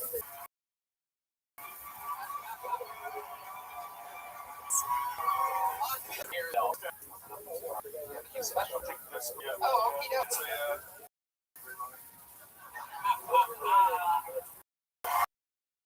I believe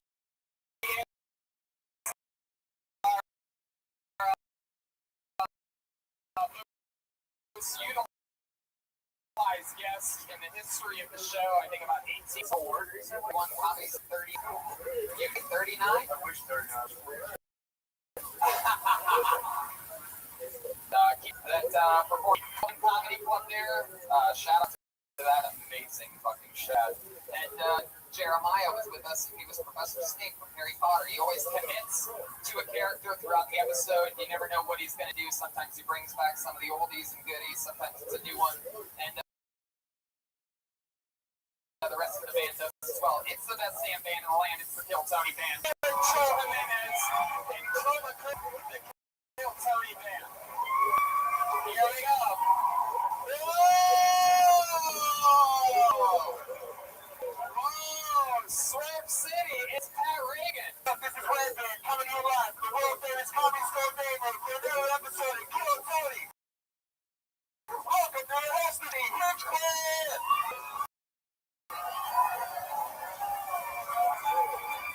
Hello, everybody!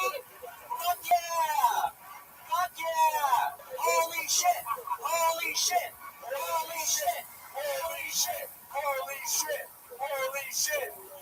shit! Wow, this is amazing. For those of you just listening to the podcast, Pat Reagan that came out with a pillow under his shirt to take on the Red Band character. To be me, I guess. I didn't really know that I look a Mexican Christopher Walken. Hey, well, when you're one of the top young rising comedians, you get close to the sun, you get a little bit of a tan, you know. Well, yeah. Guys, welcome to another edition of Kill Tony. As always, I have some of my funniest friends. Tonight is no different. Please. I'm in the fucking Writers Guild. You sons of bitches.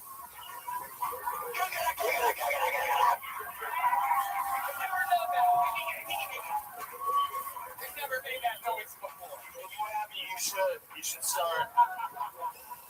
Here we go. For you, he's right. Got to bring out my guest. Guys, please put your hands together for my guest tonight, Joe Rogan.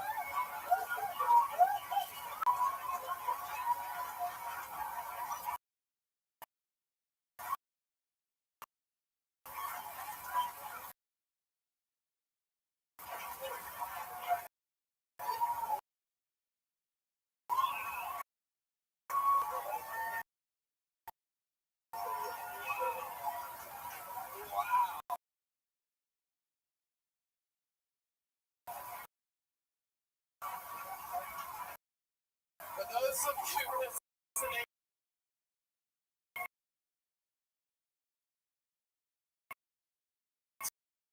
to the podcast,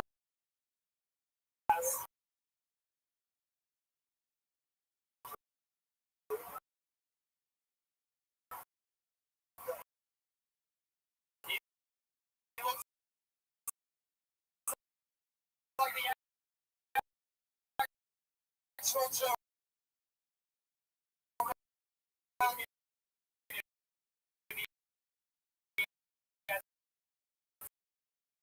Stage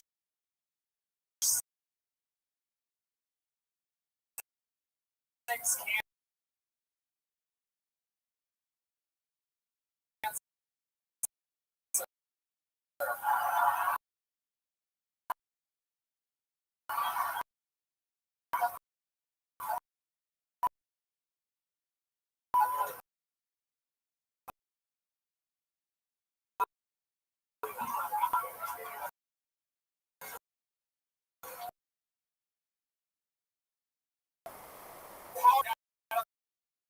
a bunch of tattoos. This is what it would be like.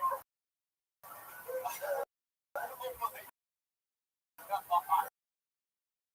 He has alcohol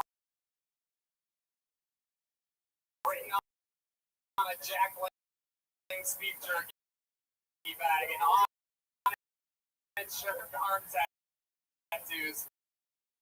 And how did you get your head to be like that? Impressive. I went to a real professor for that. I'm a millionaire.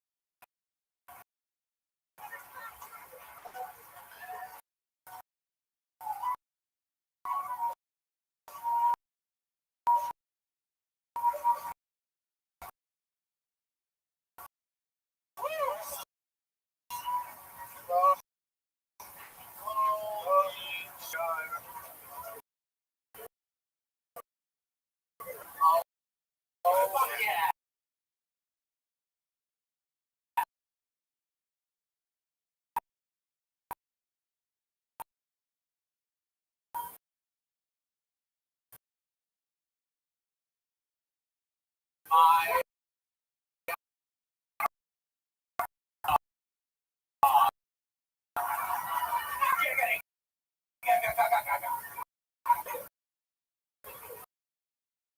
Oh my God. Isn't it amazing? Somebody phones him.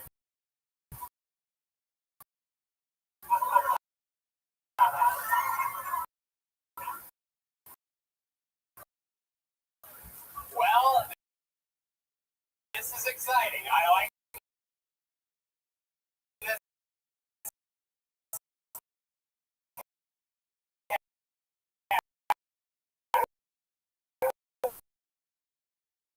We get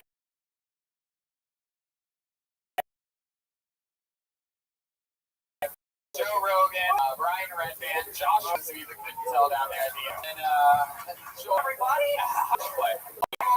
sound job, Brian. Jesus. So wrapping up, what are you doing? Oh, fuck yeah. Stage. How about you? The bucket. Here we go. Heat, everybody. Holy shit. I went, can I get it? So I was like, I'm somebody climbing it. Did I get ghosted? We're still fighting. On the couch. Example. Right here. Yeah. I'm a special needs parent. Yes.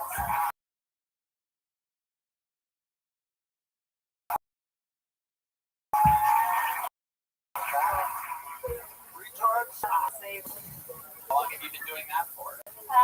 About 3 years. I'm starting my course. What's the most special kid? What's he like? What does he do? Your name is Brian Redband.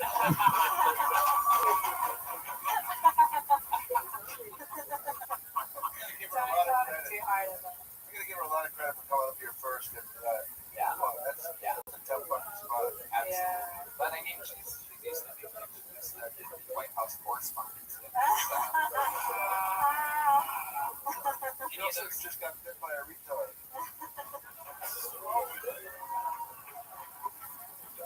Don Marrero living in the 80s. I was taller then, Joe. I never got an answer. What's the most special thing that one of your special kids has ever done? Take out this helmet and just jump down the stairs?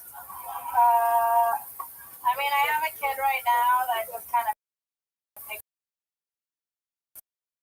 up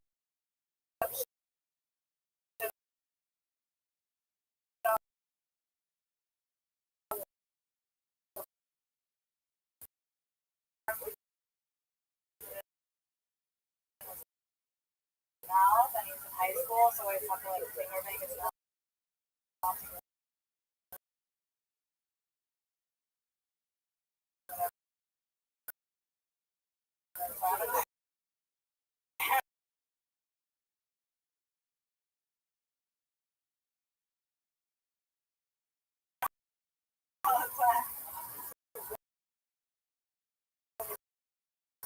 Cut to someone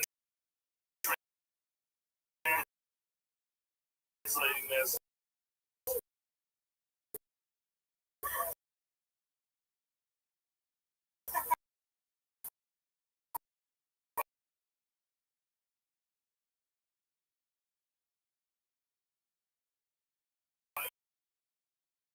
It on Twitter.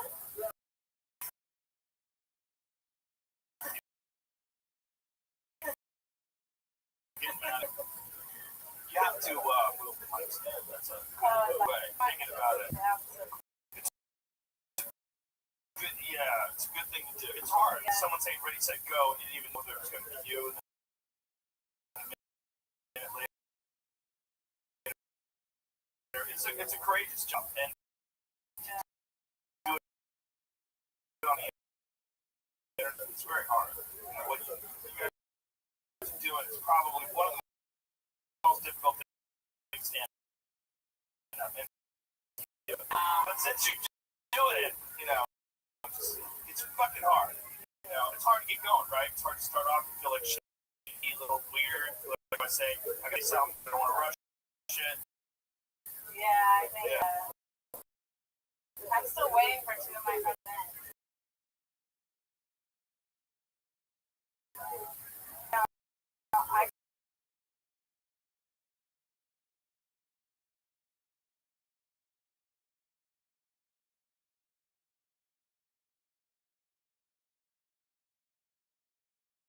Bucket Destiny, I guess. You want to do the ice house? Later.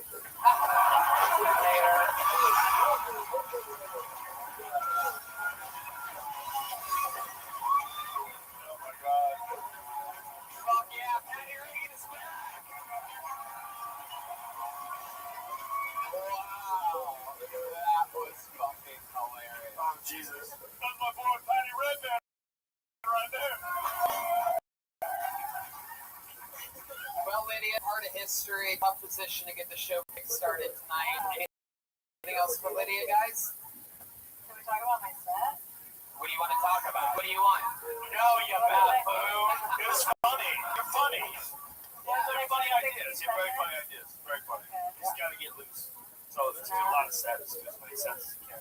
You just gotta start petering off. No, I felt like she warmed up. I felt like she warmed up a little bit. In the beginning, I felt like you were a little. It's hard. It's fucking hard. Sure, yeah, hard. 40 seconds, and you look so calm. You still look up and sit down 20 times on that.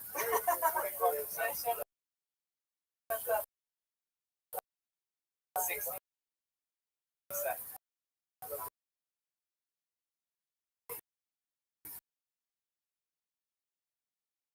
I know, but she did 40. Oh. Oh, I see. It's not that you shouldn't have said.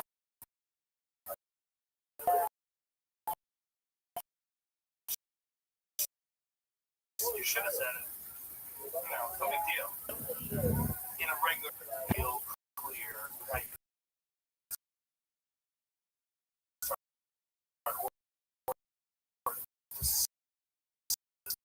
the microphone standing in front of you is always going to be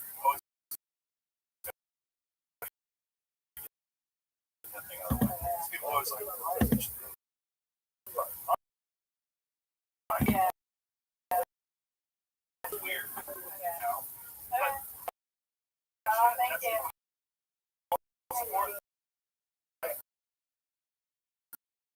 There you go. Get the show started. It's Lydia Shakeed, everybody. The name out of the bucket. Hey, here we go. This is what you see, ladies and gentlemen. Time. Get good. Who wants to show the summer school? Now. Shit.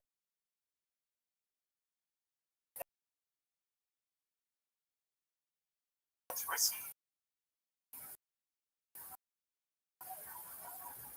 I don't know if you guys heard, but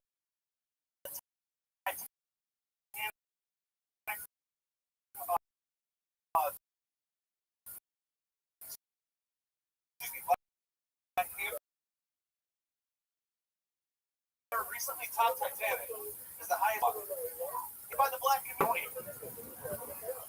That's what now, motherfucker. People are always like, I can't stand the DMV. I am the DMV. Fuck yeah. Yeah. Fuck yeah.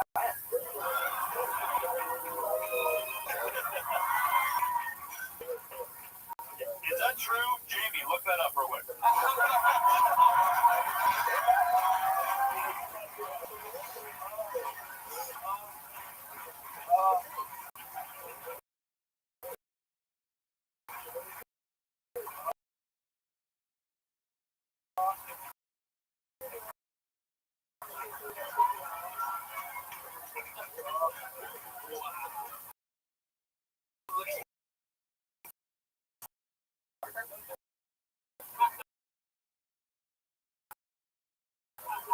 Scared to ask. Go, Jamie.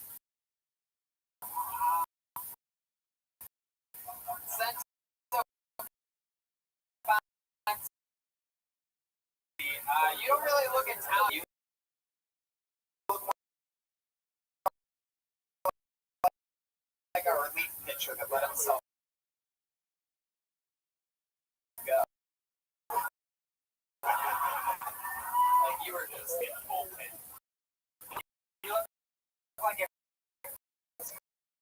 could eat more.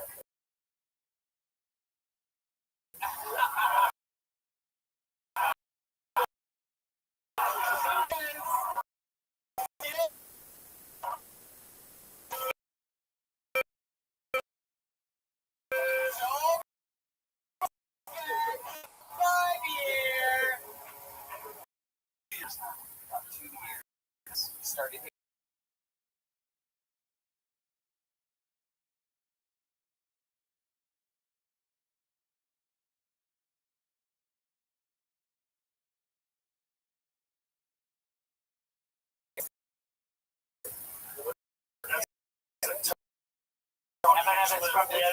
Don't you get it?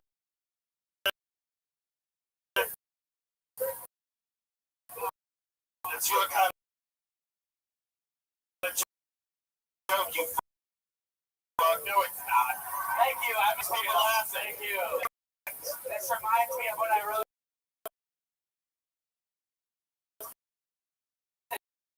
Snoop Dogg.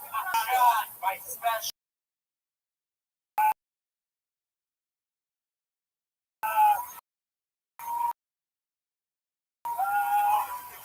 Oh my god. And how long? Oh, okay. Well, what's new, big dog? Just want the beach. That's a cool story. The beach. Thank you.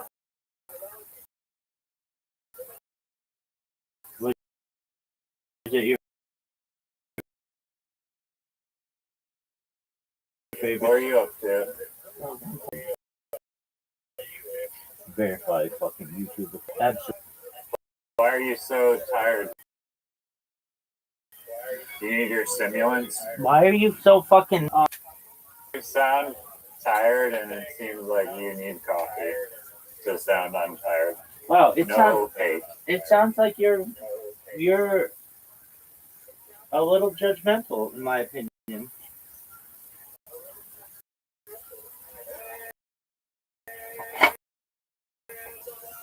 Your opinion. My opinion is the most important thing in this fucking world.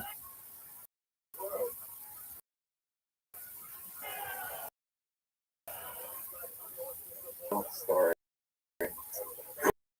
Yo, dog, why are you using all my fucking black magic?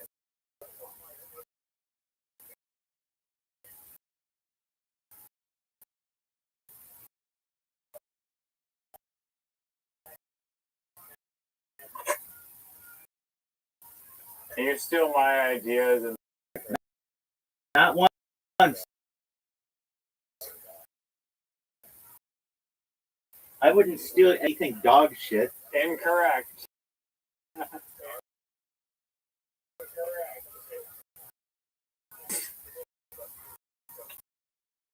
You steal Are you everything. gonna say I stole the word incorrect? Yeah. Totally. Absolutely. Didn't you pass the expression incorrect?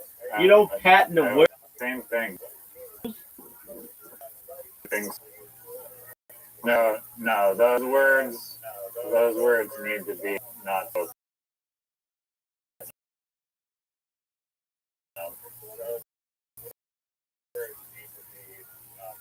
That, no one wants to hear about it.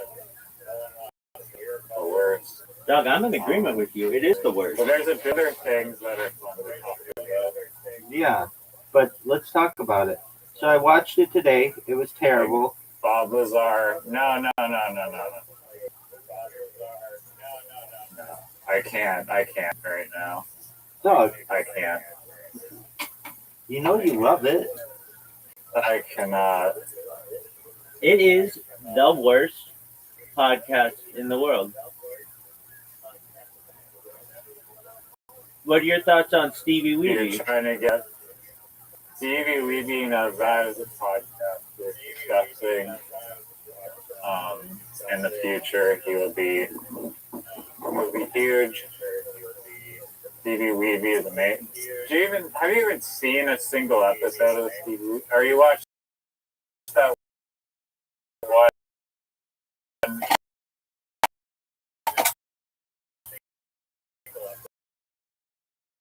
girl like Violet Jones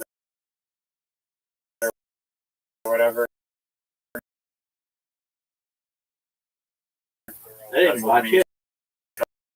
I didn't say I watched it.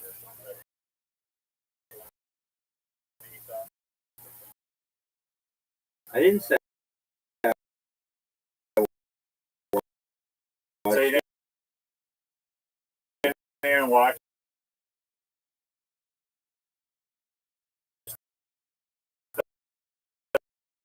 the Violet Jones episode? Why would I? I thought the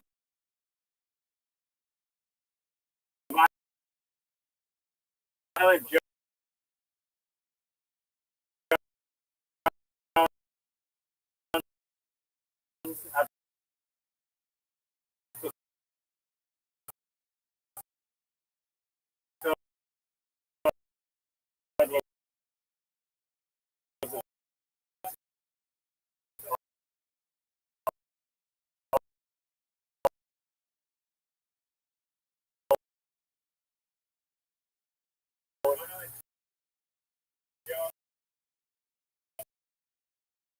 like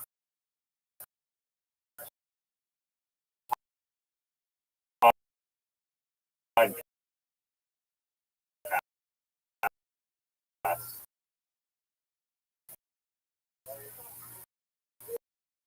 It's its own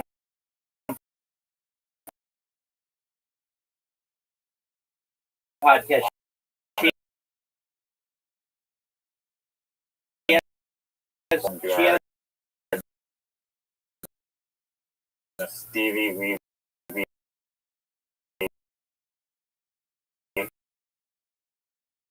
she has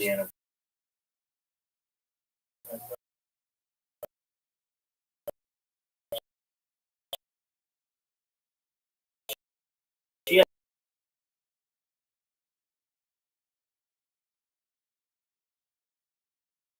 has 31 or something.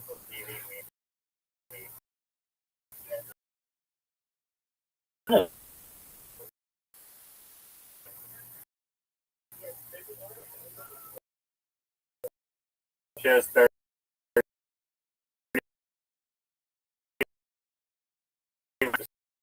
So is it Stevie Weaver?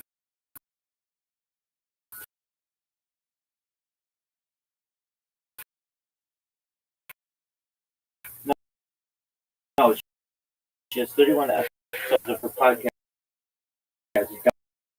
Dog. Everybody knows that.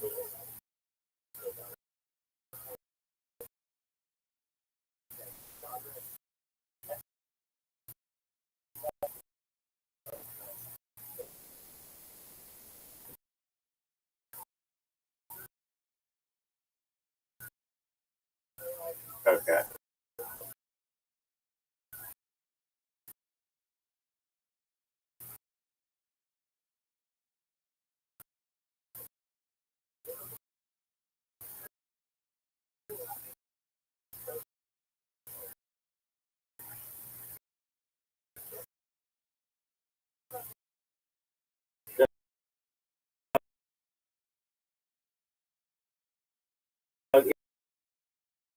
If I sound tired, it's because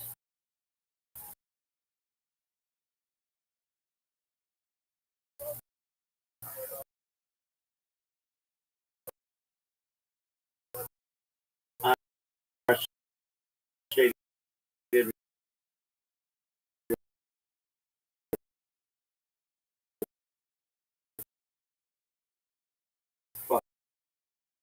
fucking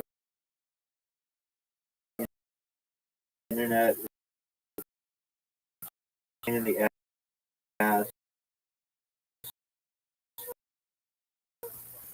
Everything is just incredibly fucking time consuming.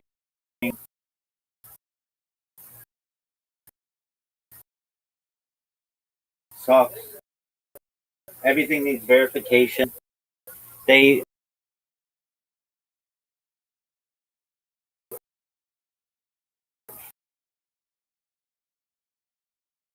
the fucking they verify themselves into the netherworld. It's just absolute dog.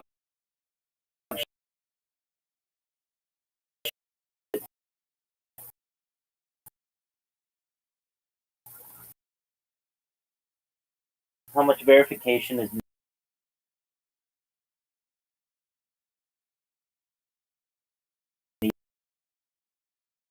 needed? It all goes, in my opinion, to in the fucking wrong word into a website in like 2018 and get fucking email hacked. The factor authentication is not even secure. Like swapping, it's like another. So.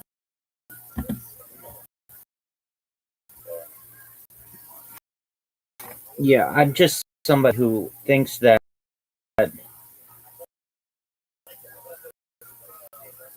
I mean, look, what am I trying to do? I'm trying to create.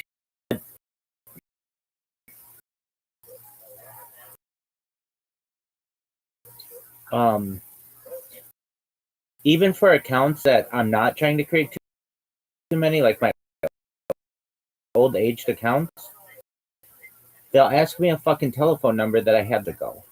Like I had second lines. I don't fucking know what.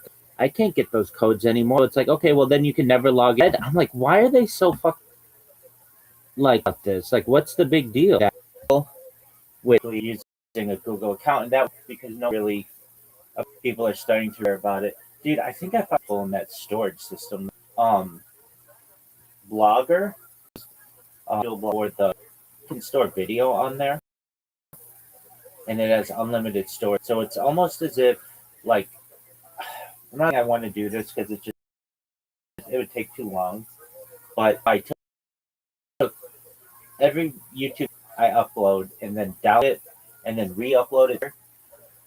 Like even if YouTube, it's not practical. You get down. So Hard drive has a backup. dog, I have petabytes worth of data that I put out a year. Lasts forever. They have eventual. I learned, especially the solid state has a certain amount of times it can um like a certain amount of it can be drawn from. It's allegedly, and I'm not 100% sure of this, but I've learned is the best way to put up huge amounts of data. So unless you're running like servers and then take those terabytes and climate controlled and stuff, that's the best way to do it, and not solid drives because there's something inside drives that breaks down. Whether that, but I read that, and yeah. In terms of other shit, it feels, and I know an hour of my day is buttons don't connect. I've got to restart some of them. I think this would drive people mad if they were like, "Fuck this, I'm not doing it."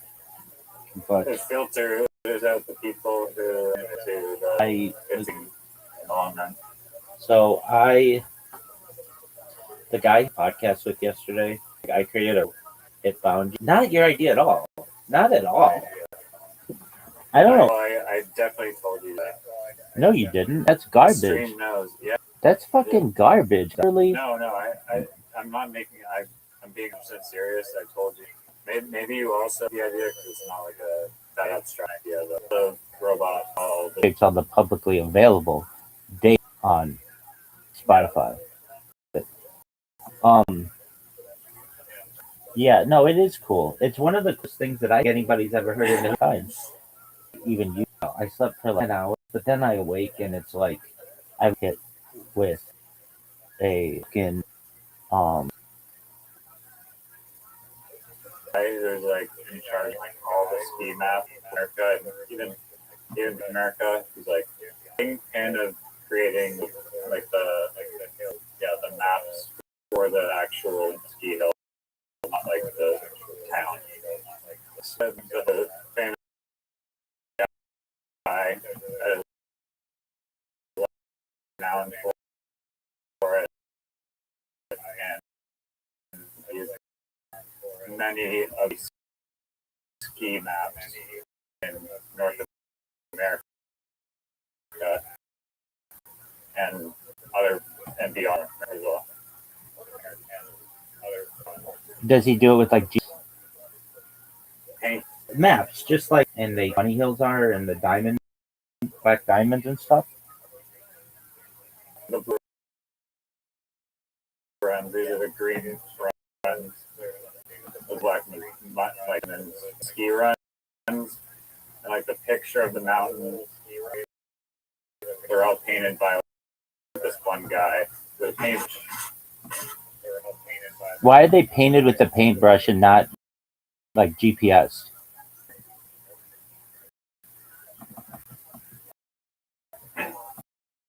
Why do you there must be some confusion. I think creating the image here. No, they use GPS. The map, isn't it? And they probably use satellite images and then translate those into representations. Right. So why don't the ski resorts do that? Thankfully, he doesn't just go enough of that.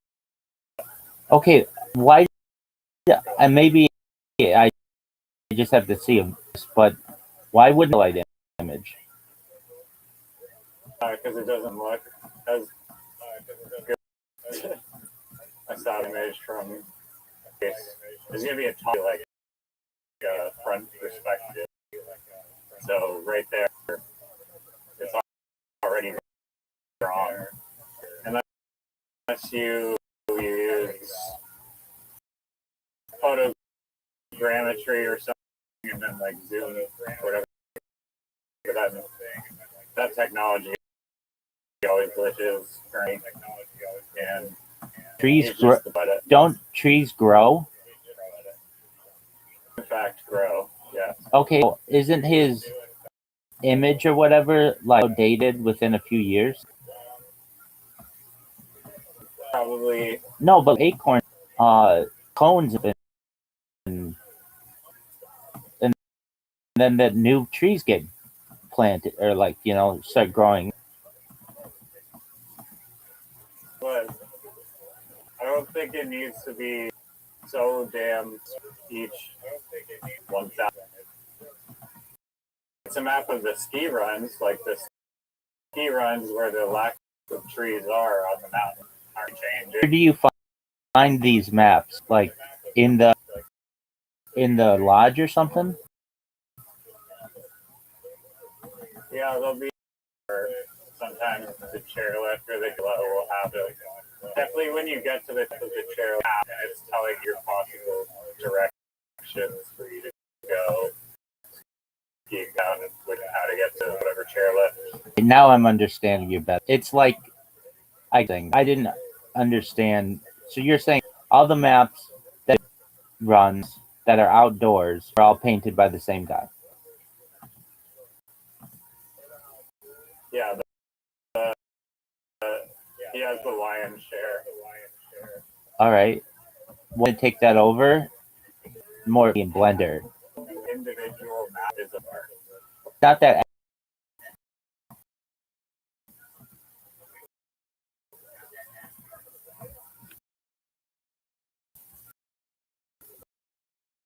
You're gonna have a constantly updating, refreshing apps. Wondering why don't they just take a picture of it or use a TV screen? A live screen. When I start getting the ski industry, how am I going to ensure that I do that? It's going to be updated using atomic time, not even fucking. We haven't talked about time. We should talk about time. Actually, Zoo talks about it all the time. No pun intended. But that's about beryllium or whatever atomic clock. But they're like accurate clocks. Like there's Is there like lasers? yes, there is. But the even more accurate is it's I think it's called stellar time. It like uses the stars and how the stars are arranged in a given time. I don't know everything about it. I found it interesting. You know what the most used in English is? Not pronoun, but noun. I guess so. Pronoun is I, but aside from I, Like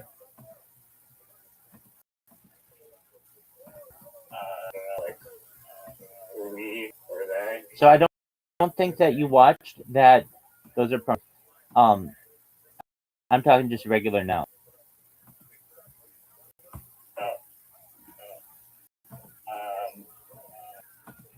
I'm not sure, but say the answer and I'll see if it sounds familiar. I may have heard this. You well allegedly you should know this very well in the Bob Lazar interview that you sent me. It's the word time.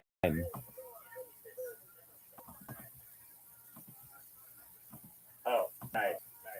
Yeah. So did you watch that, or did you not even watch it? No, I want like minutes of it. You didn't. You didn't watch it. I watched 10 minutes of it. It was amazing, and now you have to watch it all together right now. This immediate moment.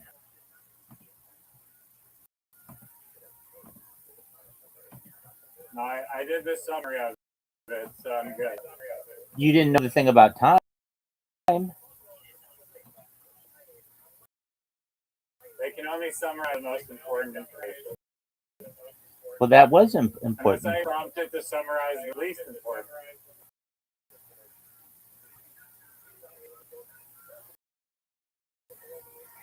What kind of bullshit is that?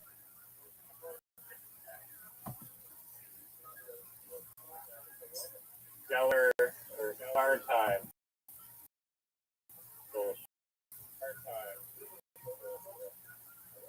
I don't know. Recognize that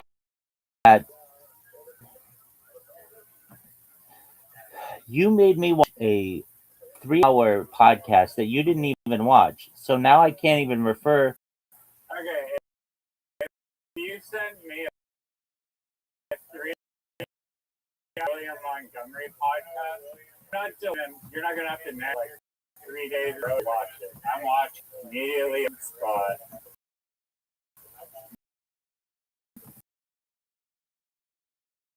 Throw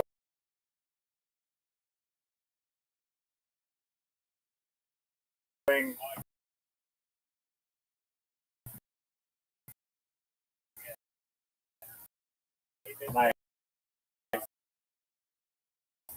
barbecued sausages into the college watching it. Doug, you haven't even watched all the William Montgomery podcasts. There's an entire Montgomery podcast known as Brothers in Cursive that you've never even watched. It's because I'm hurt and I'm saving them more temporarily. Still have some savings. Gotta save. That just sounds like an excuse, and I know it sounds like an excuse. and sounds like an excuse. And Segura knows it No, I sounds mean, like an excuse. do you think spending all your money and not keeping any money in your You will you any time and you aware of a podcast and you didn't watch?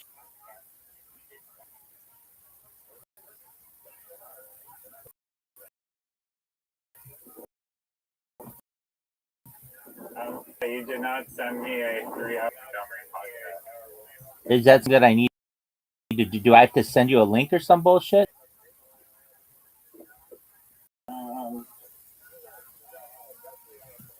Yeah, you did. Doug, fuck that. I told you about it.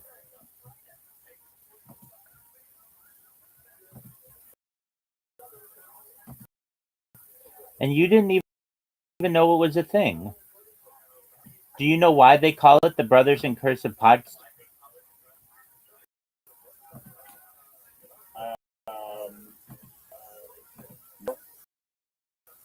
Well, there you go. I mean, that's a perfect example of the bullshit spewing.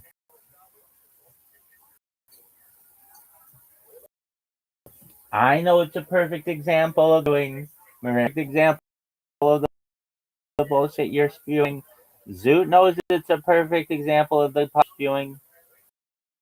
Everybody knows it's a perfect example about the bullshit you're spewing. You're over here like, hey, everybody. What car is it? Grenadier? Is it EV? Is it like an EV or something? Oh, I've never seen it. Was it company Grenadier? Oh, okay. Alright. It's like all decked out and campy and stuff. That's wicked. So, look at this car. I've never seen any car like I've seen all the cars like this. Every car. You've never seen a car like this. Okay, it's called a Grenadier. Everybody knows that. Yeah. Yeah. I can tell you this is an Ineos Grenadier. Everybody knows it.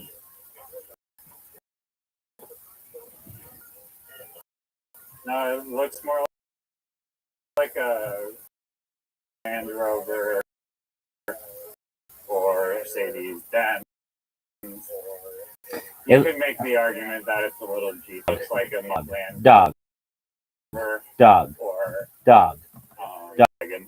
It looks like a G-Wagon.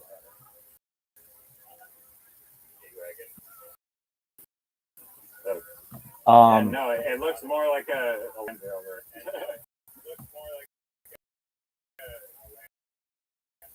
I mean, that's opinion. AI right now. No, it looks like a fucking. Not that the AI was on my opinion.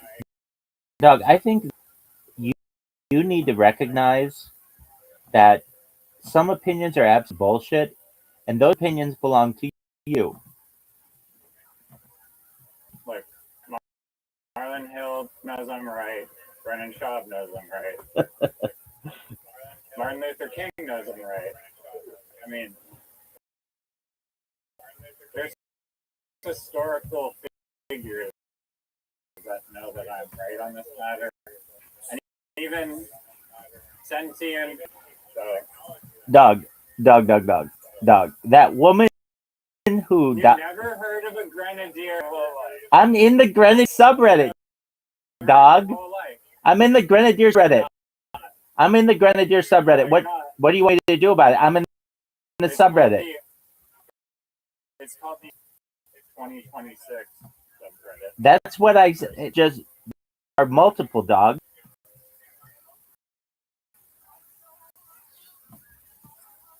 That's a lie. Balbazar only tells the thing he knows it's a lie. He can't tell anything but the truth. Dog. I have a question for you, and this would be one of the greatest questions of the world. So I'm just gonna, and I don't really want any of your bullshit, Emily spout. This is straight up amazingness. Did you suck that guy's dick on a grenadier? Yes or no? I'll wait. No, I literally, you heard me ask him a question. I was like, what car is this? And he was like, because I looked at the badge on the front, and it was just like two half moon shapes facing each other, and they didn't say. The only thing it said on the car was Grenadier. I was like, what car is this? And he was like, Grenadier. I was like, oh, I've never once seen in my life. Yeah, but you a member of the cool subreddit? Reddit. I mean, What are you? 10 minutes from now. Okay, actually, not kidding. Solar time. Not even kidding. I was already a member of the subreddit. Joined it, but I was already a member.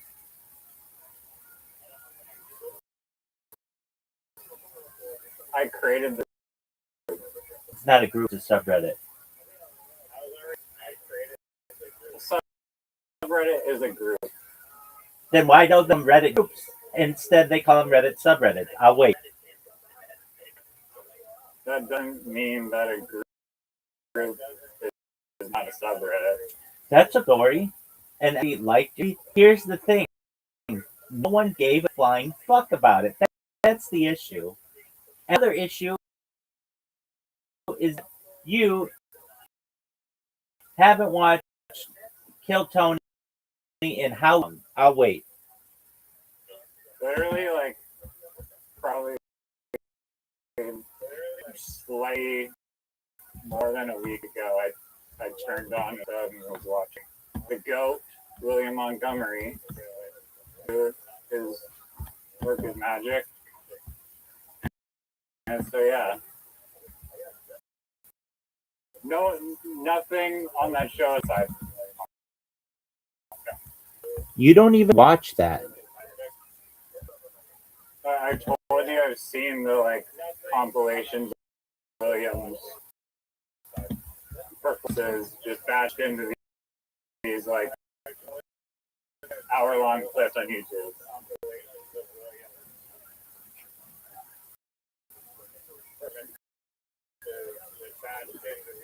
So you do watch Kill. No, I don't watch William Montgomery. There's a stark difference. Okay. Well, guess what? 1 plus 2 is actually work. Well, I've got shit to do. And they both. Okay. And that shit is I have to start my computer and install an update, which could take as long as like 10 minutes. And then I'm going to come back, and you better be in the elevator shaft. And then I'm going to beat the living piss out of you. Anything you want, golf and or literati. Do you want?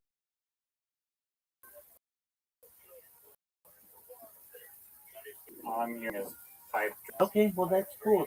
Never happened, but All right, be right back, Big Dom.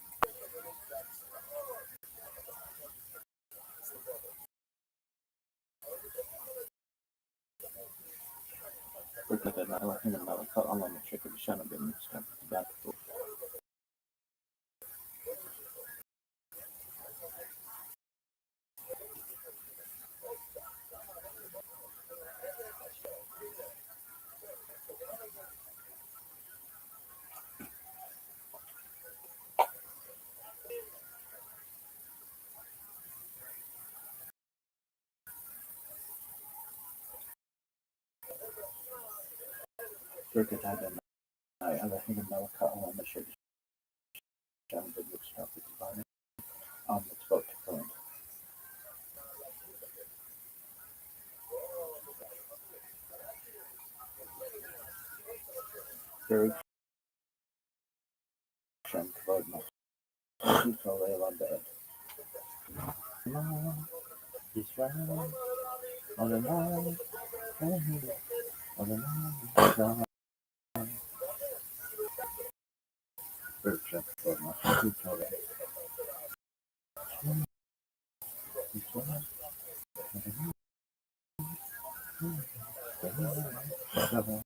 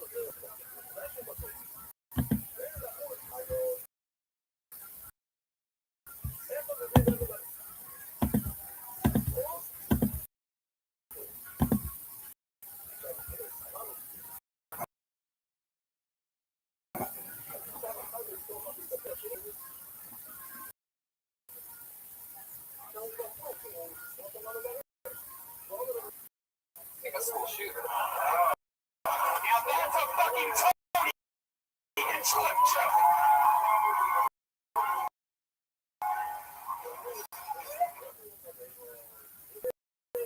Get the trench coat off the shot that lane. Oh my god. Oh my god. Oh, whatever. Insert your own punchline. Welcome. Working at a ramen restaurant in LA. Wow, getting higher in supply, huh?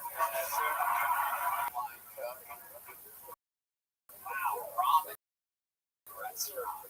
How do you get a gig like that? Don't they have like Asian people come in? I do. Well, I stepped towards love culinary, obviously. But I away from nursing. It just feels too tired for me. From the 10. Get that one. Oh Jesus, bro. Low hanging. I fear for your safety. Walked away from nursing. First of all, you waddled away from nursing. Oh, only just one door. You didn't have to go door. What were you doing? You had a male nurse in your clutch. Just you went door. I got it. Still got it. Wait, how long were you a male nurse for? 2 years. What were you doing? Well, I started doing hair for my grandfather near the end days. Games where I got stuck in mindset where there was only death. So, right. So I stepped away from that. And coming into the world of comedy really brought levity to the whole situation. Freaking us out, man. No, it's like in a good. You see different people have different perspectives, and then that helps you Looks cope like with you it. have a And then if your perspective is talk about school shootings, Make that shit funny. Gotta sit through a lot of death. Let's make fun of it. It's a risky move. It's funny when you said that. Jeremiah. Right. But it's right. You know, school shootings in the summer. Funny joke. brings that to life. But it's ballsy. That's all I'm not for real. Ballsy. Yes, Monty. Is that your last name? You just go by that. Yeah. Why? Well, it's Hey, you savage! You're so mean! Well, Tony, it's because Santa Claus was already taken. Oh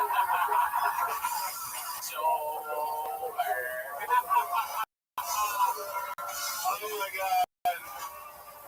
I can't do this. Oh my god, I am too high for this right now.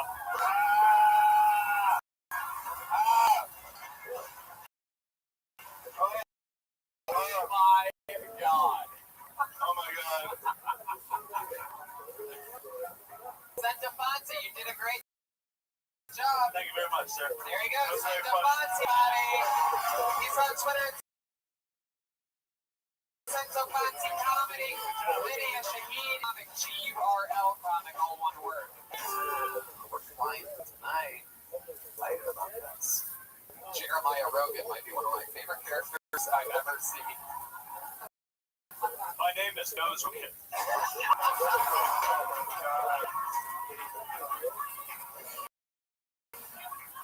Oh my god. I pulled another name out of the bucket. This looks like a new name. Put your hands together for Shikuna. Saikuna. Here we go. Here comes.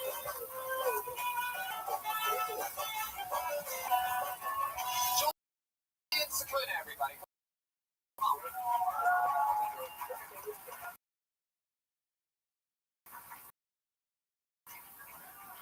Comedy's still Hollywood. It's good to be here. I just got back from Africa. And man, comedy goes on. Just so hot can handle what comedy. Big Uncle next to Chicago. And it's amazing, man.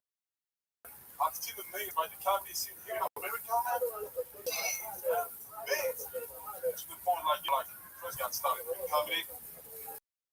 Living on my grandma. This is why I do like comedy, man. And jokes, you want just. You guys. We feed you guys, pay for tea. What's going on?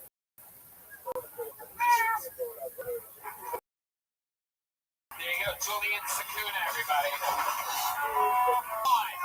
We didn't even get to interview him. Julian, how's it going? Grab the microphone. How are you? I'm doing How was your bump here today? I'm doing good.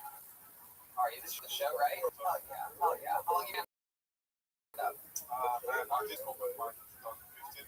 Then I stopped and it's been years since I've been. What's your return after a year-long break? Well, the rhino he was protecting finally died. Jesus.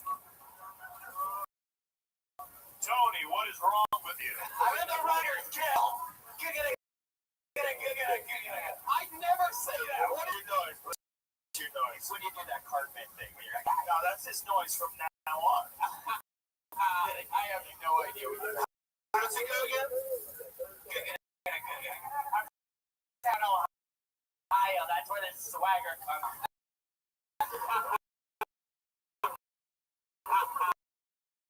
Idiots. Yeah. Is it in the Congo? Okay.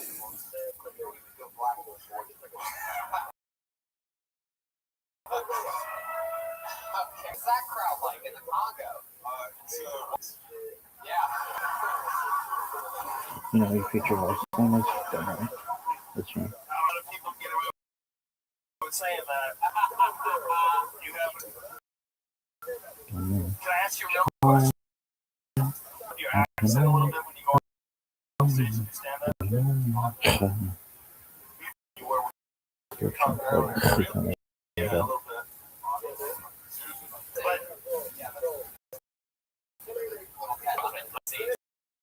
Oh, Julian, I'm an Ice Age. good. Yeah, it's yes, he can control it. I'm lived in America my whole life. What do you mean, Ice? I don't even know what well, when you said Belgium too, I was like, oh, that's what it is. It's like an extra thing to your English.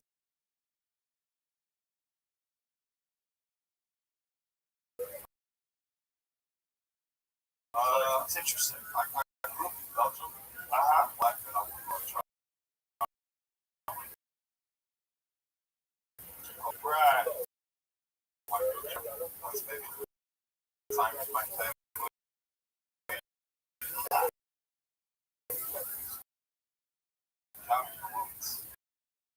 What do your parents do? What do they do? What goes on in the My dad is actually a professional boxer.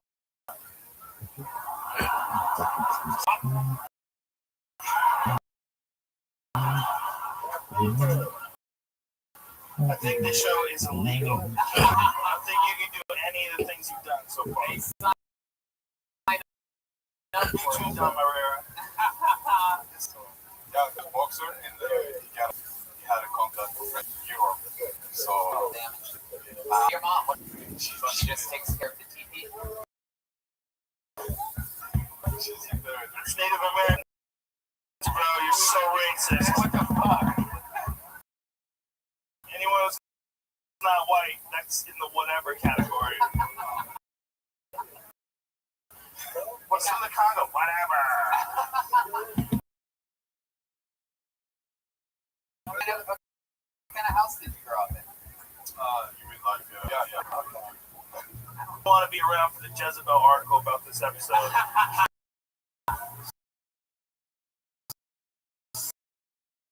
Me neither.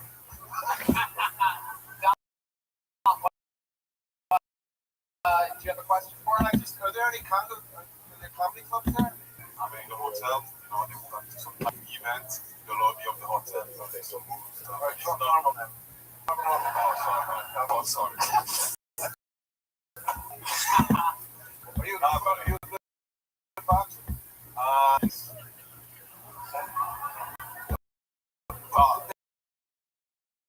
Oh, a fellow DMT.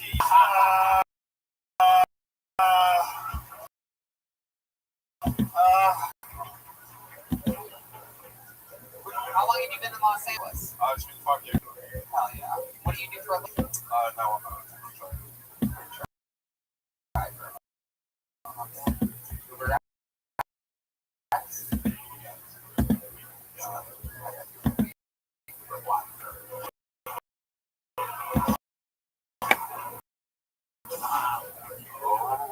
How long have you been? About 3 months.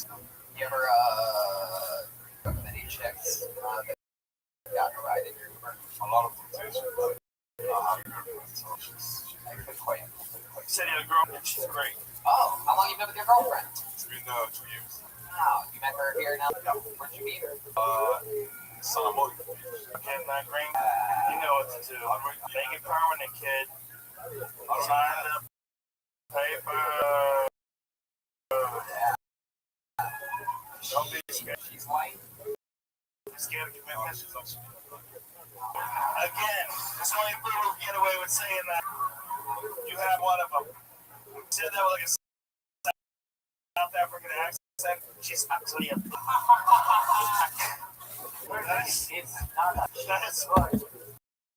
That's a fucking dark thing to say. She's a black. Nice box. That's great. My English so far. Excellent. Of course, these people, they make me feel like, oh, my English is good. It's good. Good enough. Better. Julian, what is the biggest difference? Or culture shock for us if we went to the Congo? It's not about Africa. It's like in life, we like fruit jug of life. We think we appreciate the little things of life. This is something that you can never find anywhere else. It's awesome, man. Beautiful. Fuck yeah! Well, the latest episode of this show's history. Julian, everybody, from the Congo to the Comedy Store.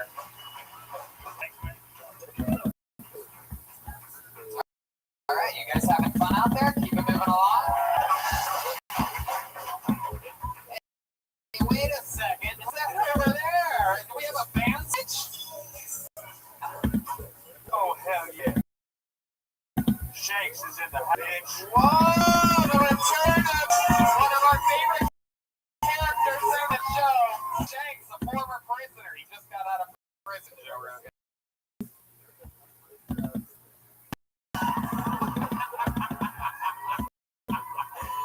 You podcast listeners outside are in full jumpsuits now.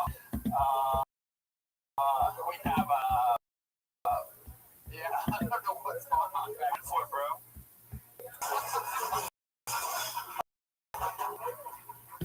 Again, I think legal. I don't think you can do any of these things anymore. Yo, you ain't no snitch, are you, Joe Rogan? I feel very uncomfortable being here. I love it. They switched up the prisoners.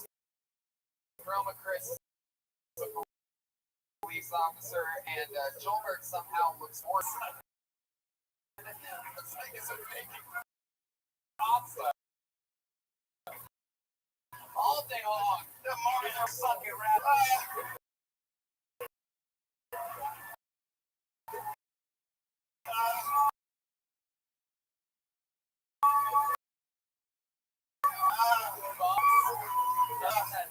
You look like a real.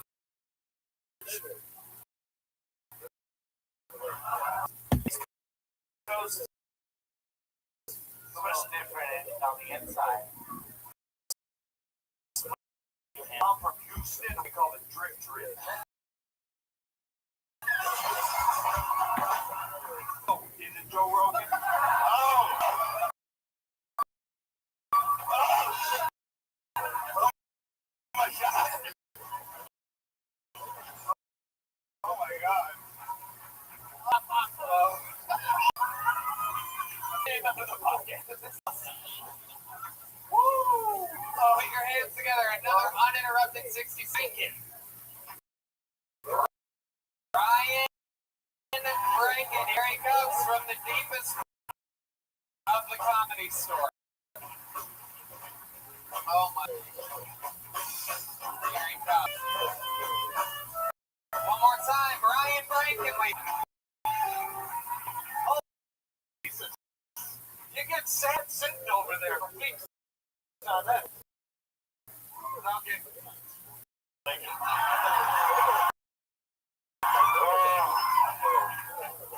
Somebody, and 2 months later, turned her fat and lazy. Pig farmer.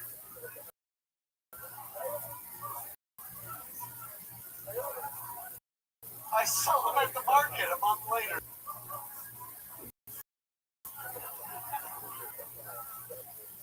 American Ninja Warrior is not my Ninja Warrior. My Ninja Warrior jump around on trampolines. My Ninja Warrior you can hire for 500 yen to kill your enemy.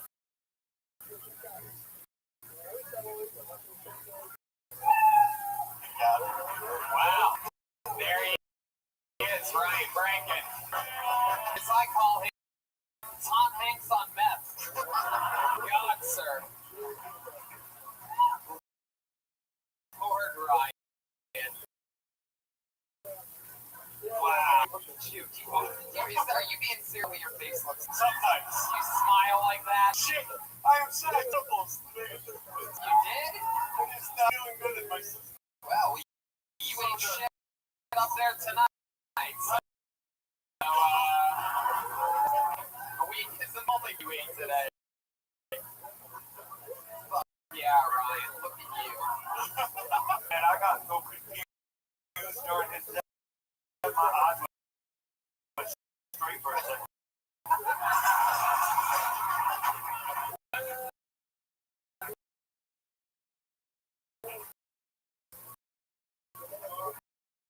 Ryan, I've seen you on this show before, right? What happened last time you were on? Remind us of what we talked about. Give us a Babysitter.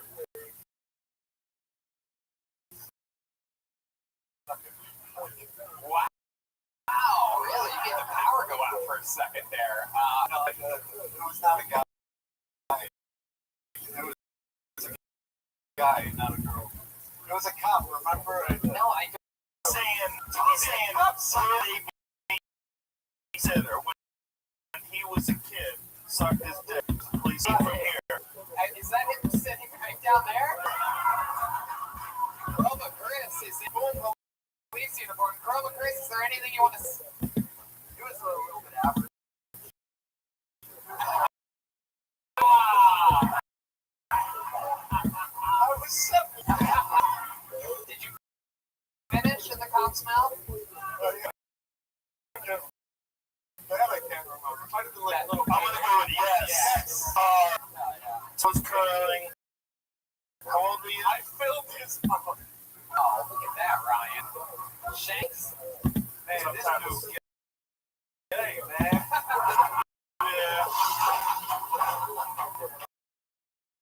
Yeah. It's a fucked up. Talking about a baby, man. Ryan, how long you been on? It's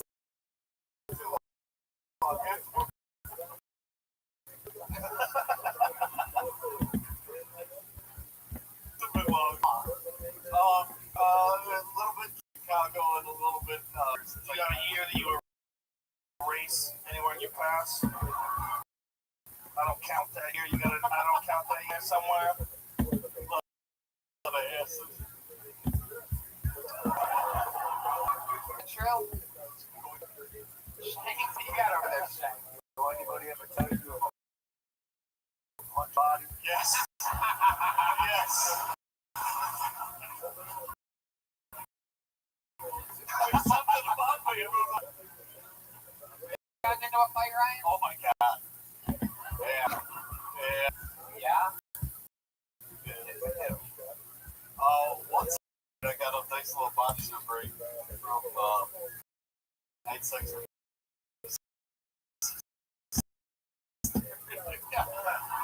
How long ago was that?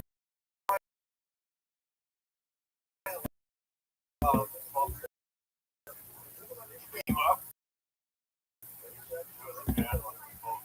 Guys beat each other. What grade was she? Which ones we did like? Yeah, how old are you guys? You guys were the same age? Yes. As a bitch. You're not Let your sister get some dick, am I right? The big deal. Are you the protector of your sister's hungry vagina? Is that what the fuck we're doing here? She likes dick. She likes it. Shanks? Hey, Joe Rogan. Guy. He's a nice guy with a dick. What the fuck's the problem for? Princess? What are you waiting for? Stop being prudes. What do you think about it? You got a sister? I do have a sister.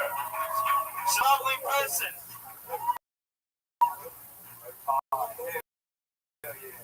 Dom, We have to get along, and I would introduce you, but okay, or UFC. Dom, Yeah, bro. Dom, what do you think about it? First of all, you could be more relaxed. I mean, if the crowd enjoyed him even a third of how much he does himself.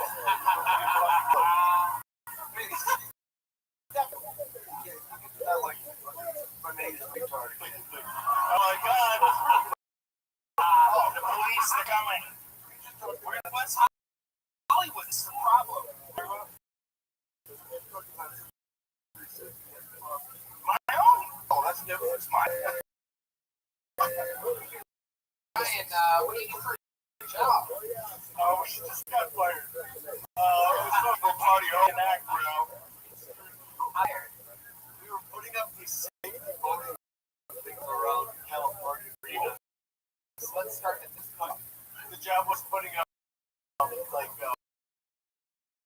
voter cards for voting and stuff around the arena. Voting is that what you're saying? It's a card, like a gun card. Okay, and me and my wife back there, they go around all these arenas. Yeah. Yeah. What is it? The department?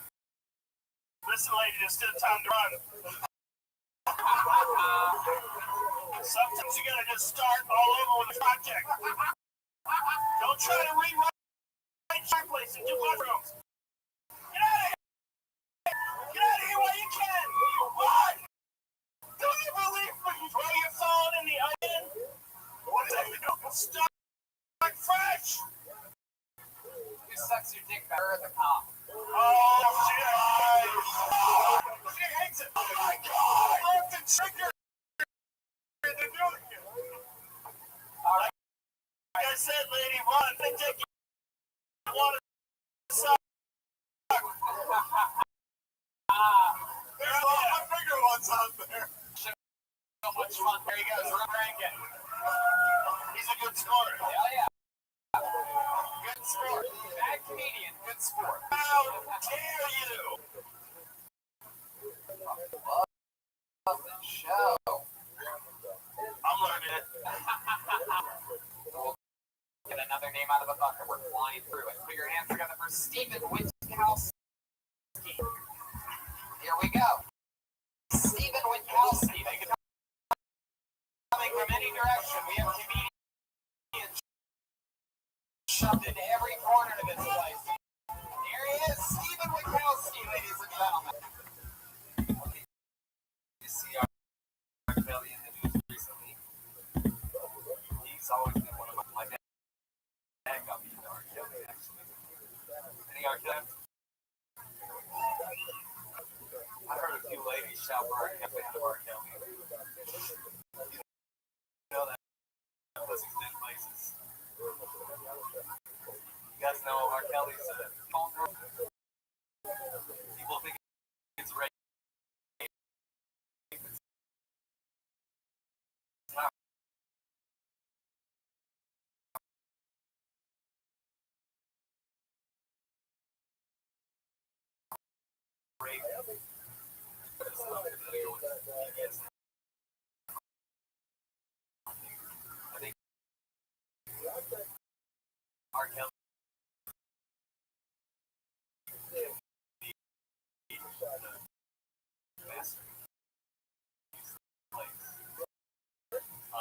county songs. It's ironic because our county songs are kind of like he foreplay.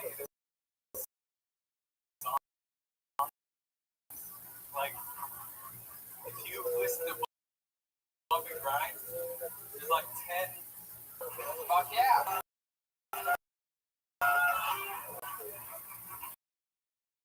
Bringing the whole here. This is the first time we've ever had a fully grown Chucky doll perform. Guys, give it up for N. Shakes. Have a 70 Chevelle in your driveway? Great car.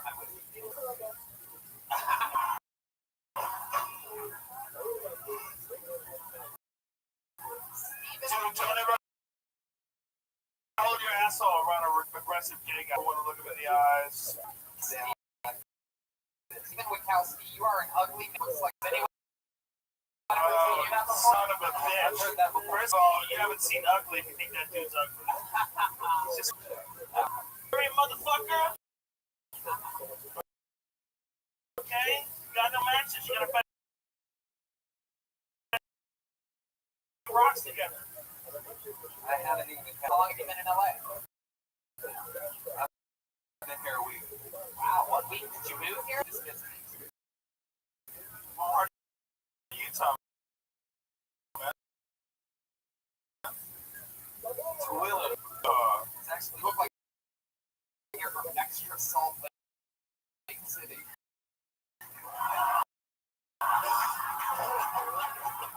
Anybody ever heard of that fucking town? Zinder? You heard of that? Wow. People, okay.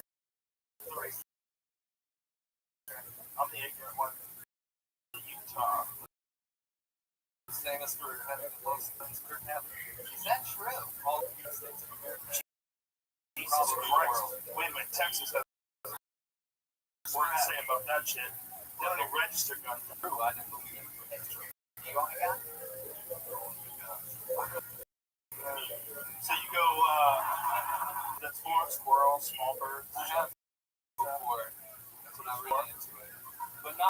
Why do you have the shotgun? Makes you kind of get like. Oh, yeah. How to get guns with actual tat. Like, we're not. Yeah. Joking. You gotta do what you gotta do, man. You gotta fit in with those fucking animals. You gotta get mad. It's a product of my environment. You know, right, bro? Fuck. No. Fuck, bro. What do you do for a living?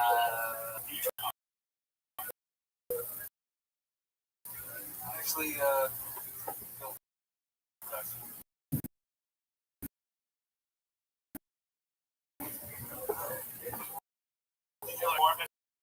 Movies and shit. just getting, Young dog, watch this. It's just depressing. Yeah, man. Stop when you're on TV. What do you do on Twitter?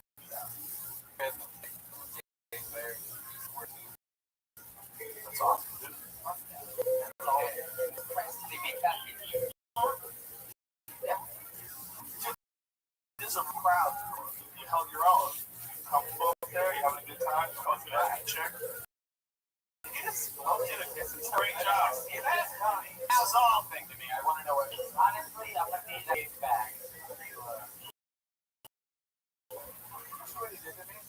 What like this? He goes, I want you to talk about I it. did not do that.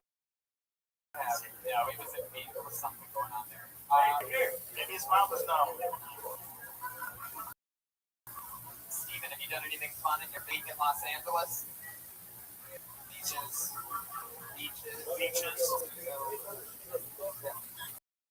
All time Are family. you going to stay here or are you going to go back to Utah? Do you have aspirations to eventually move here? How old are you now? 27. 27. Oh, yeah. Is that right? Is that a right age?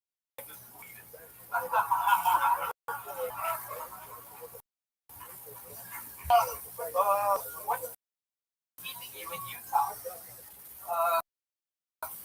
Andy Mack, man. I have 2 kids. I have mom, and I'm still with her, and she has a sister. So Oh, well, stay in here, bitch. Yeah. I don't want to fuck that up. Yeah. So do you perform in like Salt Lake? Do you ever go to Wise Guys? Yeah, That's a great place. Yeah, it's a sweet place. That's one of the best clubs in the country. Wise Guys. Shout out to Wise Guys. Did you work when you were in Utah? Open mics, Mike's house.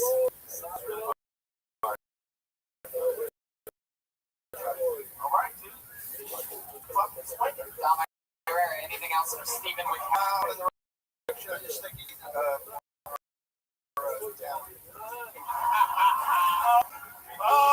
Those are the ones that hurt the most.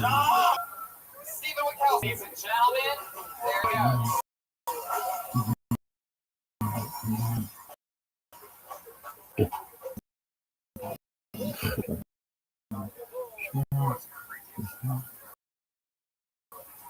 Pulled another name out of the bucket. Uninterrupted goes to Nick Sheehan. Anything can happen. Who knows? Maybe it's time. Nick Sheehan, you guys got Sheehan coming? Blacklisted. Oh no. Listen, Wait, is this Nick? if you're here, please don't panic, Nick. Do it. Oh no. Nick, get it together.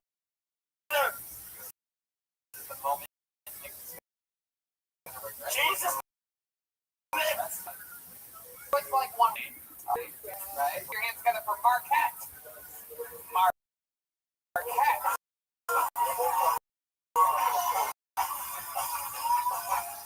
It's Marquette.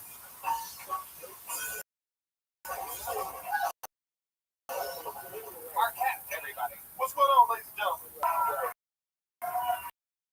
Damn! Yeah, my grandmother was telling my friends how I asked her out. He asked her out for some shit like this. Maybe one day. Like, hey.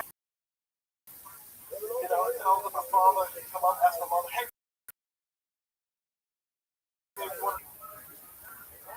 She was like, hey. Shit. The guy was like, hey. You want to bring in kids now? Maybe you want to dance? The girl's like, hey. I'm going to press, I'm going to go down forward.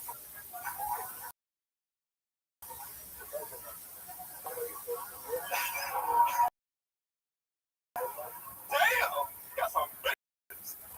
Anyway. Fuck yeah, Marquette, ladies and gentlemen. Marquette, you like what you see out there? What would you do to her? I'm there. Yeah, but what would you do to that? I would just look. Yeah? Just look. Oh, damn right. That's a good husband right there. Oh my god, oh no! It is by far one of the most famous stars. It is the Feminists, led by Feminist Stacy. Wow, look at this. It's the return of Feminist Stacy. You can see Pat Reagan is Atlantis Morris. Wow, look at that. Those are lit in the middle of the room.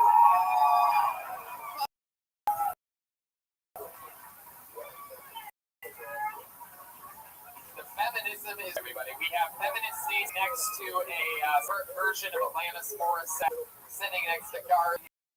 Here, back here we have Mexican Howard. Everybody, so Excuse me. Excuse me. feminist Stacy. It's been a long time since we've seen you. A very long time. Welcome back to the show. How's life been going? Things could be better. Things are better. Women in general. My feet are hard to every day. Midgets, where are you? We are out.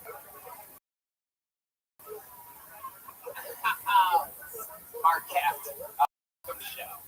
It's your first time on, right? I can tell you're cooling up more and more of the core. You're about to go mountain climbing or this thing. How long have you been doing stand-up? Wow. Wow, hell yeah. Ever since you were the main guy on the Green Mile, things have really,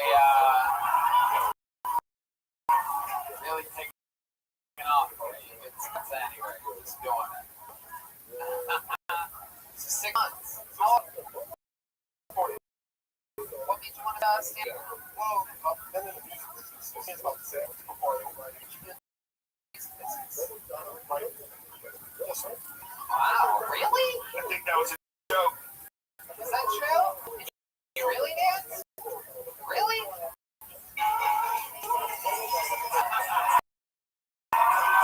Wow.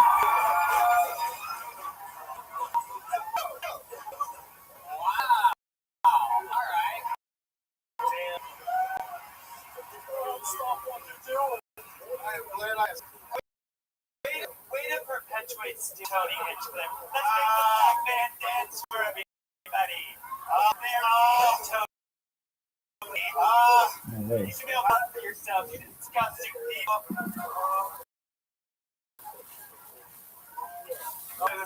7 o'clock and no. It's in my hand now. I can't do it.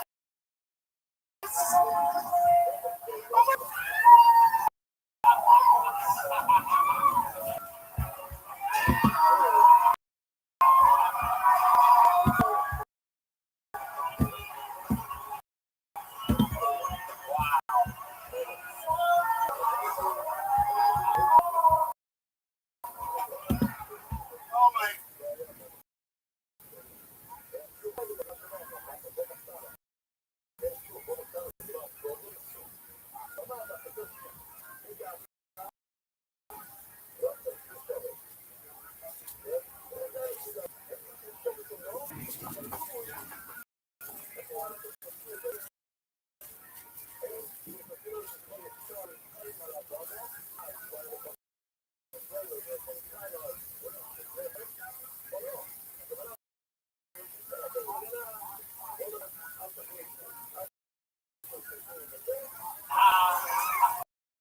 You notice how I led that dance because the superior gender.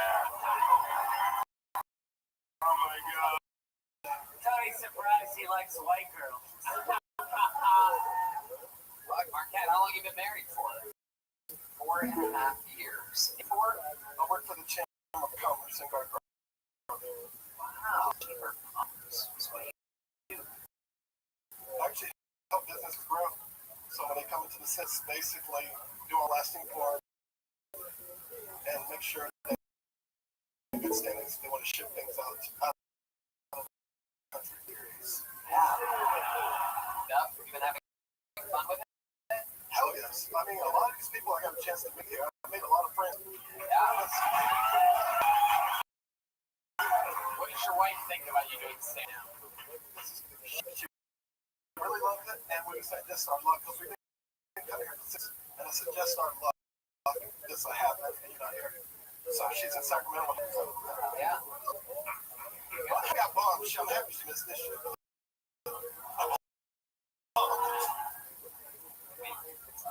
So she's into cheating on you right now. You're here, accomplish dream. What the hell is that supposed to mean, Tony Hinchcliffe? Maybe she's working on her career.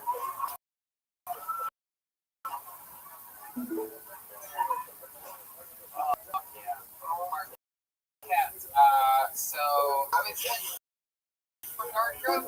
I'm working on from Tennessee. Oh wow. Went to school. Got married. Went to the retirement house. Yeah.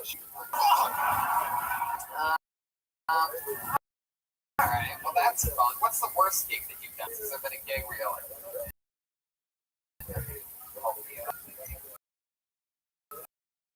No, actually, I've been learning from other comedians. I mean, just keep rewrite. example of, super likable. Yeah, too nice. What's like the meanest thing you've ever done? Just come on, you know what it is. You already thought about it. You're trying to think of this penis thing now. Dude, OJ, this guy, if I did do it, then this is how I would do it. Shut up, Hinchcliffe. My favorite character ever. It's amazing. Or maybe meanest or worst thing you've ever done. You seem like the nicest guy. I want shut a bitch. I mean, look at him. It's like, man, I'm really trying my hardest, but I can't think of anything. I got in a fight. Got kicked off tour. Oh, yeah? Why'd you get in a fight? It was when you're on the tour, and people think they can talk to you any kind of, and after about 2 months, I got in a fight on the tour bus. We started from the back, big room, all the way down between this fight. Wow. From the windows to the wall.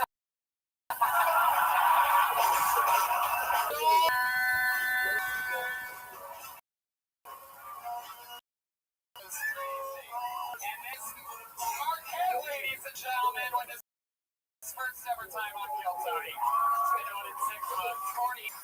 He's on Twitter at Daddy, QUETTE space DA. If you just listen to the audio of that, you're going to be confused. Yeah. You see that dance, right? That's super important. So if you just on the audio,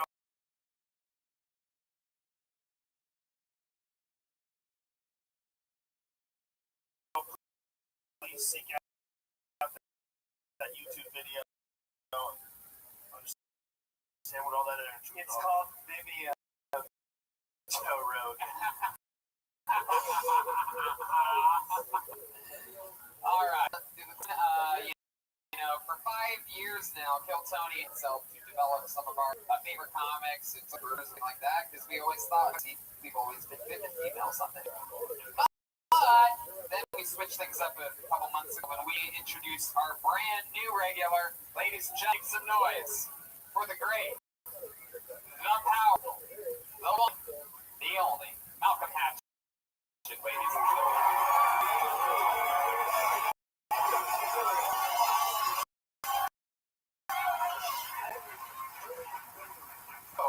What's up, y'all? Alright, no pictures. I gotta take this outfit back tomorrow. Along with the shades. I'm addicted to candy. I love candy, man. Love that shit. I like steak, but I will fuck a bag of Skittles up. And my friend, he be giving me shit, you know? Like, oh man, that shit gonna kill me. Like, you'll snicker bar away from me. And this nigga is a crackhead.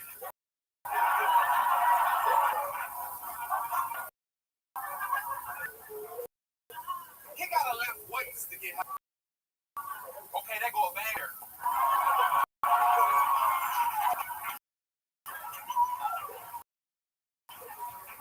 I just throw a Skittle in my mouth and I'm satisfied. I'm lazy. And I be trying to stay away from candy. Follow me. I was in Walgreens going to get some deodorant, walked past the candy out, and the Snicker bar fell. That was the loudest Walgreens has ever been. Niggas know to shut the fuck up when they in Walgreens. And I was high, so the Snicker bars and talking. He was like,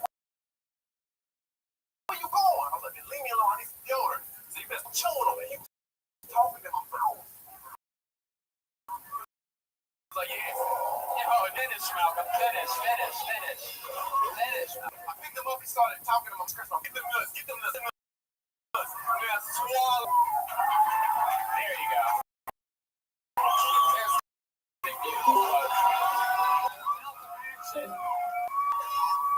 Normally is great every week. This week, a little special minute and a half. And out come the game dollars. Fuck yeah, man. I'm glad I ran the clock. I thought it was It's all good. Welcome back on the show. How about when we're talking action? I'll tell you this. with a bunch of time as well is always good. You are definitely talking about real shit that has to do with your life. I know you very well. I'm one of the people that are like, hey man, maybe you should play out. A lot of people care about you, Malcolm, and you eat all candy. Hell yeah. And like nothing healthy. Like candy and fast food. You ever eat like a salad or? I mean, I look at it, but I don't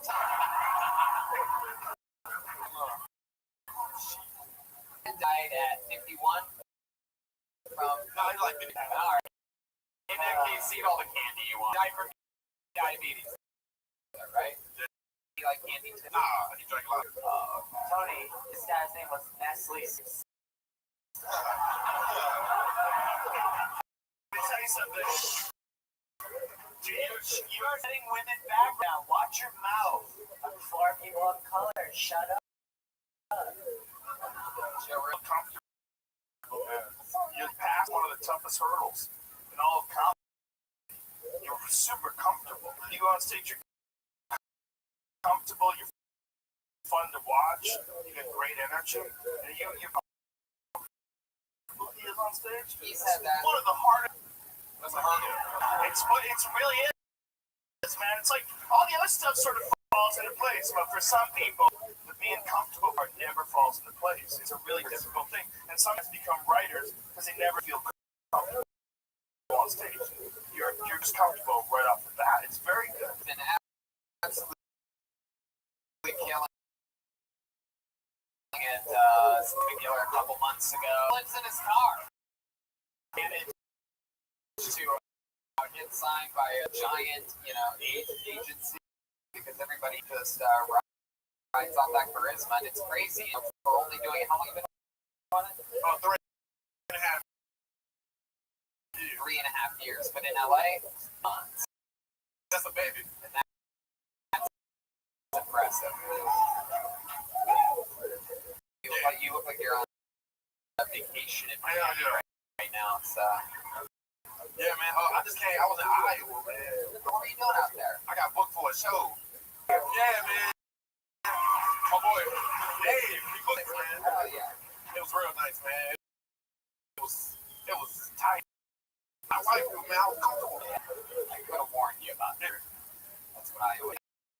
Ain't nobody lived in Iowa, man. No. How long? Oh, I ain't going to win. That you do in Iowa? 30 minutes. Wow.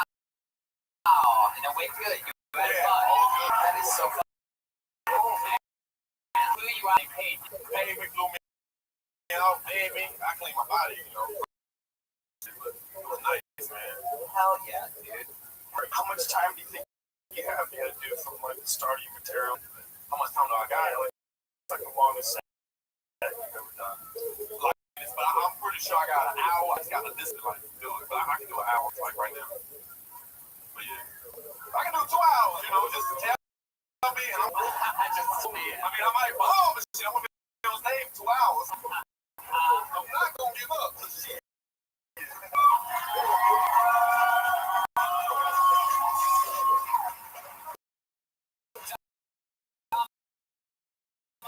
Anything from out? I just like the way he's selling this.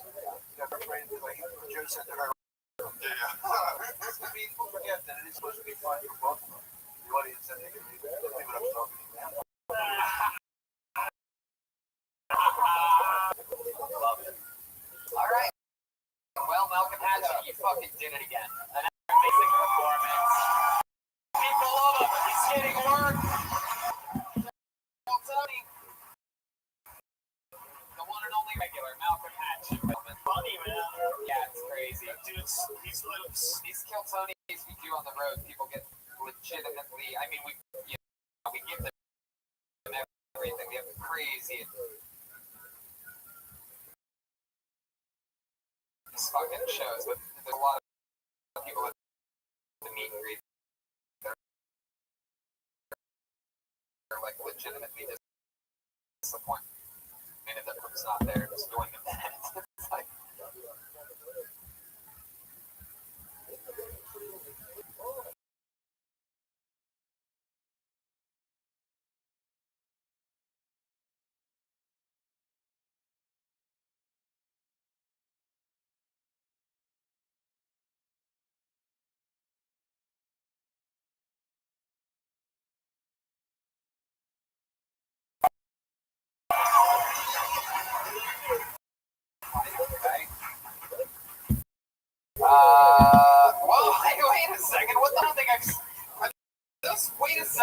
those cat burglars?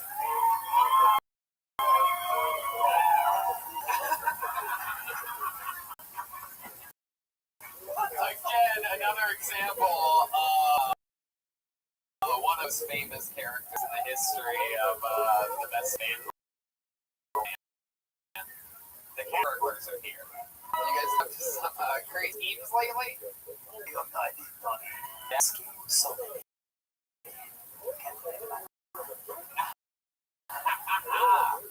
Alright, let's see what the cat burglars think about our next comedian. Put your hands together. Heather Kozolaki. Heather Halsey. Here she comes. In the western corner. She comes. Make some noise, it's Heather.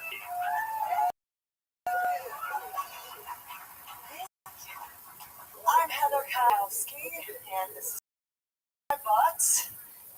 I feel like I introduce it because it's big.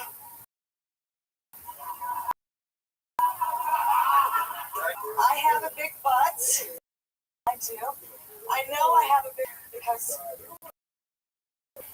guys that like it tell me. They're like, girl, I'm into your butt. I'm into your butt. And I'm like, that's nice. But I would like you for me, you know? And by me, I just that is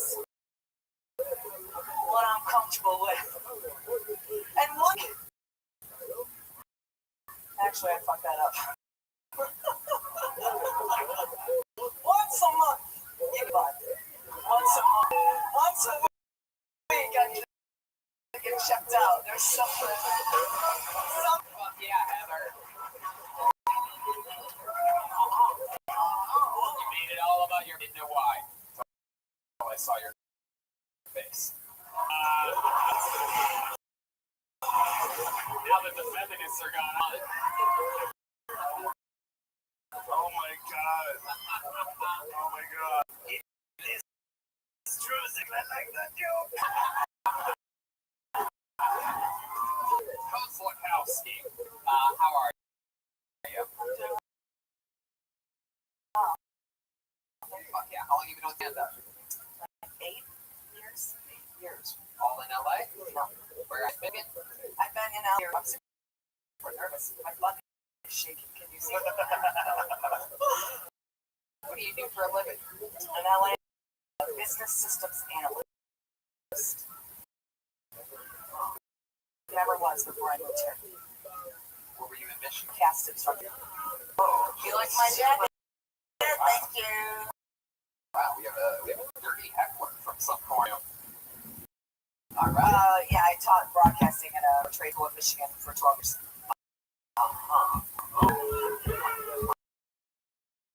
Did you say broadcast? I do. Get that. Yeah.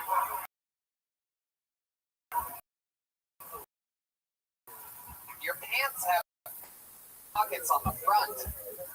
So it gets How dare you? How dare you? God damn it. I'm just kidding, Heather. You're not a dummy. You're adorable. You are. Anyway, so, what's your exam? Do you say a lot? I sure. So, Why don't you do it? what do? I was scared of Los Angeles for my first 3. I did a job, a full-time job, so I contract where I worked for a year, and that switched something. Now I feel comfortable. I have health insurance, and I spent a lot of time in the room doing instead of going to open mics like I should. What do you do in theater? You say you're doing nothing. What do? I fuck someone. I have a guess. Yeah. Yes. Perhaps she queefs on a pancake and calls it French toast.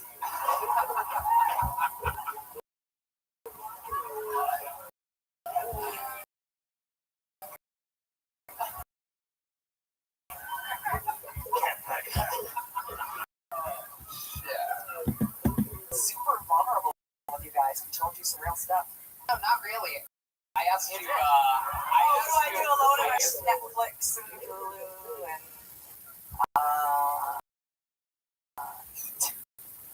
wow, catch. Oh, Jesus Christ. What do you like to do for fun, Heather? When you like let your hair, do you do? I don't like hiking. I like hiking. I've been to California is a fantastic state. I've been to. Yes. I have read some of her Rosie O'Donnell fiction.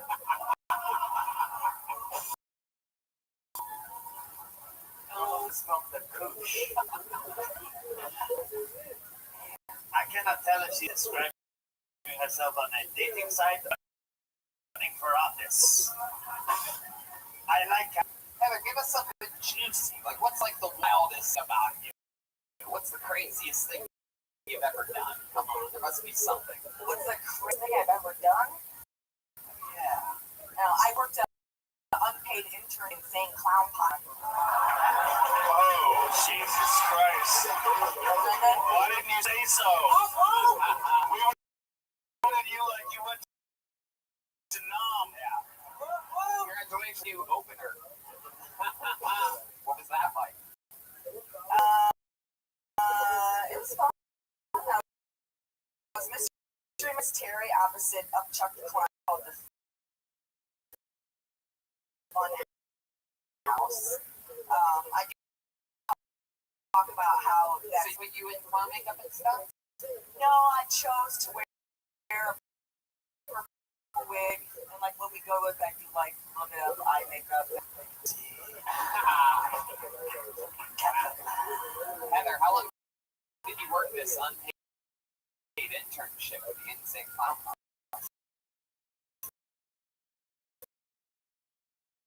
3 years. What?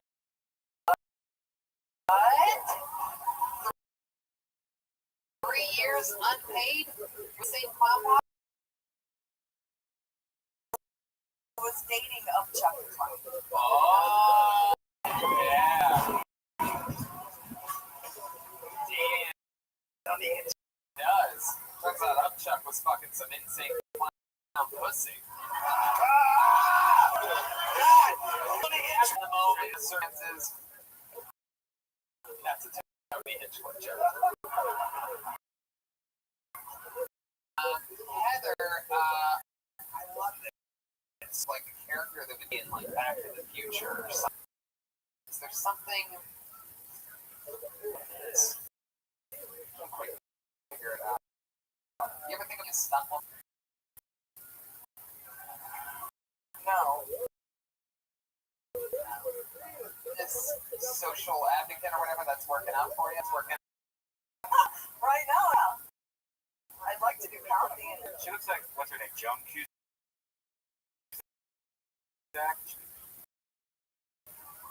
How long have you been doing comedy? How long have you been doing it?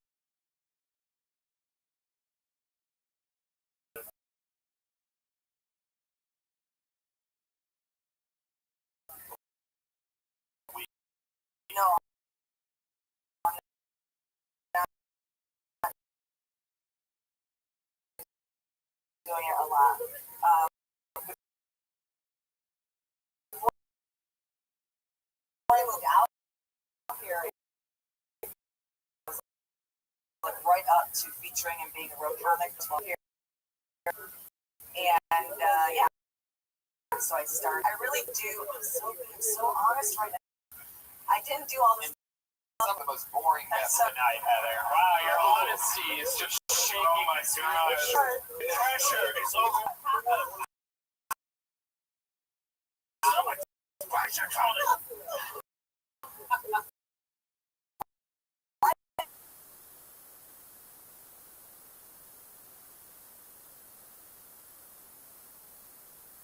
like Your part's way done. I had to take extra long. Dig deep to try to find a compelling story, and it did not happen. She goes, come on. Anyone needs it, it's her. She gets one bucket one more time, get a quick one.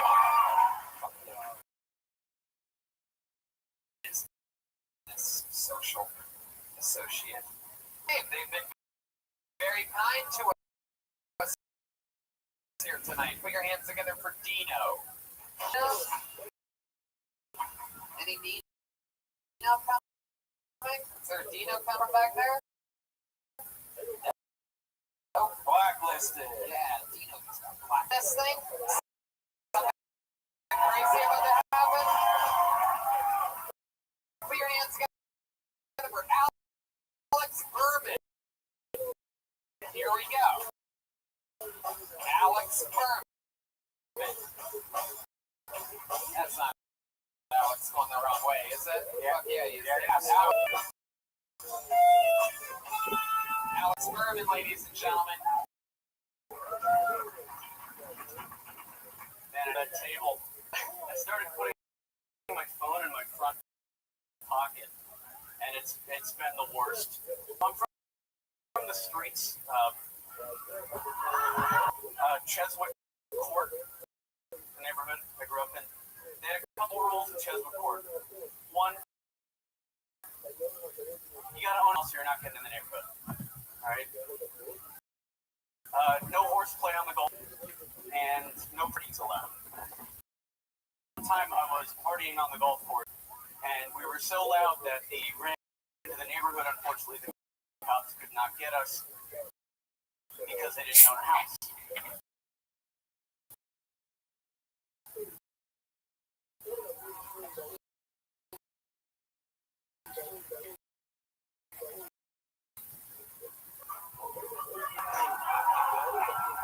And I'm so thrown off because ever since I got these red shoes, it wasn't a joke. You just said you moved your phone to the front. Was that a joke? Or were you just No, it wasn't. Oh, just like a statement. Oh, you're the statement club. I forgot. Yeah. But everybody's statements here at the Comedy Store. Now let's just acknowledge the fact that for the first time in Kiltone history, he started bombing for hitting the stage. He knocked over an entire table in the corner on his way. The person called him an idiot. Don't yell at those guys. Don't get them in trouble. See security over there. Are they getting in trouble now? I was always driving, dude. Fuck it. It's good for you. Look like a young hoop, Alex. I don't know what's going on here. Have you ever done What happened? before? Hold on, let's actually find out. Can you get a report for guys? Can you yell something? Oh, that's the best thing anybody's ever said ever. He said, "Can I get a report from a tour guide?" He says, "You win, sir. You should be a meme right now, and you should be sending worldwide. Hashtag He-Man. Let's get this bitch going, folks. Take pictures. Hashtag He-Man." Alex, do you feel bad at all for knocking over that table strings? So I feel bad, but it's like, what am I gonna do? You know, I'm not gonna buy their. News from the crowd. They are aggressive. Alex, this is not really good. They're drinking, right? So crowd is- I judge them already. Drinking. Oh, I'm gonna double down. I'm gonna triple down. Say, yeah. this is the first time I've ever seen a comedian go full pro wrestling stage. I was just gonna say that. I like it. I was like we going with the flow. Oh, wait a second. Is that the president of the United States of America? And Hillary Clinton? Wow. Amazing. I'm just gonna say, I lose confidence. He knows how to grab an audience by the balls that they truly want to hear deep down inside. I like your wife. You're gonna go places. Oh my God. Hillary Clinton, you have any? Whoa! It's a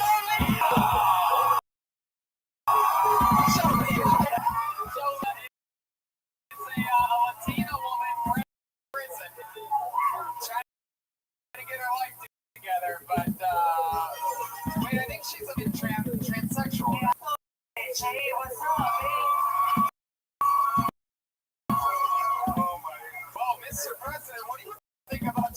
that coming out. Those are the kind of ugly people who want to keep the other side of the wall. Hey, keep it yourselves. Moving on. Hey, what's up, Tony? What are you doing, eh? Jolena, it's been time.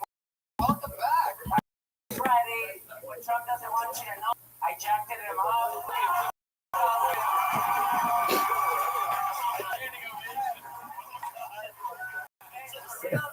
for real? Don't lie, fool. Don't lie, fool. I jacked him off. You're about to fucking lie, eh? The fucking way to act it. Oh my god.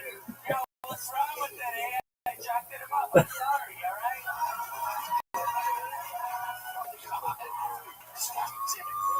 Oh my god. Hey, President Trump. she was going by a different name then. Her name was El Nino Daniels. Oh my god. Also, you're a member. Alright, cool. Alright. Say, it was half the price and she did work harder than a lot. Hey, Coach. Hey. Honestly, hey, I beated it on boy. I beated it on. What you beating it on? I fucking pissed it in right before I jacked it in. Holy shit. Oh, all right. They started on me at grass. Hashtag jacked it. Trend that. Alright. Hashtag he mad. Sorry, Jolena. Famous to get back to your evil son, Eric, out there. I jacked it full off too. Really? Is that true? Yeah, they got a line on me. Where were you at when you checked it, man? The location's not important. What matters is I thought I did it. Holy shit. Season 2, episode 8 of West. Wow. You get the reference? I don't know what the fuck you're talking about it. Okay, I can't defend your actions. Oh my god. Alex, so far on stage, you got more news than the 3-bar comedy store. News, it's news. It's not the charisma of Trump's wall, eh? Alex, what's the most cool thing about you? If you told us something that you think would win over this crowd, would it be? You voted for Trump twice. I didn't vote in the last election. Of course he did. You're the most likable human ever. No, I mean, all right. So the most cool thing, thank you for your support. You're welcome. I donate to charity. I love Kiva.org. It's like microloans in the third world. I love to give help those and like random like You don't like the table drinks that you knocked over? Jesus, Alex, get your priorities straight. What do you for work? Really? What are you producing? Other than bad 60-second comedy sets? Each shows kind of in the development phase, and then we've got a long run right now. Oh, yeah, I think all that for shows in the development phase. Which we should. Like we should be hustling. We should be getting. Yes, we should be. Yeah. Yes, indeed, we should, Alex. Hashtag like we should be. What's one of your best TV shows about? Like, what's the plot? So one is it's called Par for the Course. It's like Dale is like a fucking guy. Oh my Yeah, it's like Friends meets golf course. That was actually perfect. You put it spot on with what it is. You guys do, Alex.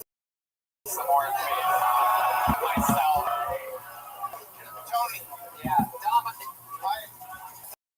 Dom Irera. I've been on this show so many times. Yeah. Thank you.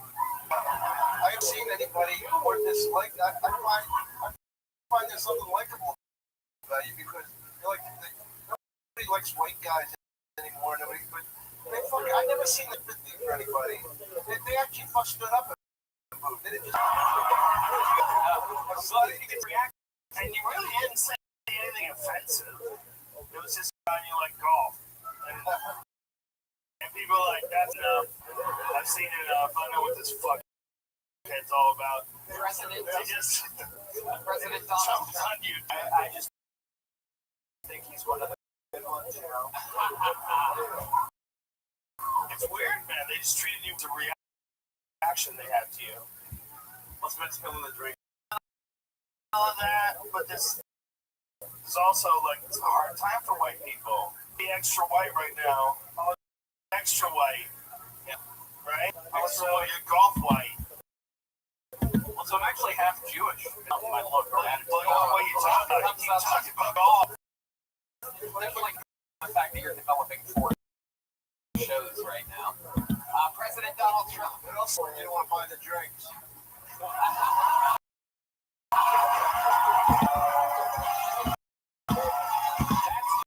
My favorite show of the night, right?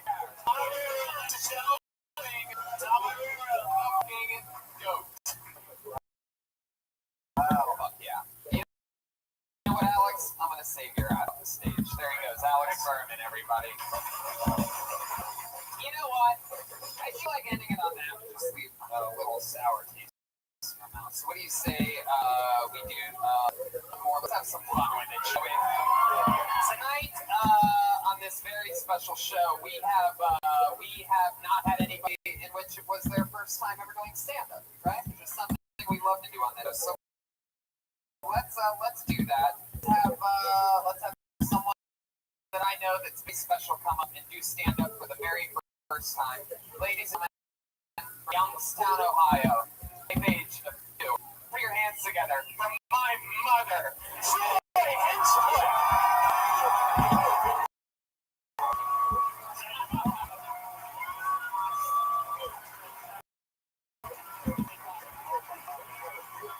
Wow, this is a full standing ovation.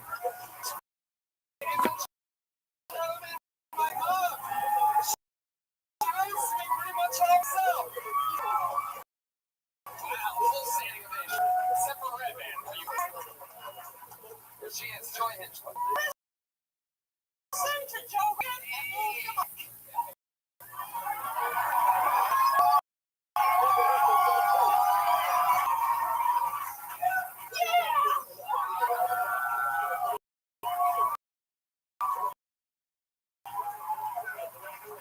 oh my God, I'm gonna rage. It's great to be here. Oh my God. Joy. The top rising community in the world.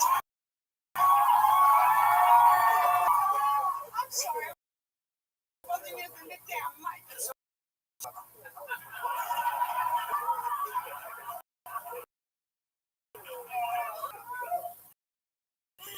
I'm excited to be here. I don't get to see Tony too often. He wanted to hang out with an old bag, this little place and a little flabby. He can hang out with.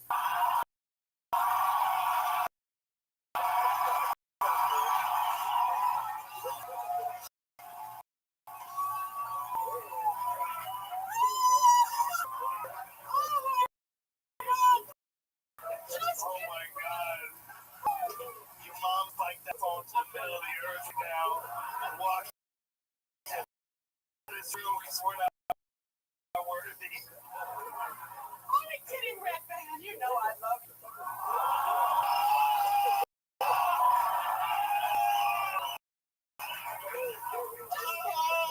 Serious, you and Tony have done on this show for female comedians. It's incredible. Like him.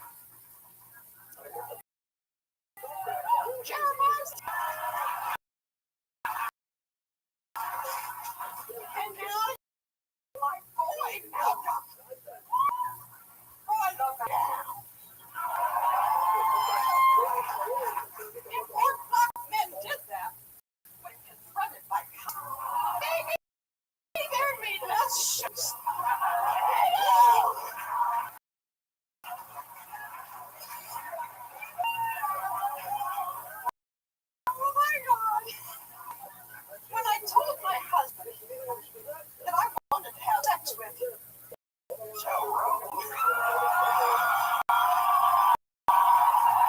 Oh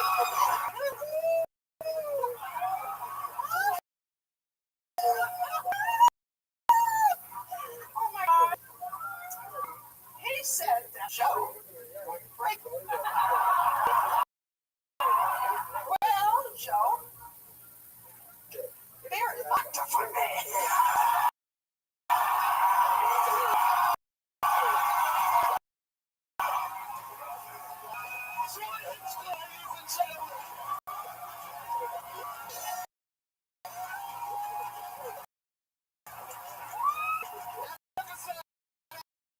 Everybody, let's bring in our special viewers. Alan McCoskey, Sam Shake, Condon, Vanessa Johnston,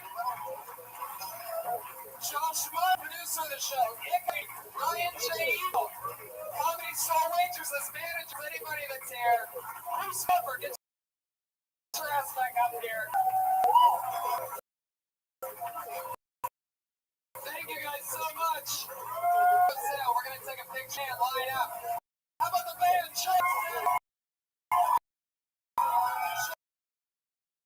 Total minutes. Chroma credits. Ichabod's here, ladies and gentlemen. Just sit up. Here real quick while they take these pictures. It's time for tonight, everybody. Show road. Ichabod, thank you so much. Love you. Photo op right there down the middle. Love you guys. Good night.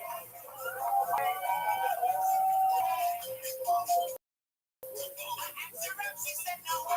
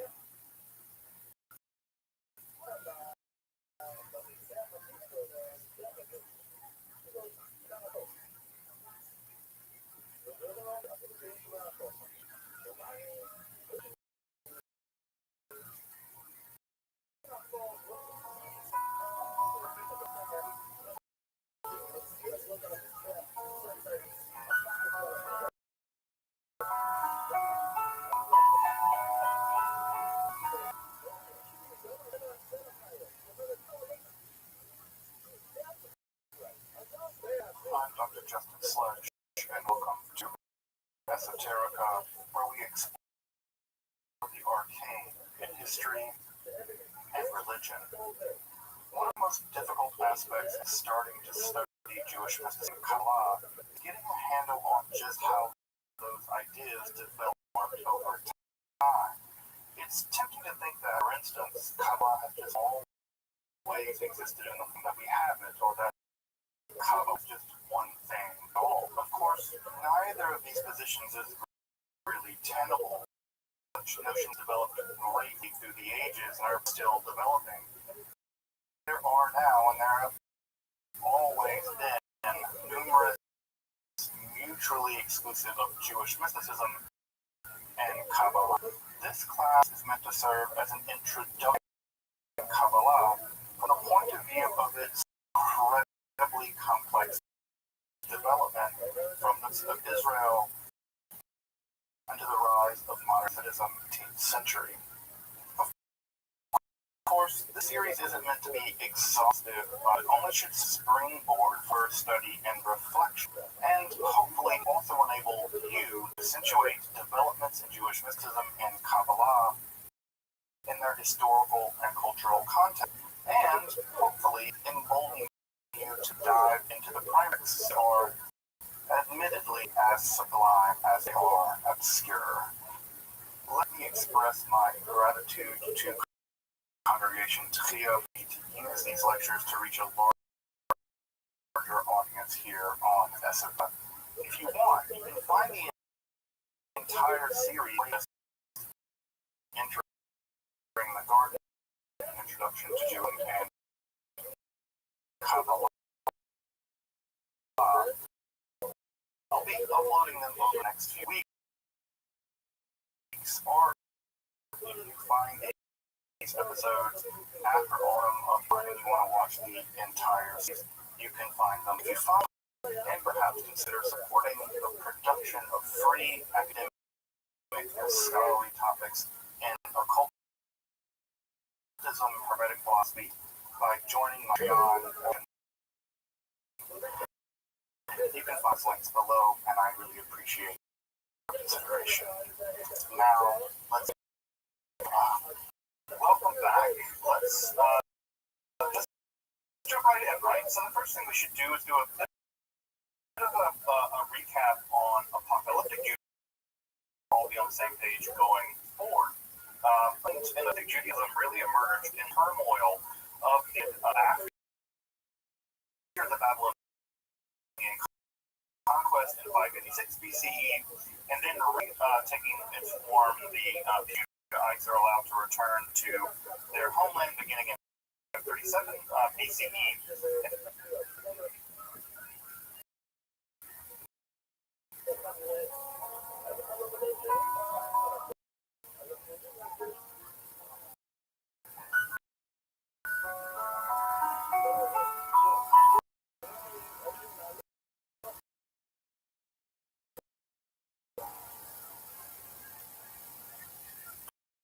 Justin Sledge, and welcome to Esoterica, where we explore the arcane in history, philosophy, and religion.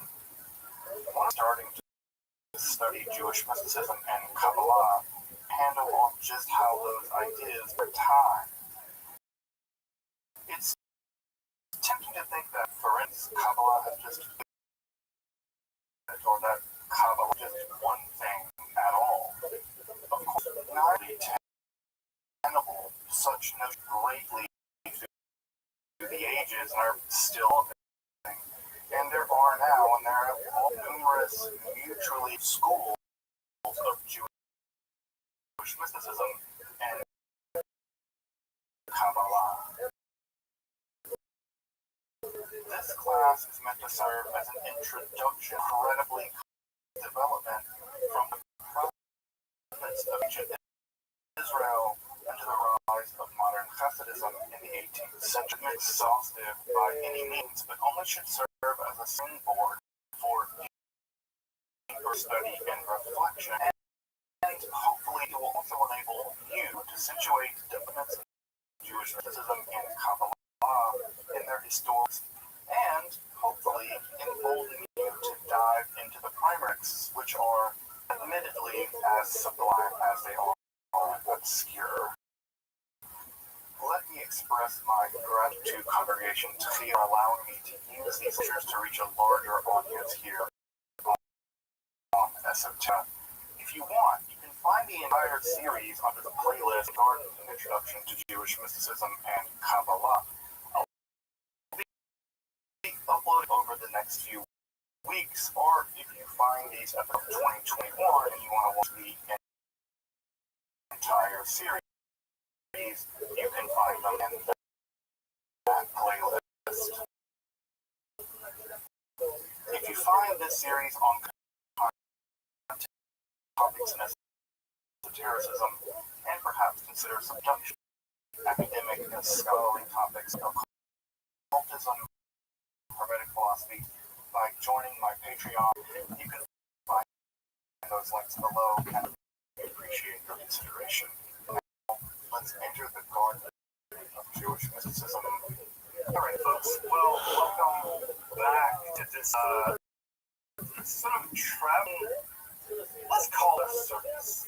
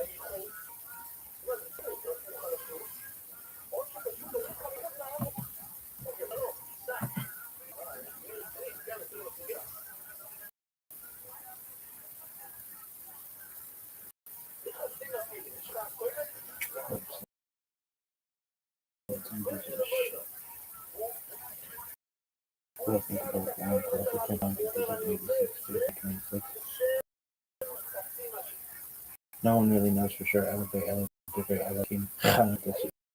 Over this guy.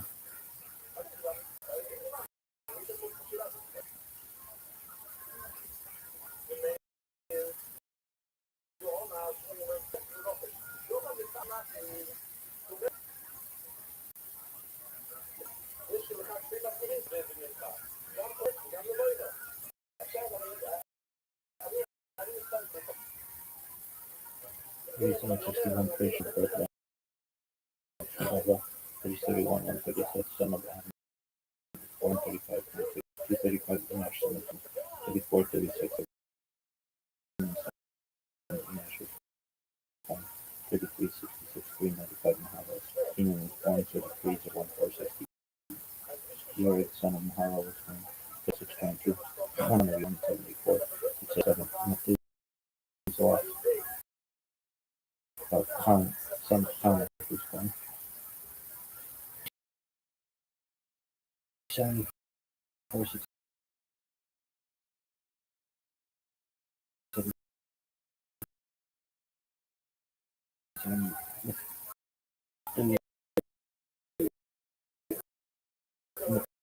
But choose some kind of thing.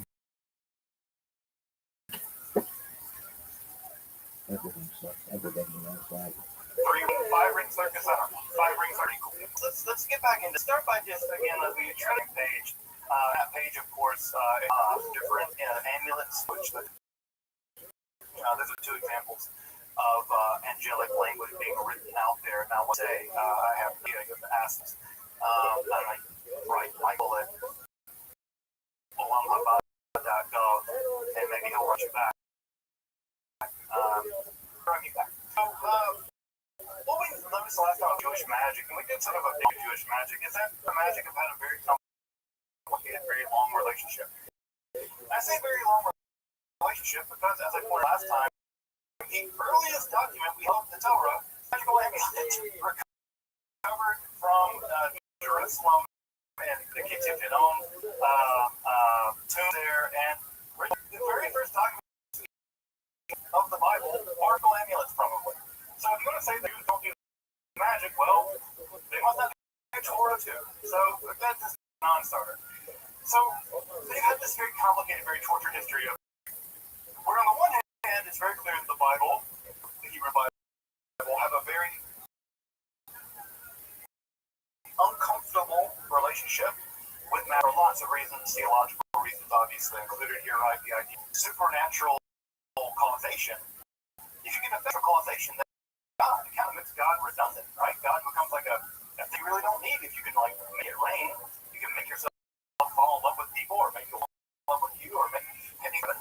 Who needs a God where they can win the lottery on their own? And same right, we see that magic is resist all food. We see it again all the way back to Kitab Genome and all through now.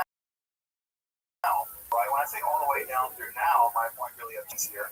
In the Haredi community, in the community of Orthodox Jews, we see magical manuals still being published to this day. And also in the liberal Jewish world, there's an entire of practicing Jewish witches and other folks who identify as Kohenites, who are also very interested in things like astrology and magic practices. And so we saw that the Jewish magic has really down through the ages, and unsurprisingly, it's mere tradition. So we see that Jewish magic often looks all in the area that they're living in. So we see the same kind of magic in the Greco-Egyptian period. We see Jewish magic being practiced in the Babylonian context. There's cool incantations.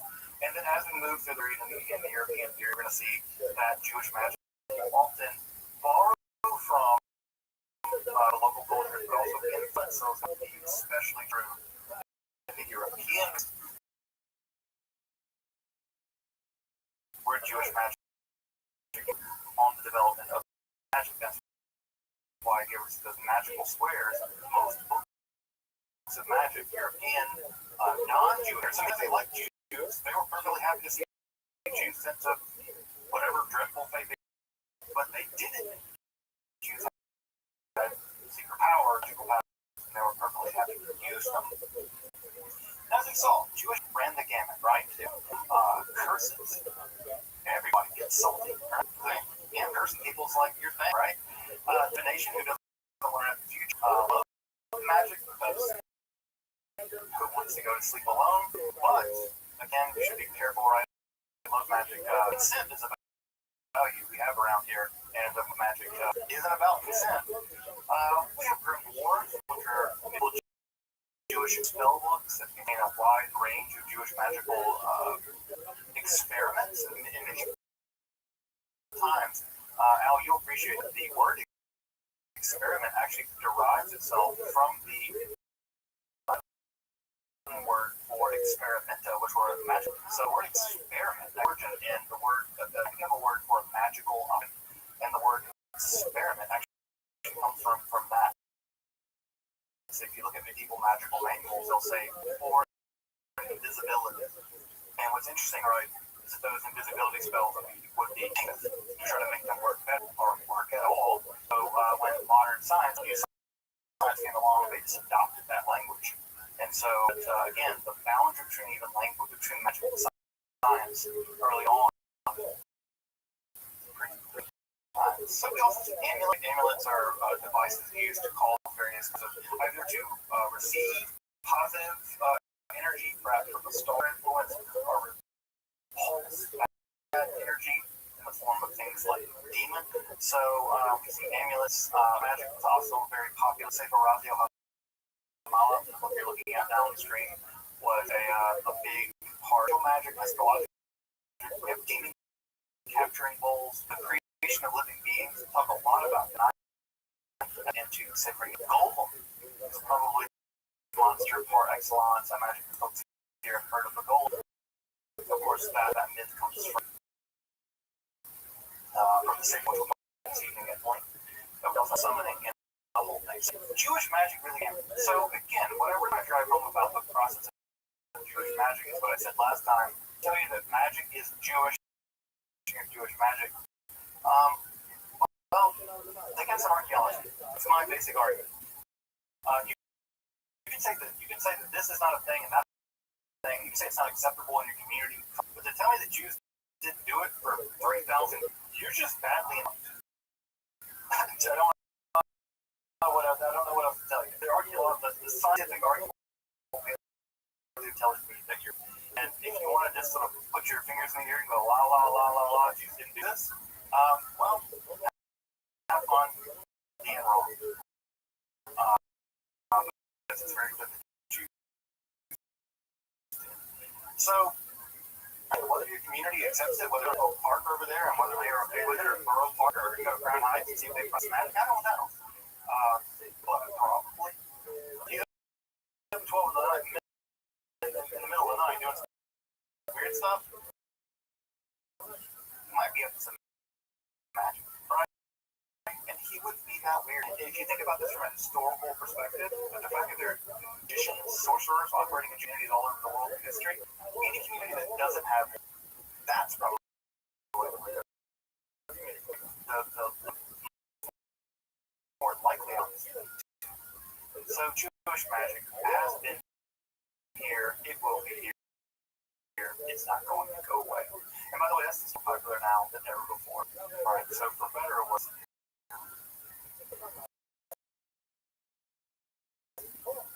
So tonight, the very first vestiges, the layer stratum of the Kabbalah. So we're going to do it. We're talking about this distinction between mysticism and Kabbalah. We're not going to hit that. We're going to in the world of Kabbalah. Introducing a little bit philosophical angle. People often think of Kabbalah as a kind of mysticism. Mysticism as somehow opposed to science or philosophy. Those oppositions just didn't exist in the late classical world. They certainly didn't exist in the Middle Ages. So we have to loosen up our categories a little bit here, right? Because we often think of these things existing in opposites, right? Science doesn't like mysticism. Mysticism doesn't like philosophy, and science can't really get along. And so they're all fighting, and even this is our world. The first thing you have to do is kind of, put a different hat on, what it is, big. And so understand that in the late classical world, the relationship between philosophy, mysticism, magic, religion was very complicated and very mixed together. Right? So trying between one of these and the other of these is just really not possible. It's always a very weird relationship with the outside world. Always very weird relationship, right? Because on the one hand, Jews want to maintain it. And on the other hand,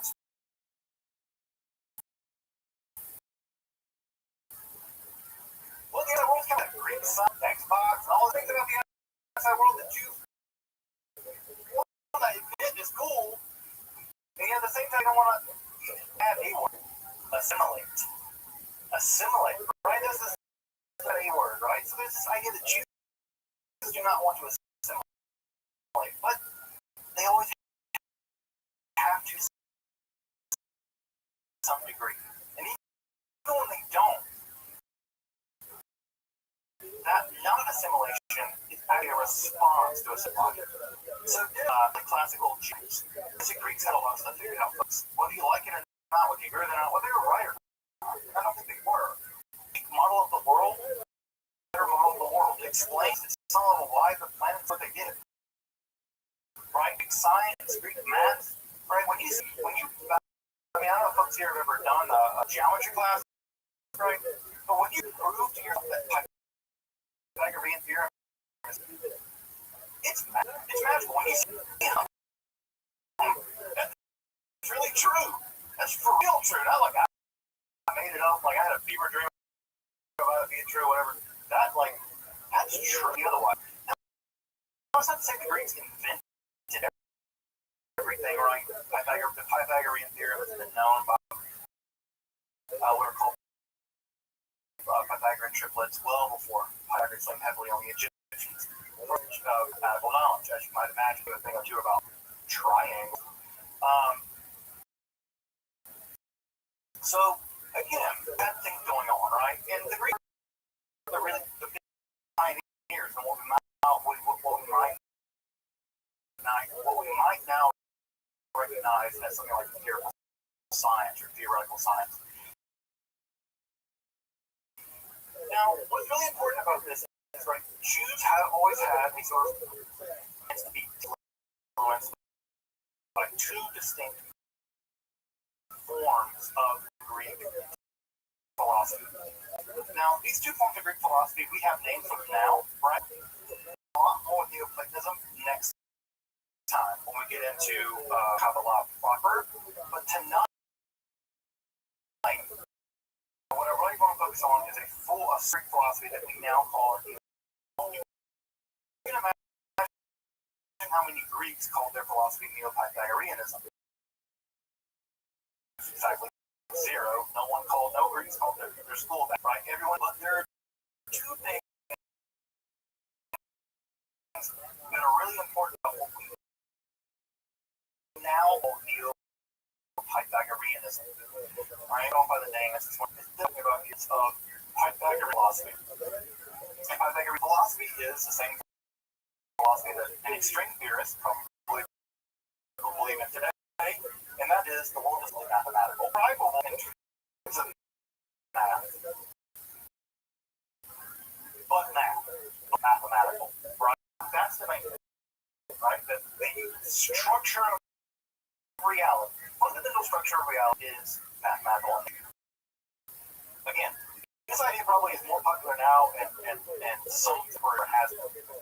The second note about this is that for the Neo-Pythagoreans, the union with God was possible. One could be like God, right? God, singular God, right? Because they're all about like everything one, right? They really thought that fundamentally things were basically one. You like that too. You could get your consciousness, you could unite your being, you could unite your nous. And as you imagine, those two ideas are going to be part and parcel of a great deal of what the consciousness in the world, and of course in the modern world as well. The image you're seeing on the screen here is an image from a Pythagorean or Neo-Pythagorean basilica that was actually discovered in the 18th century in Rome. It's recently been reopened. I've always wanted to go there. It's perfectly preserved. This is where Neo-Pythagoreans hung out in Rome. It's basically, it was always like hanging out in Rome. Wow. Very small amount of people go over there, so next time I'm going to try to be one of those very small people. So that, right? Let's look at this idea with some ideas of Judaism. Now, Judaism, as you probably know, that the way God makes the world in Jewish lore and Jewish mythology and Israelite mythology is that the existence is a speech act, right? God says, yeah, let there be light, and by Igor, there was light. The very act of speech caused this being to come into existence, which of course Israelites thought, Jews think that God God does. It's the language of God. In fact, that's what we call Hebrew Lashon Kodesh. Right? Lashon Kodesh. That Polish. The very reading of Hebrew is that Hebrew itself has magical power. Its itself is quasi-divine. God speaks it in a bunch of random sounds, right? We make random sounds, dog, right, or whatever. It isn't random. God's speech is the opposite of random. It's ordering. Because in the ancient imagination, remember back from the first talk, that particle goes on the ancient Israelite mind, oralized. It's what does God's speech do? It orders the universe. Surprising, right? Because if you studied some grammar, you've been tortured for grammar, you know the thing that's torturous about grammar is, and that's what's hard about it. It's about learning the patterns, learning when there's exceptions to patterns, and why there are exceptions to patterns. Which, as an act of order, is how God created the world. There was nothing, tohu bohu, chaos, and then God spoke, and it ordered it. So Hebrew has very early on Israelites, you might call it the language. This plays itself out. The first of this is that language, which is magical. This is surprising, right? They go mad at a sorcerer. Your child knows about what sorcerers. You might think that's just nonsense, but not. It's Aramaic. Avra, kadavra, literally means in Aramaic something like I create, I speak. Now, think about that for a minute, right? Abracadabra, abracadabra, I create as I speak, because God. So, on the hand, we have language is magical. You can do magical language with Hebrew, but speak that magical language. It's not just that you can do magical powers. You're also imitatio Dei, imitating God, right? Because God is language. Well, if God speaks that language,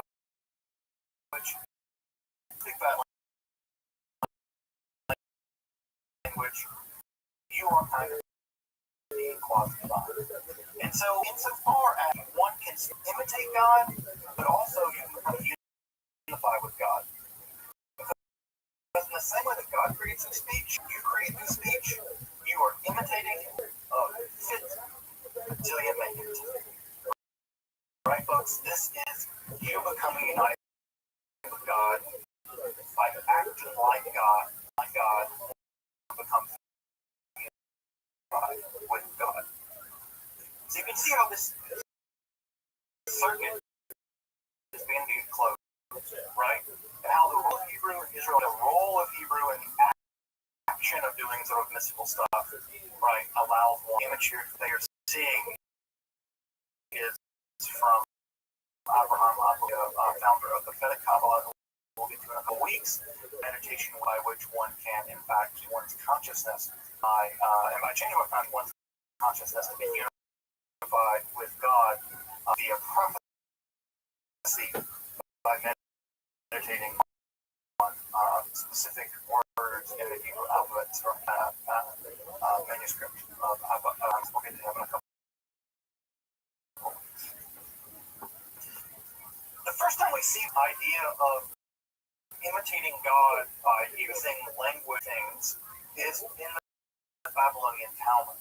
And this gets to the right where Al commented that on the one hand we have the rabbis, everyone else. Here's where I work, because in the Babylonian Talmud we have the rabbis doing the exact same, the thing that you said they didn't do, right? You wanted the line, and here's what I'm saying: the line can't be drawn. We have in the Babylonian Talmud stories which are each other being told by rabbis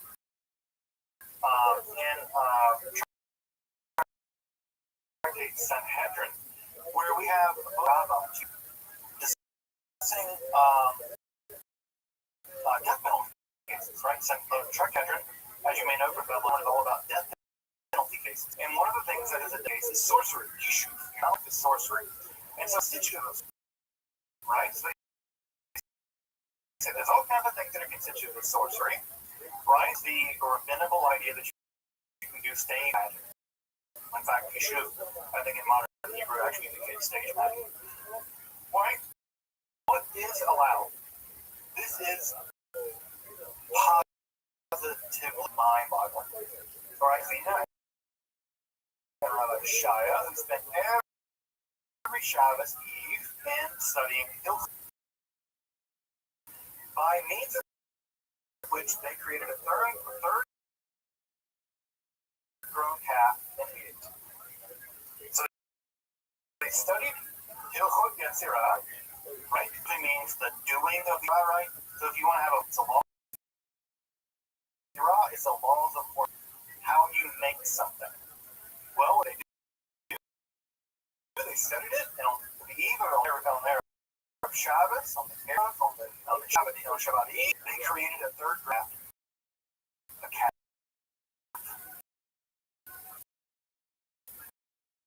They made one. Rabbah said, if the righteous desired it, they could create a world. Now, this translation is hiding something. This is a translation, full translation in the Aramaic. It says they could create a world. God. They could create a world. It's mind-blowing. That if you were righteous, you could create a world. Right? Have inequities? Now, Rabbah created a man, right? It's Rabbi Zerah. Zerah said to him, right? Spoke to him and said, right? He was mute. And thereafter he said, you're a creature of the magicians. Actually, and said, you're one of the company. Right? Like, you're one of those guys. Right? It's in Hebrew and Aramaic. Just go back to the. Right? And Rabbi Shah said, who spent studying Sefer Yetzirah, by means of which they created a path. So in the Babylonian, again, the central work of rabbinical Judaism, we have rabbis making people, making calves. So the distinction between what's magic and what's orthodox at this point has to be completely breaking down. Because I don't know about you, if I made a person, well, if it ain't magic, damn. Like, again, if making people ain't magic, I don't know what it is. So what we have in Babylonian Talmud is the idea that somehow they're studying both some text and creating people.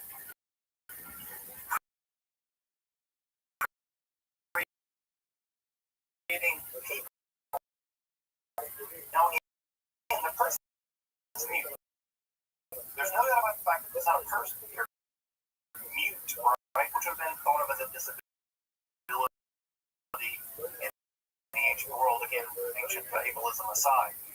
What we have here is a creation by some kind of study. Further, at 35 days, we have the idea that it was chosen by God to be the ark, because it's not well, but the grace by which heaven and earth were created. It's not a Babylonian Talmud at 55 days. That the Salah was chosen because he had combined the letters by which heaven and earth were created. So already by the Talmud, we have the idea that and here again at Sanhedrin 67-65 base, we have the idea that you create if you are righteous. If you are righteous.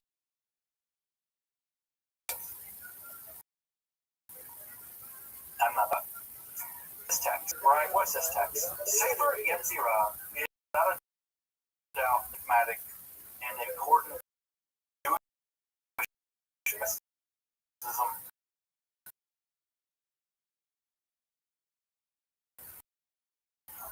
entire cover.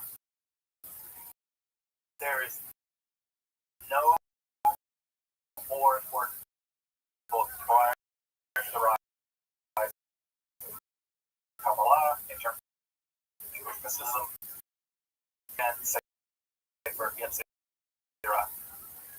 I'm going to say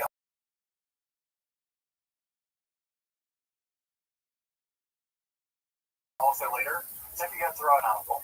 It's scripture now. Arguments based. It is a kind of Jewish scripture. We're not like the Christians, right? The Jewish camp kind of is open. Stuff gets in, right? And from community to community, right? And Sefer Yetzirah has certainly got it. I would consider to be part of the Jewish canon. Right on the Bible and with the Babylon, the Talmud, and the Sefer Zohar, etc. What is it? Is a 100 and 1,000 word long. We did the with all of the physical world we now know of, described by the standard model of particle physics with 25 particles, forces. But the Olam is a much bigger angle about what that would include angels and demons and all this. So anyway, the Sefer Yetzirah describes very, very brief, right? There are 1,000 words on average recension. We can talk about recensions later. There are 3 or 4 different recensions of the Sefer Yetzirah that have come down to us, and there's a debate about how they came down to us. But what we have is a book describing how the world was created, attributed to none less than the patriarch Abraham. Why Abraham? Because there's a line in Genesis where it said Abraham made souls, right? And Abraham created souls. And the idea is that because Abraham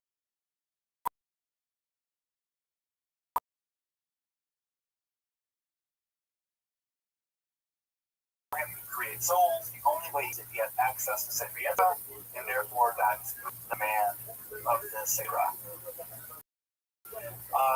This is written down. The shorter answer is we have no idea. We just don't know. Sometime before 1000 of the Common Era, right? Now, the debate goes that sometime between the 2nd century and the 11th century, 800 years or something. We don't know. It's very difficult.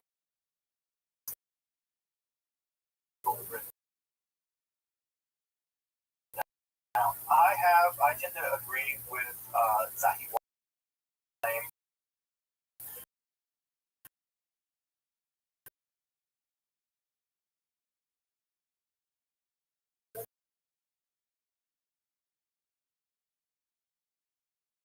In his book in the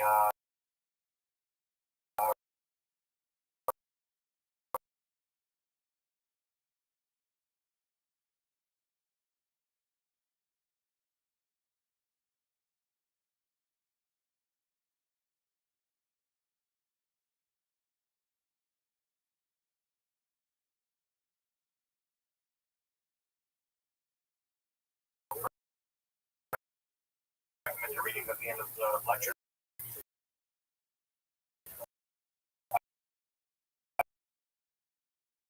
I tend to agree with Zahi. What I see was produced in the 7th century.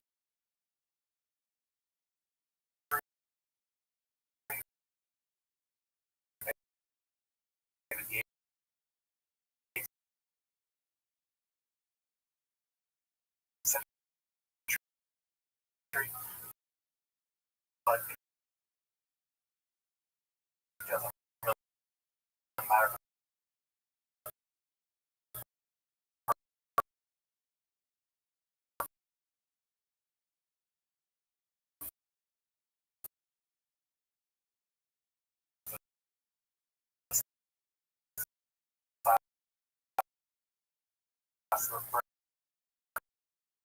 We're not going to get into the weeds about when it was written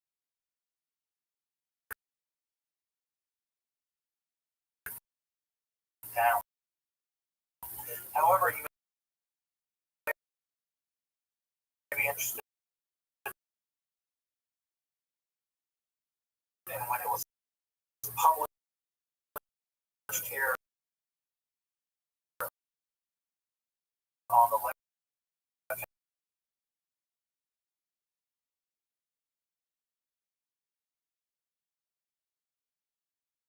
hand side of the stream edition of the Sacred Yetzirah published. I can be wrong about that, but it's 1562 that was published in the manual here.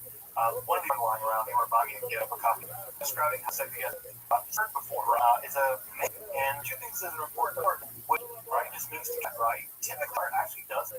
They invented it limited penny markers. One, which means to mean without one. Never one. Actual text. It makes no sense. What they're trying to express is not divine emanations. Now, I know that for folks who are familiar with Kabbalah, right? Seeing the tree of life, right? Right? And God goes from Keter to Hokmah, Bina, right? 10 things. We'll get to that later. Right? And that's the tree of life, those are the roads. Well, in the second answer, it's not that. Whatever it is, it's not that. They are not divine emanations. We'll get there tonight. A minute. They're not that. What are they? One knows. No one knows. The going guess, and I say guess, right? Because I really guess. The going guess is that this is influenced by Pythagorean, right? Neo-Pythagorean, remember, Neo-Pythagoreanism is all about this number, right? Remember, it's all about number being a reality.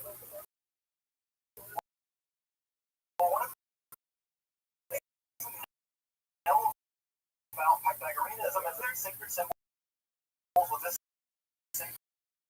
metric.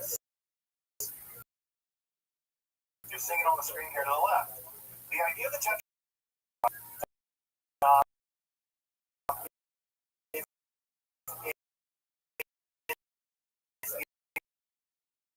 the idea that from one monad can give rise to plus, right? So these three give rise to four counting systems of origin. Geometric way of describing, right? These tetrahedrals, 10, 9, 10, 9, 11. Exactly 10.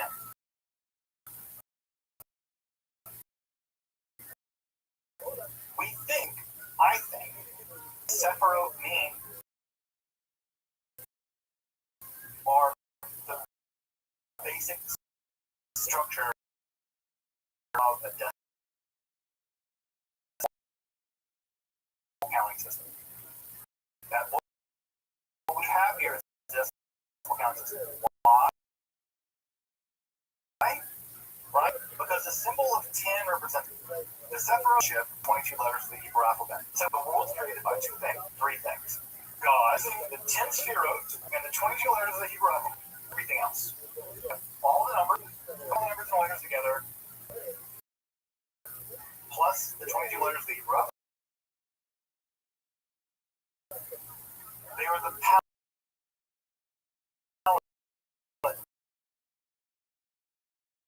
by which we painted the world into existence. So, in Sefer Yetzirah, we are not a numerical structure to combine with the alphabet, or the substructure of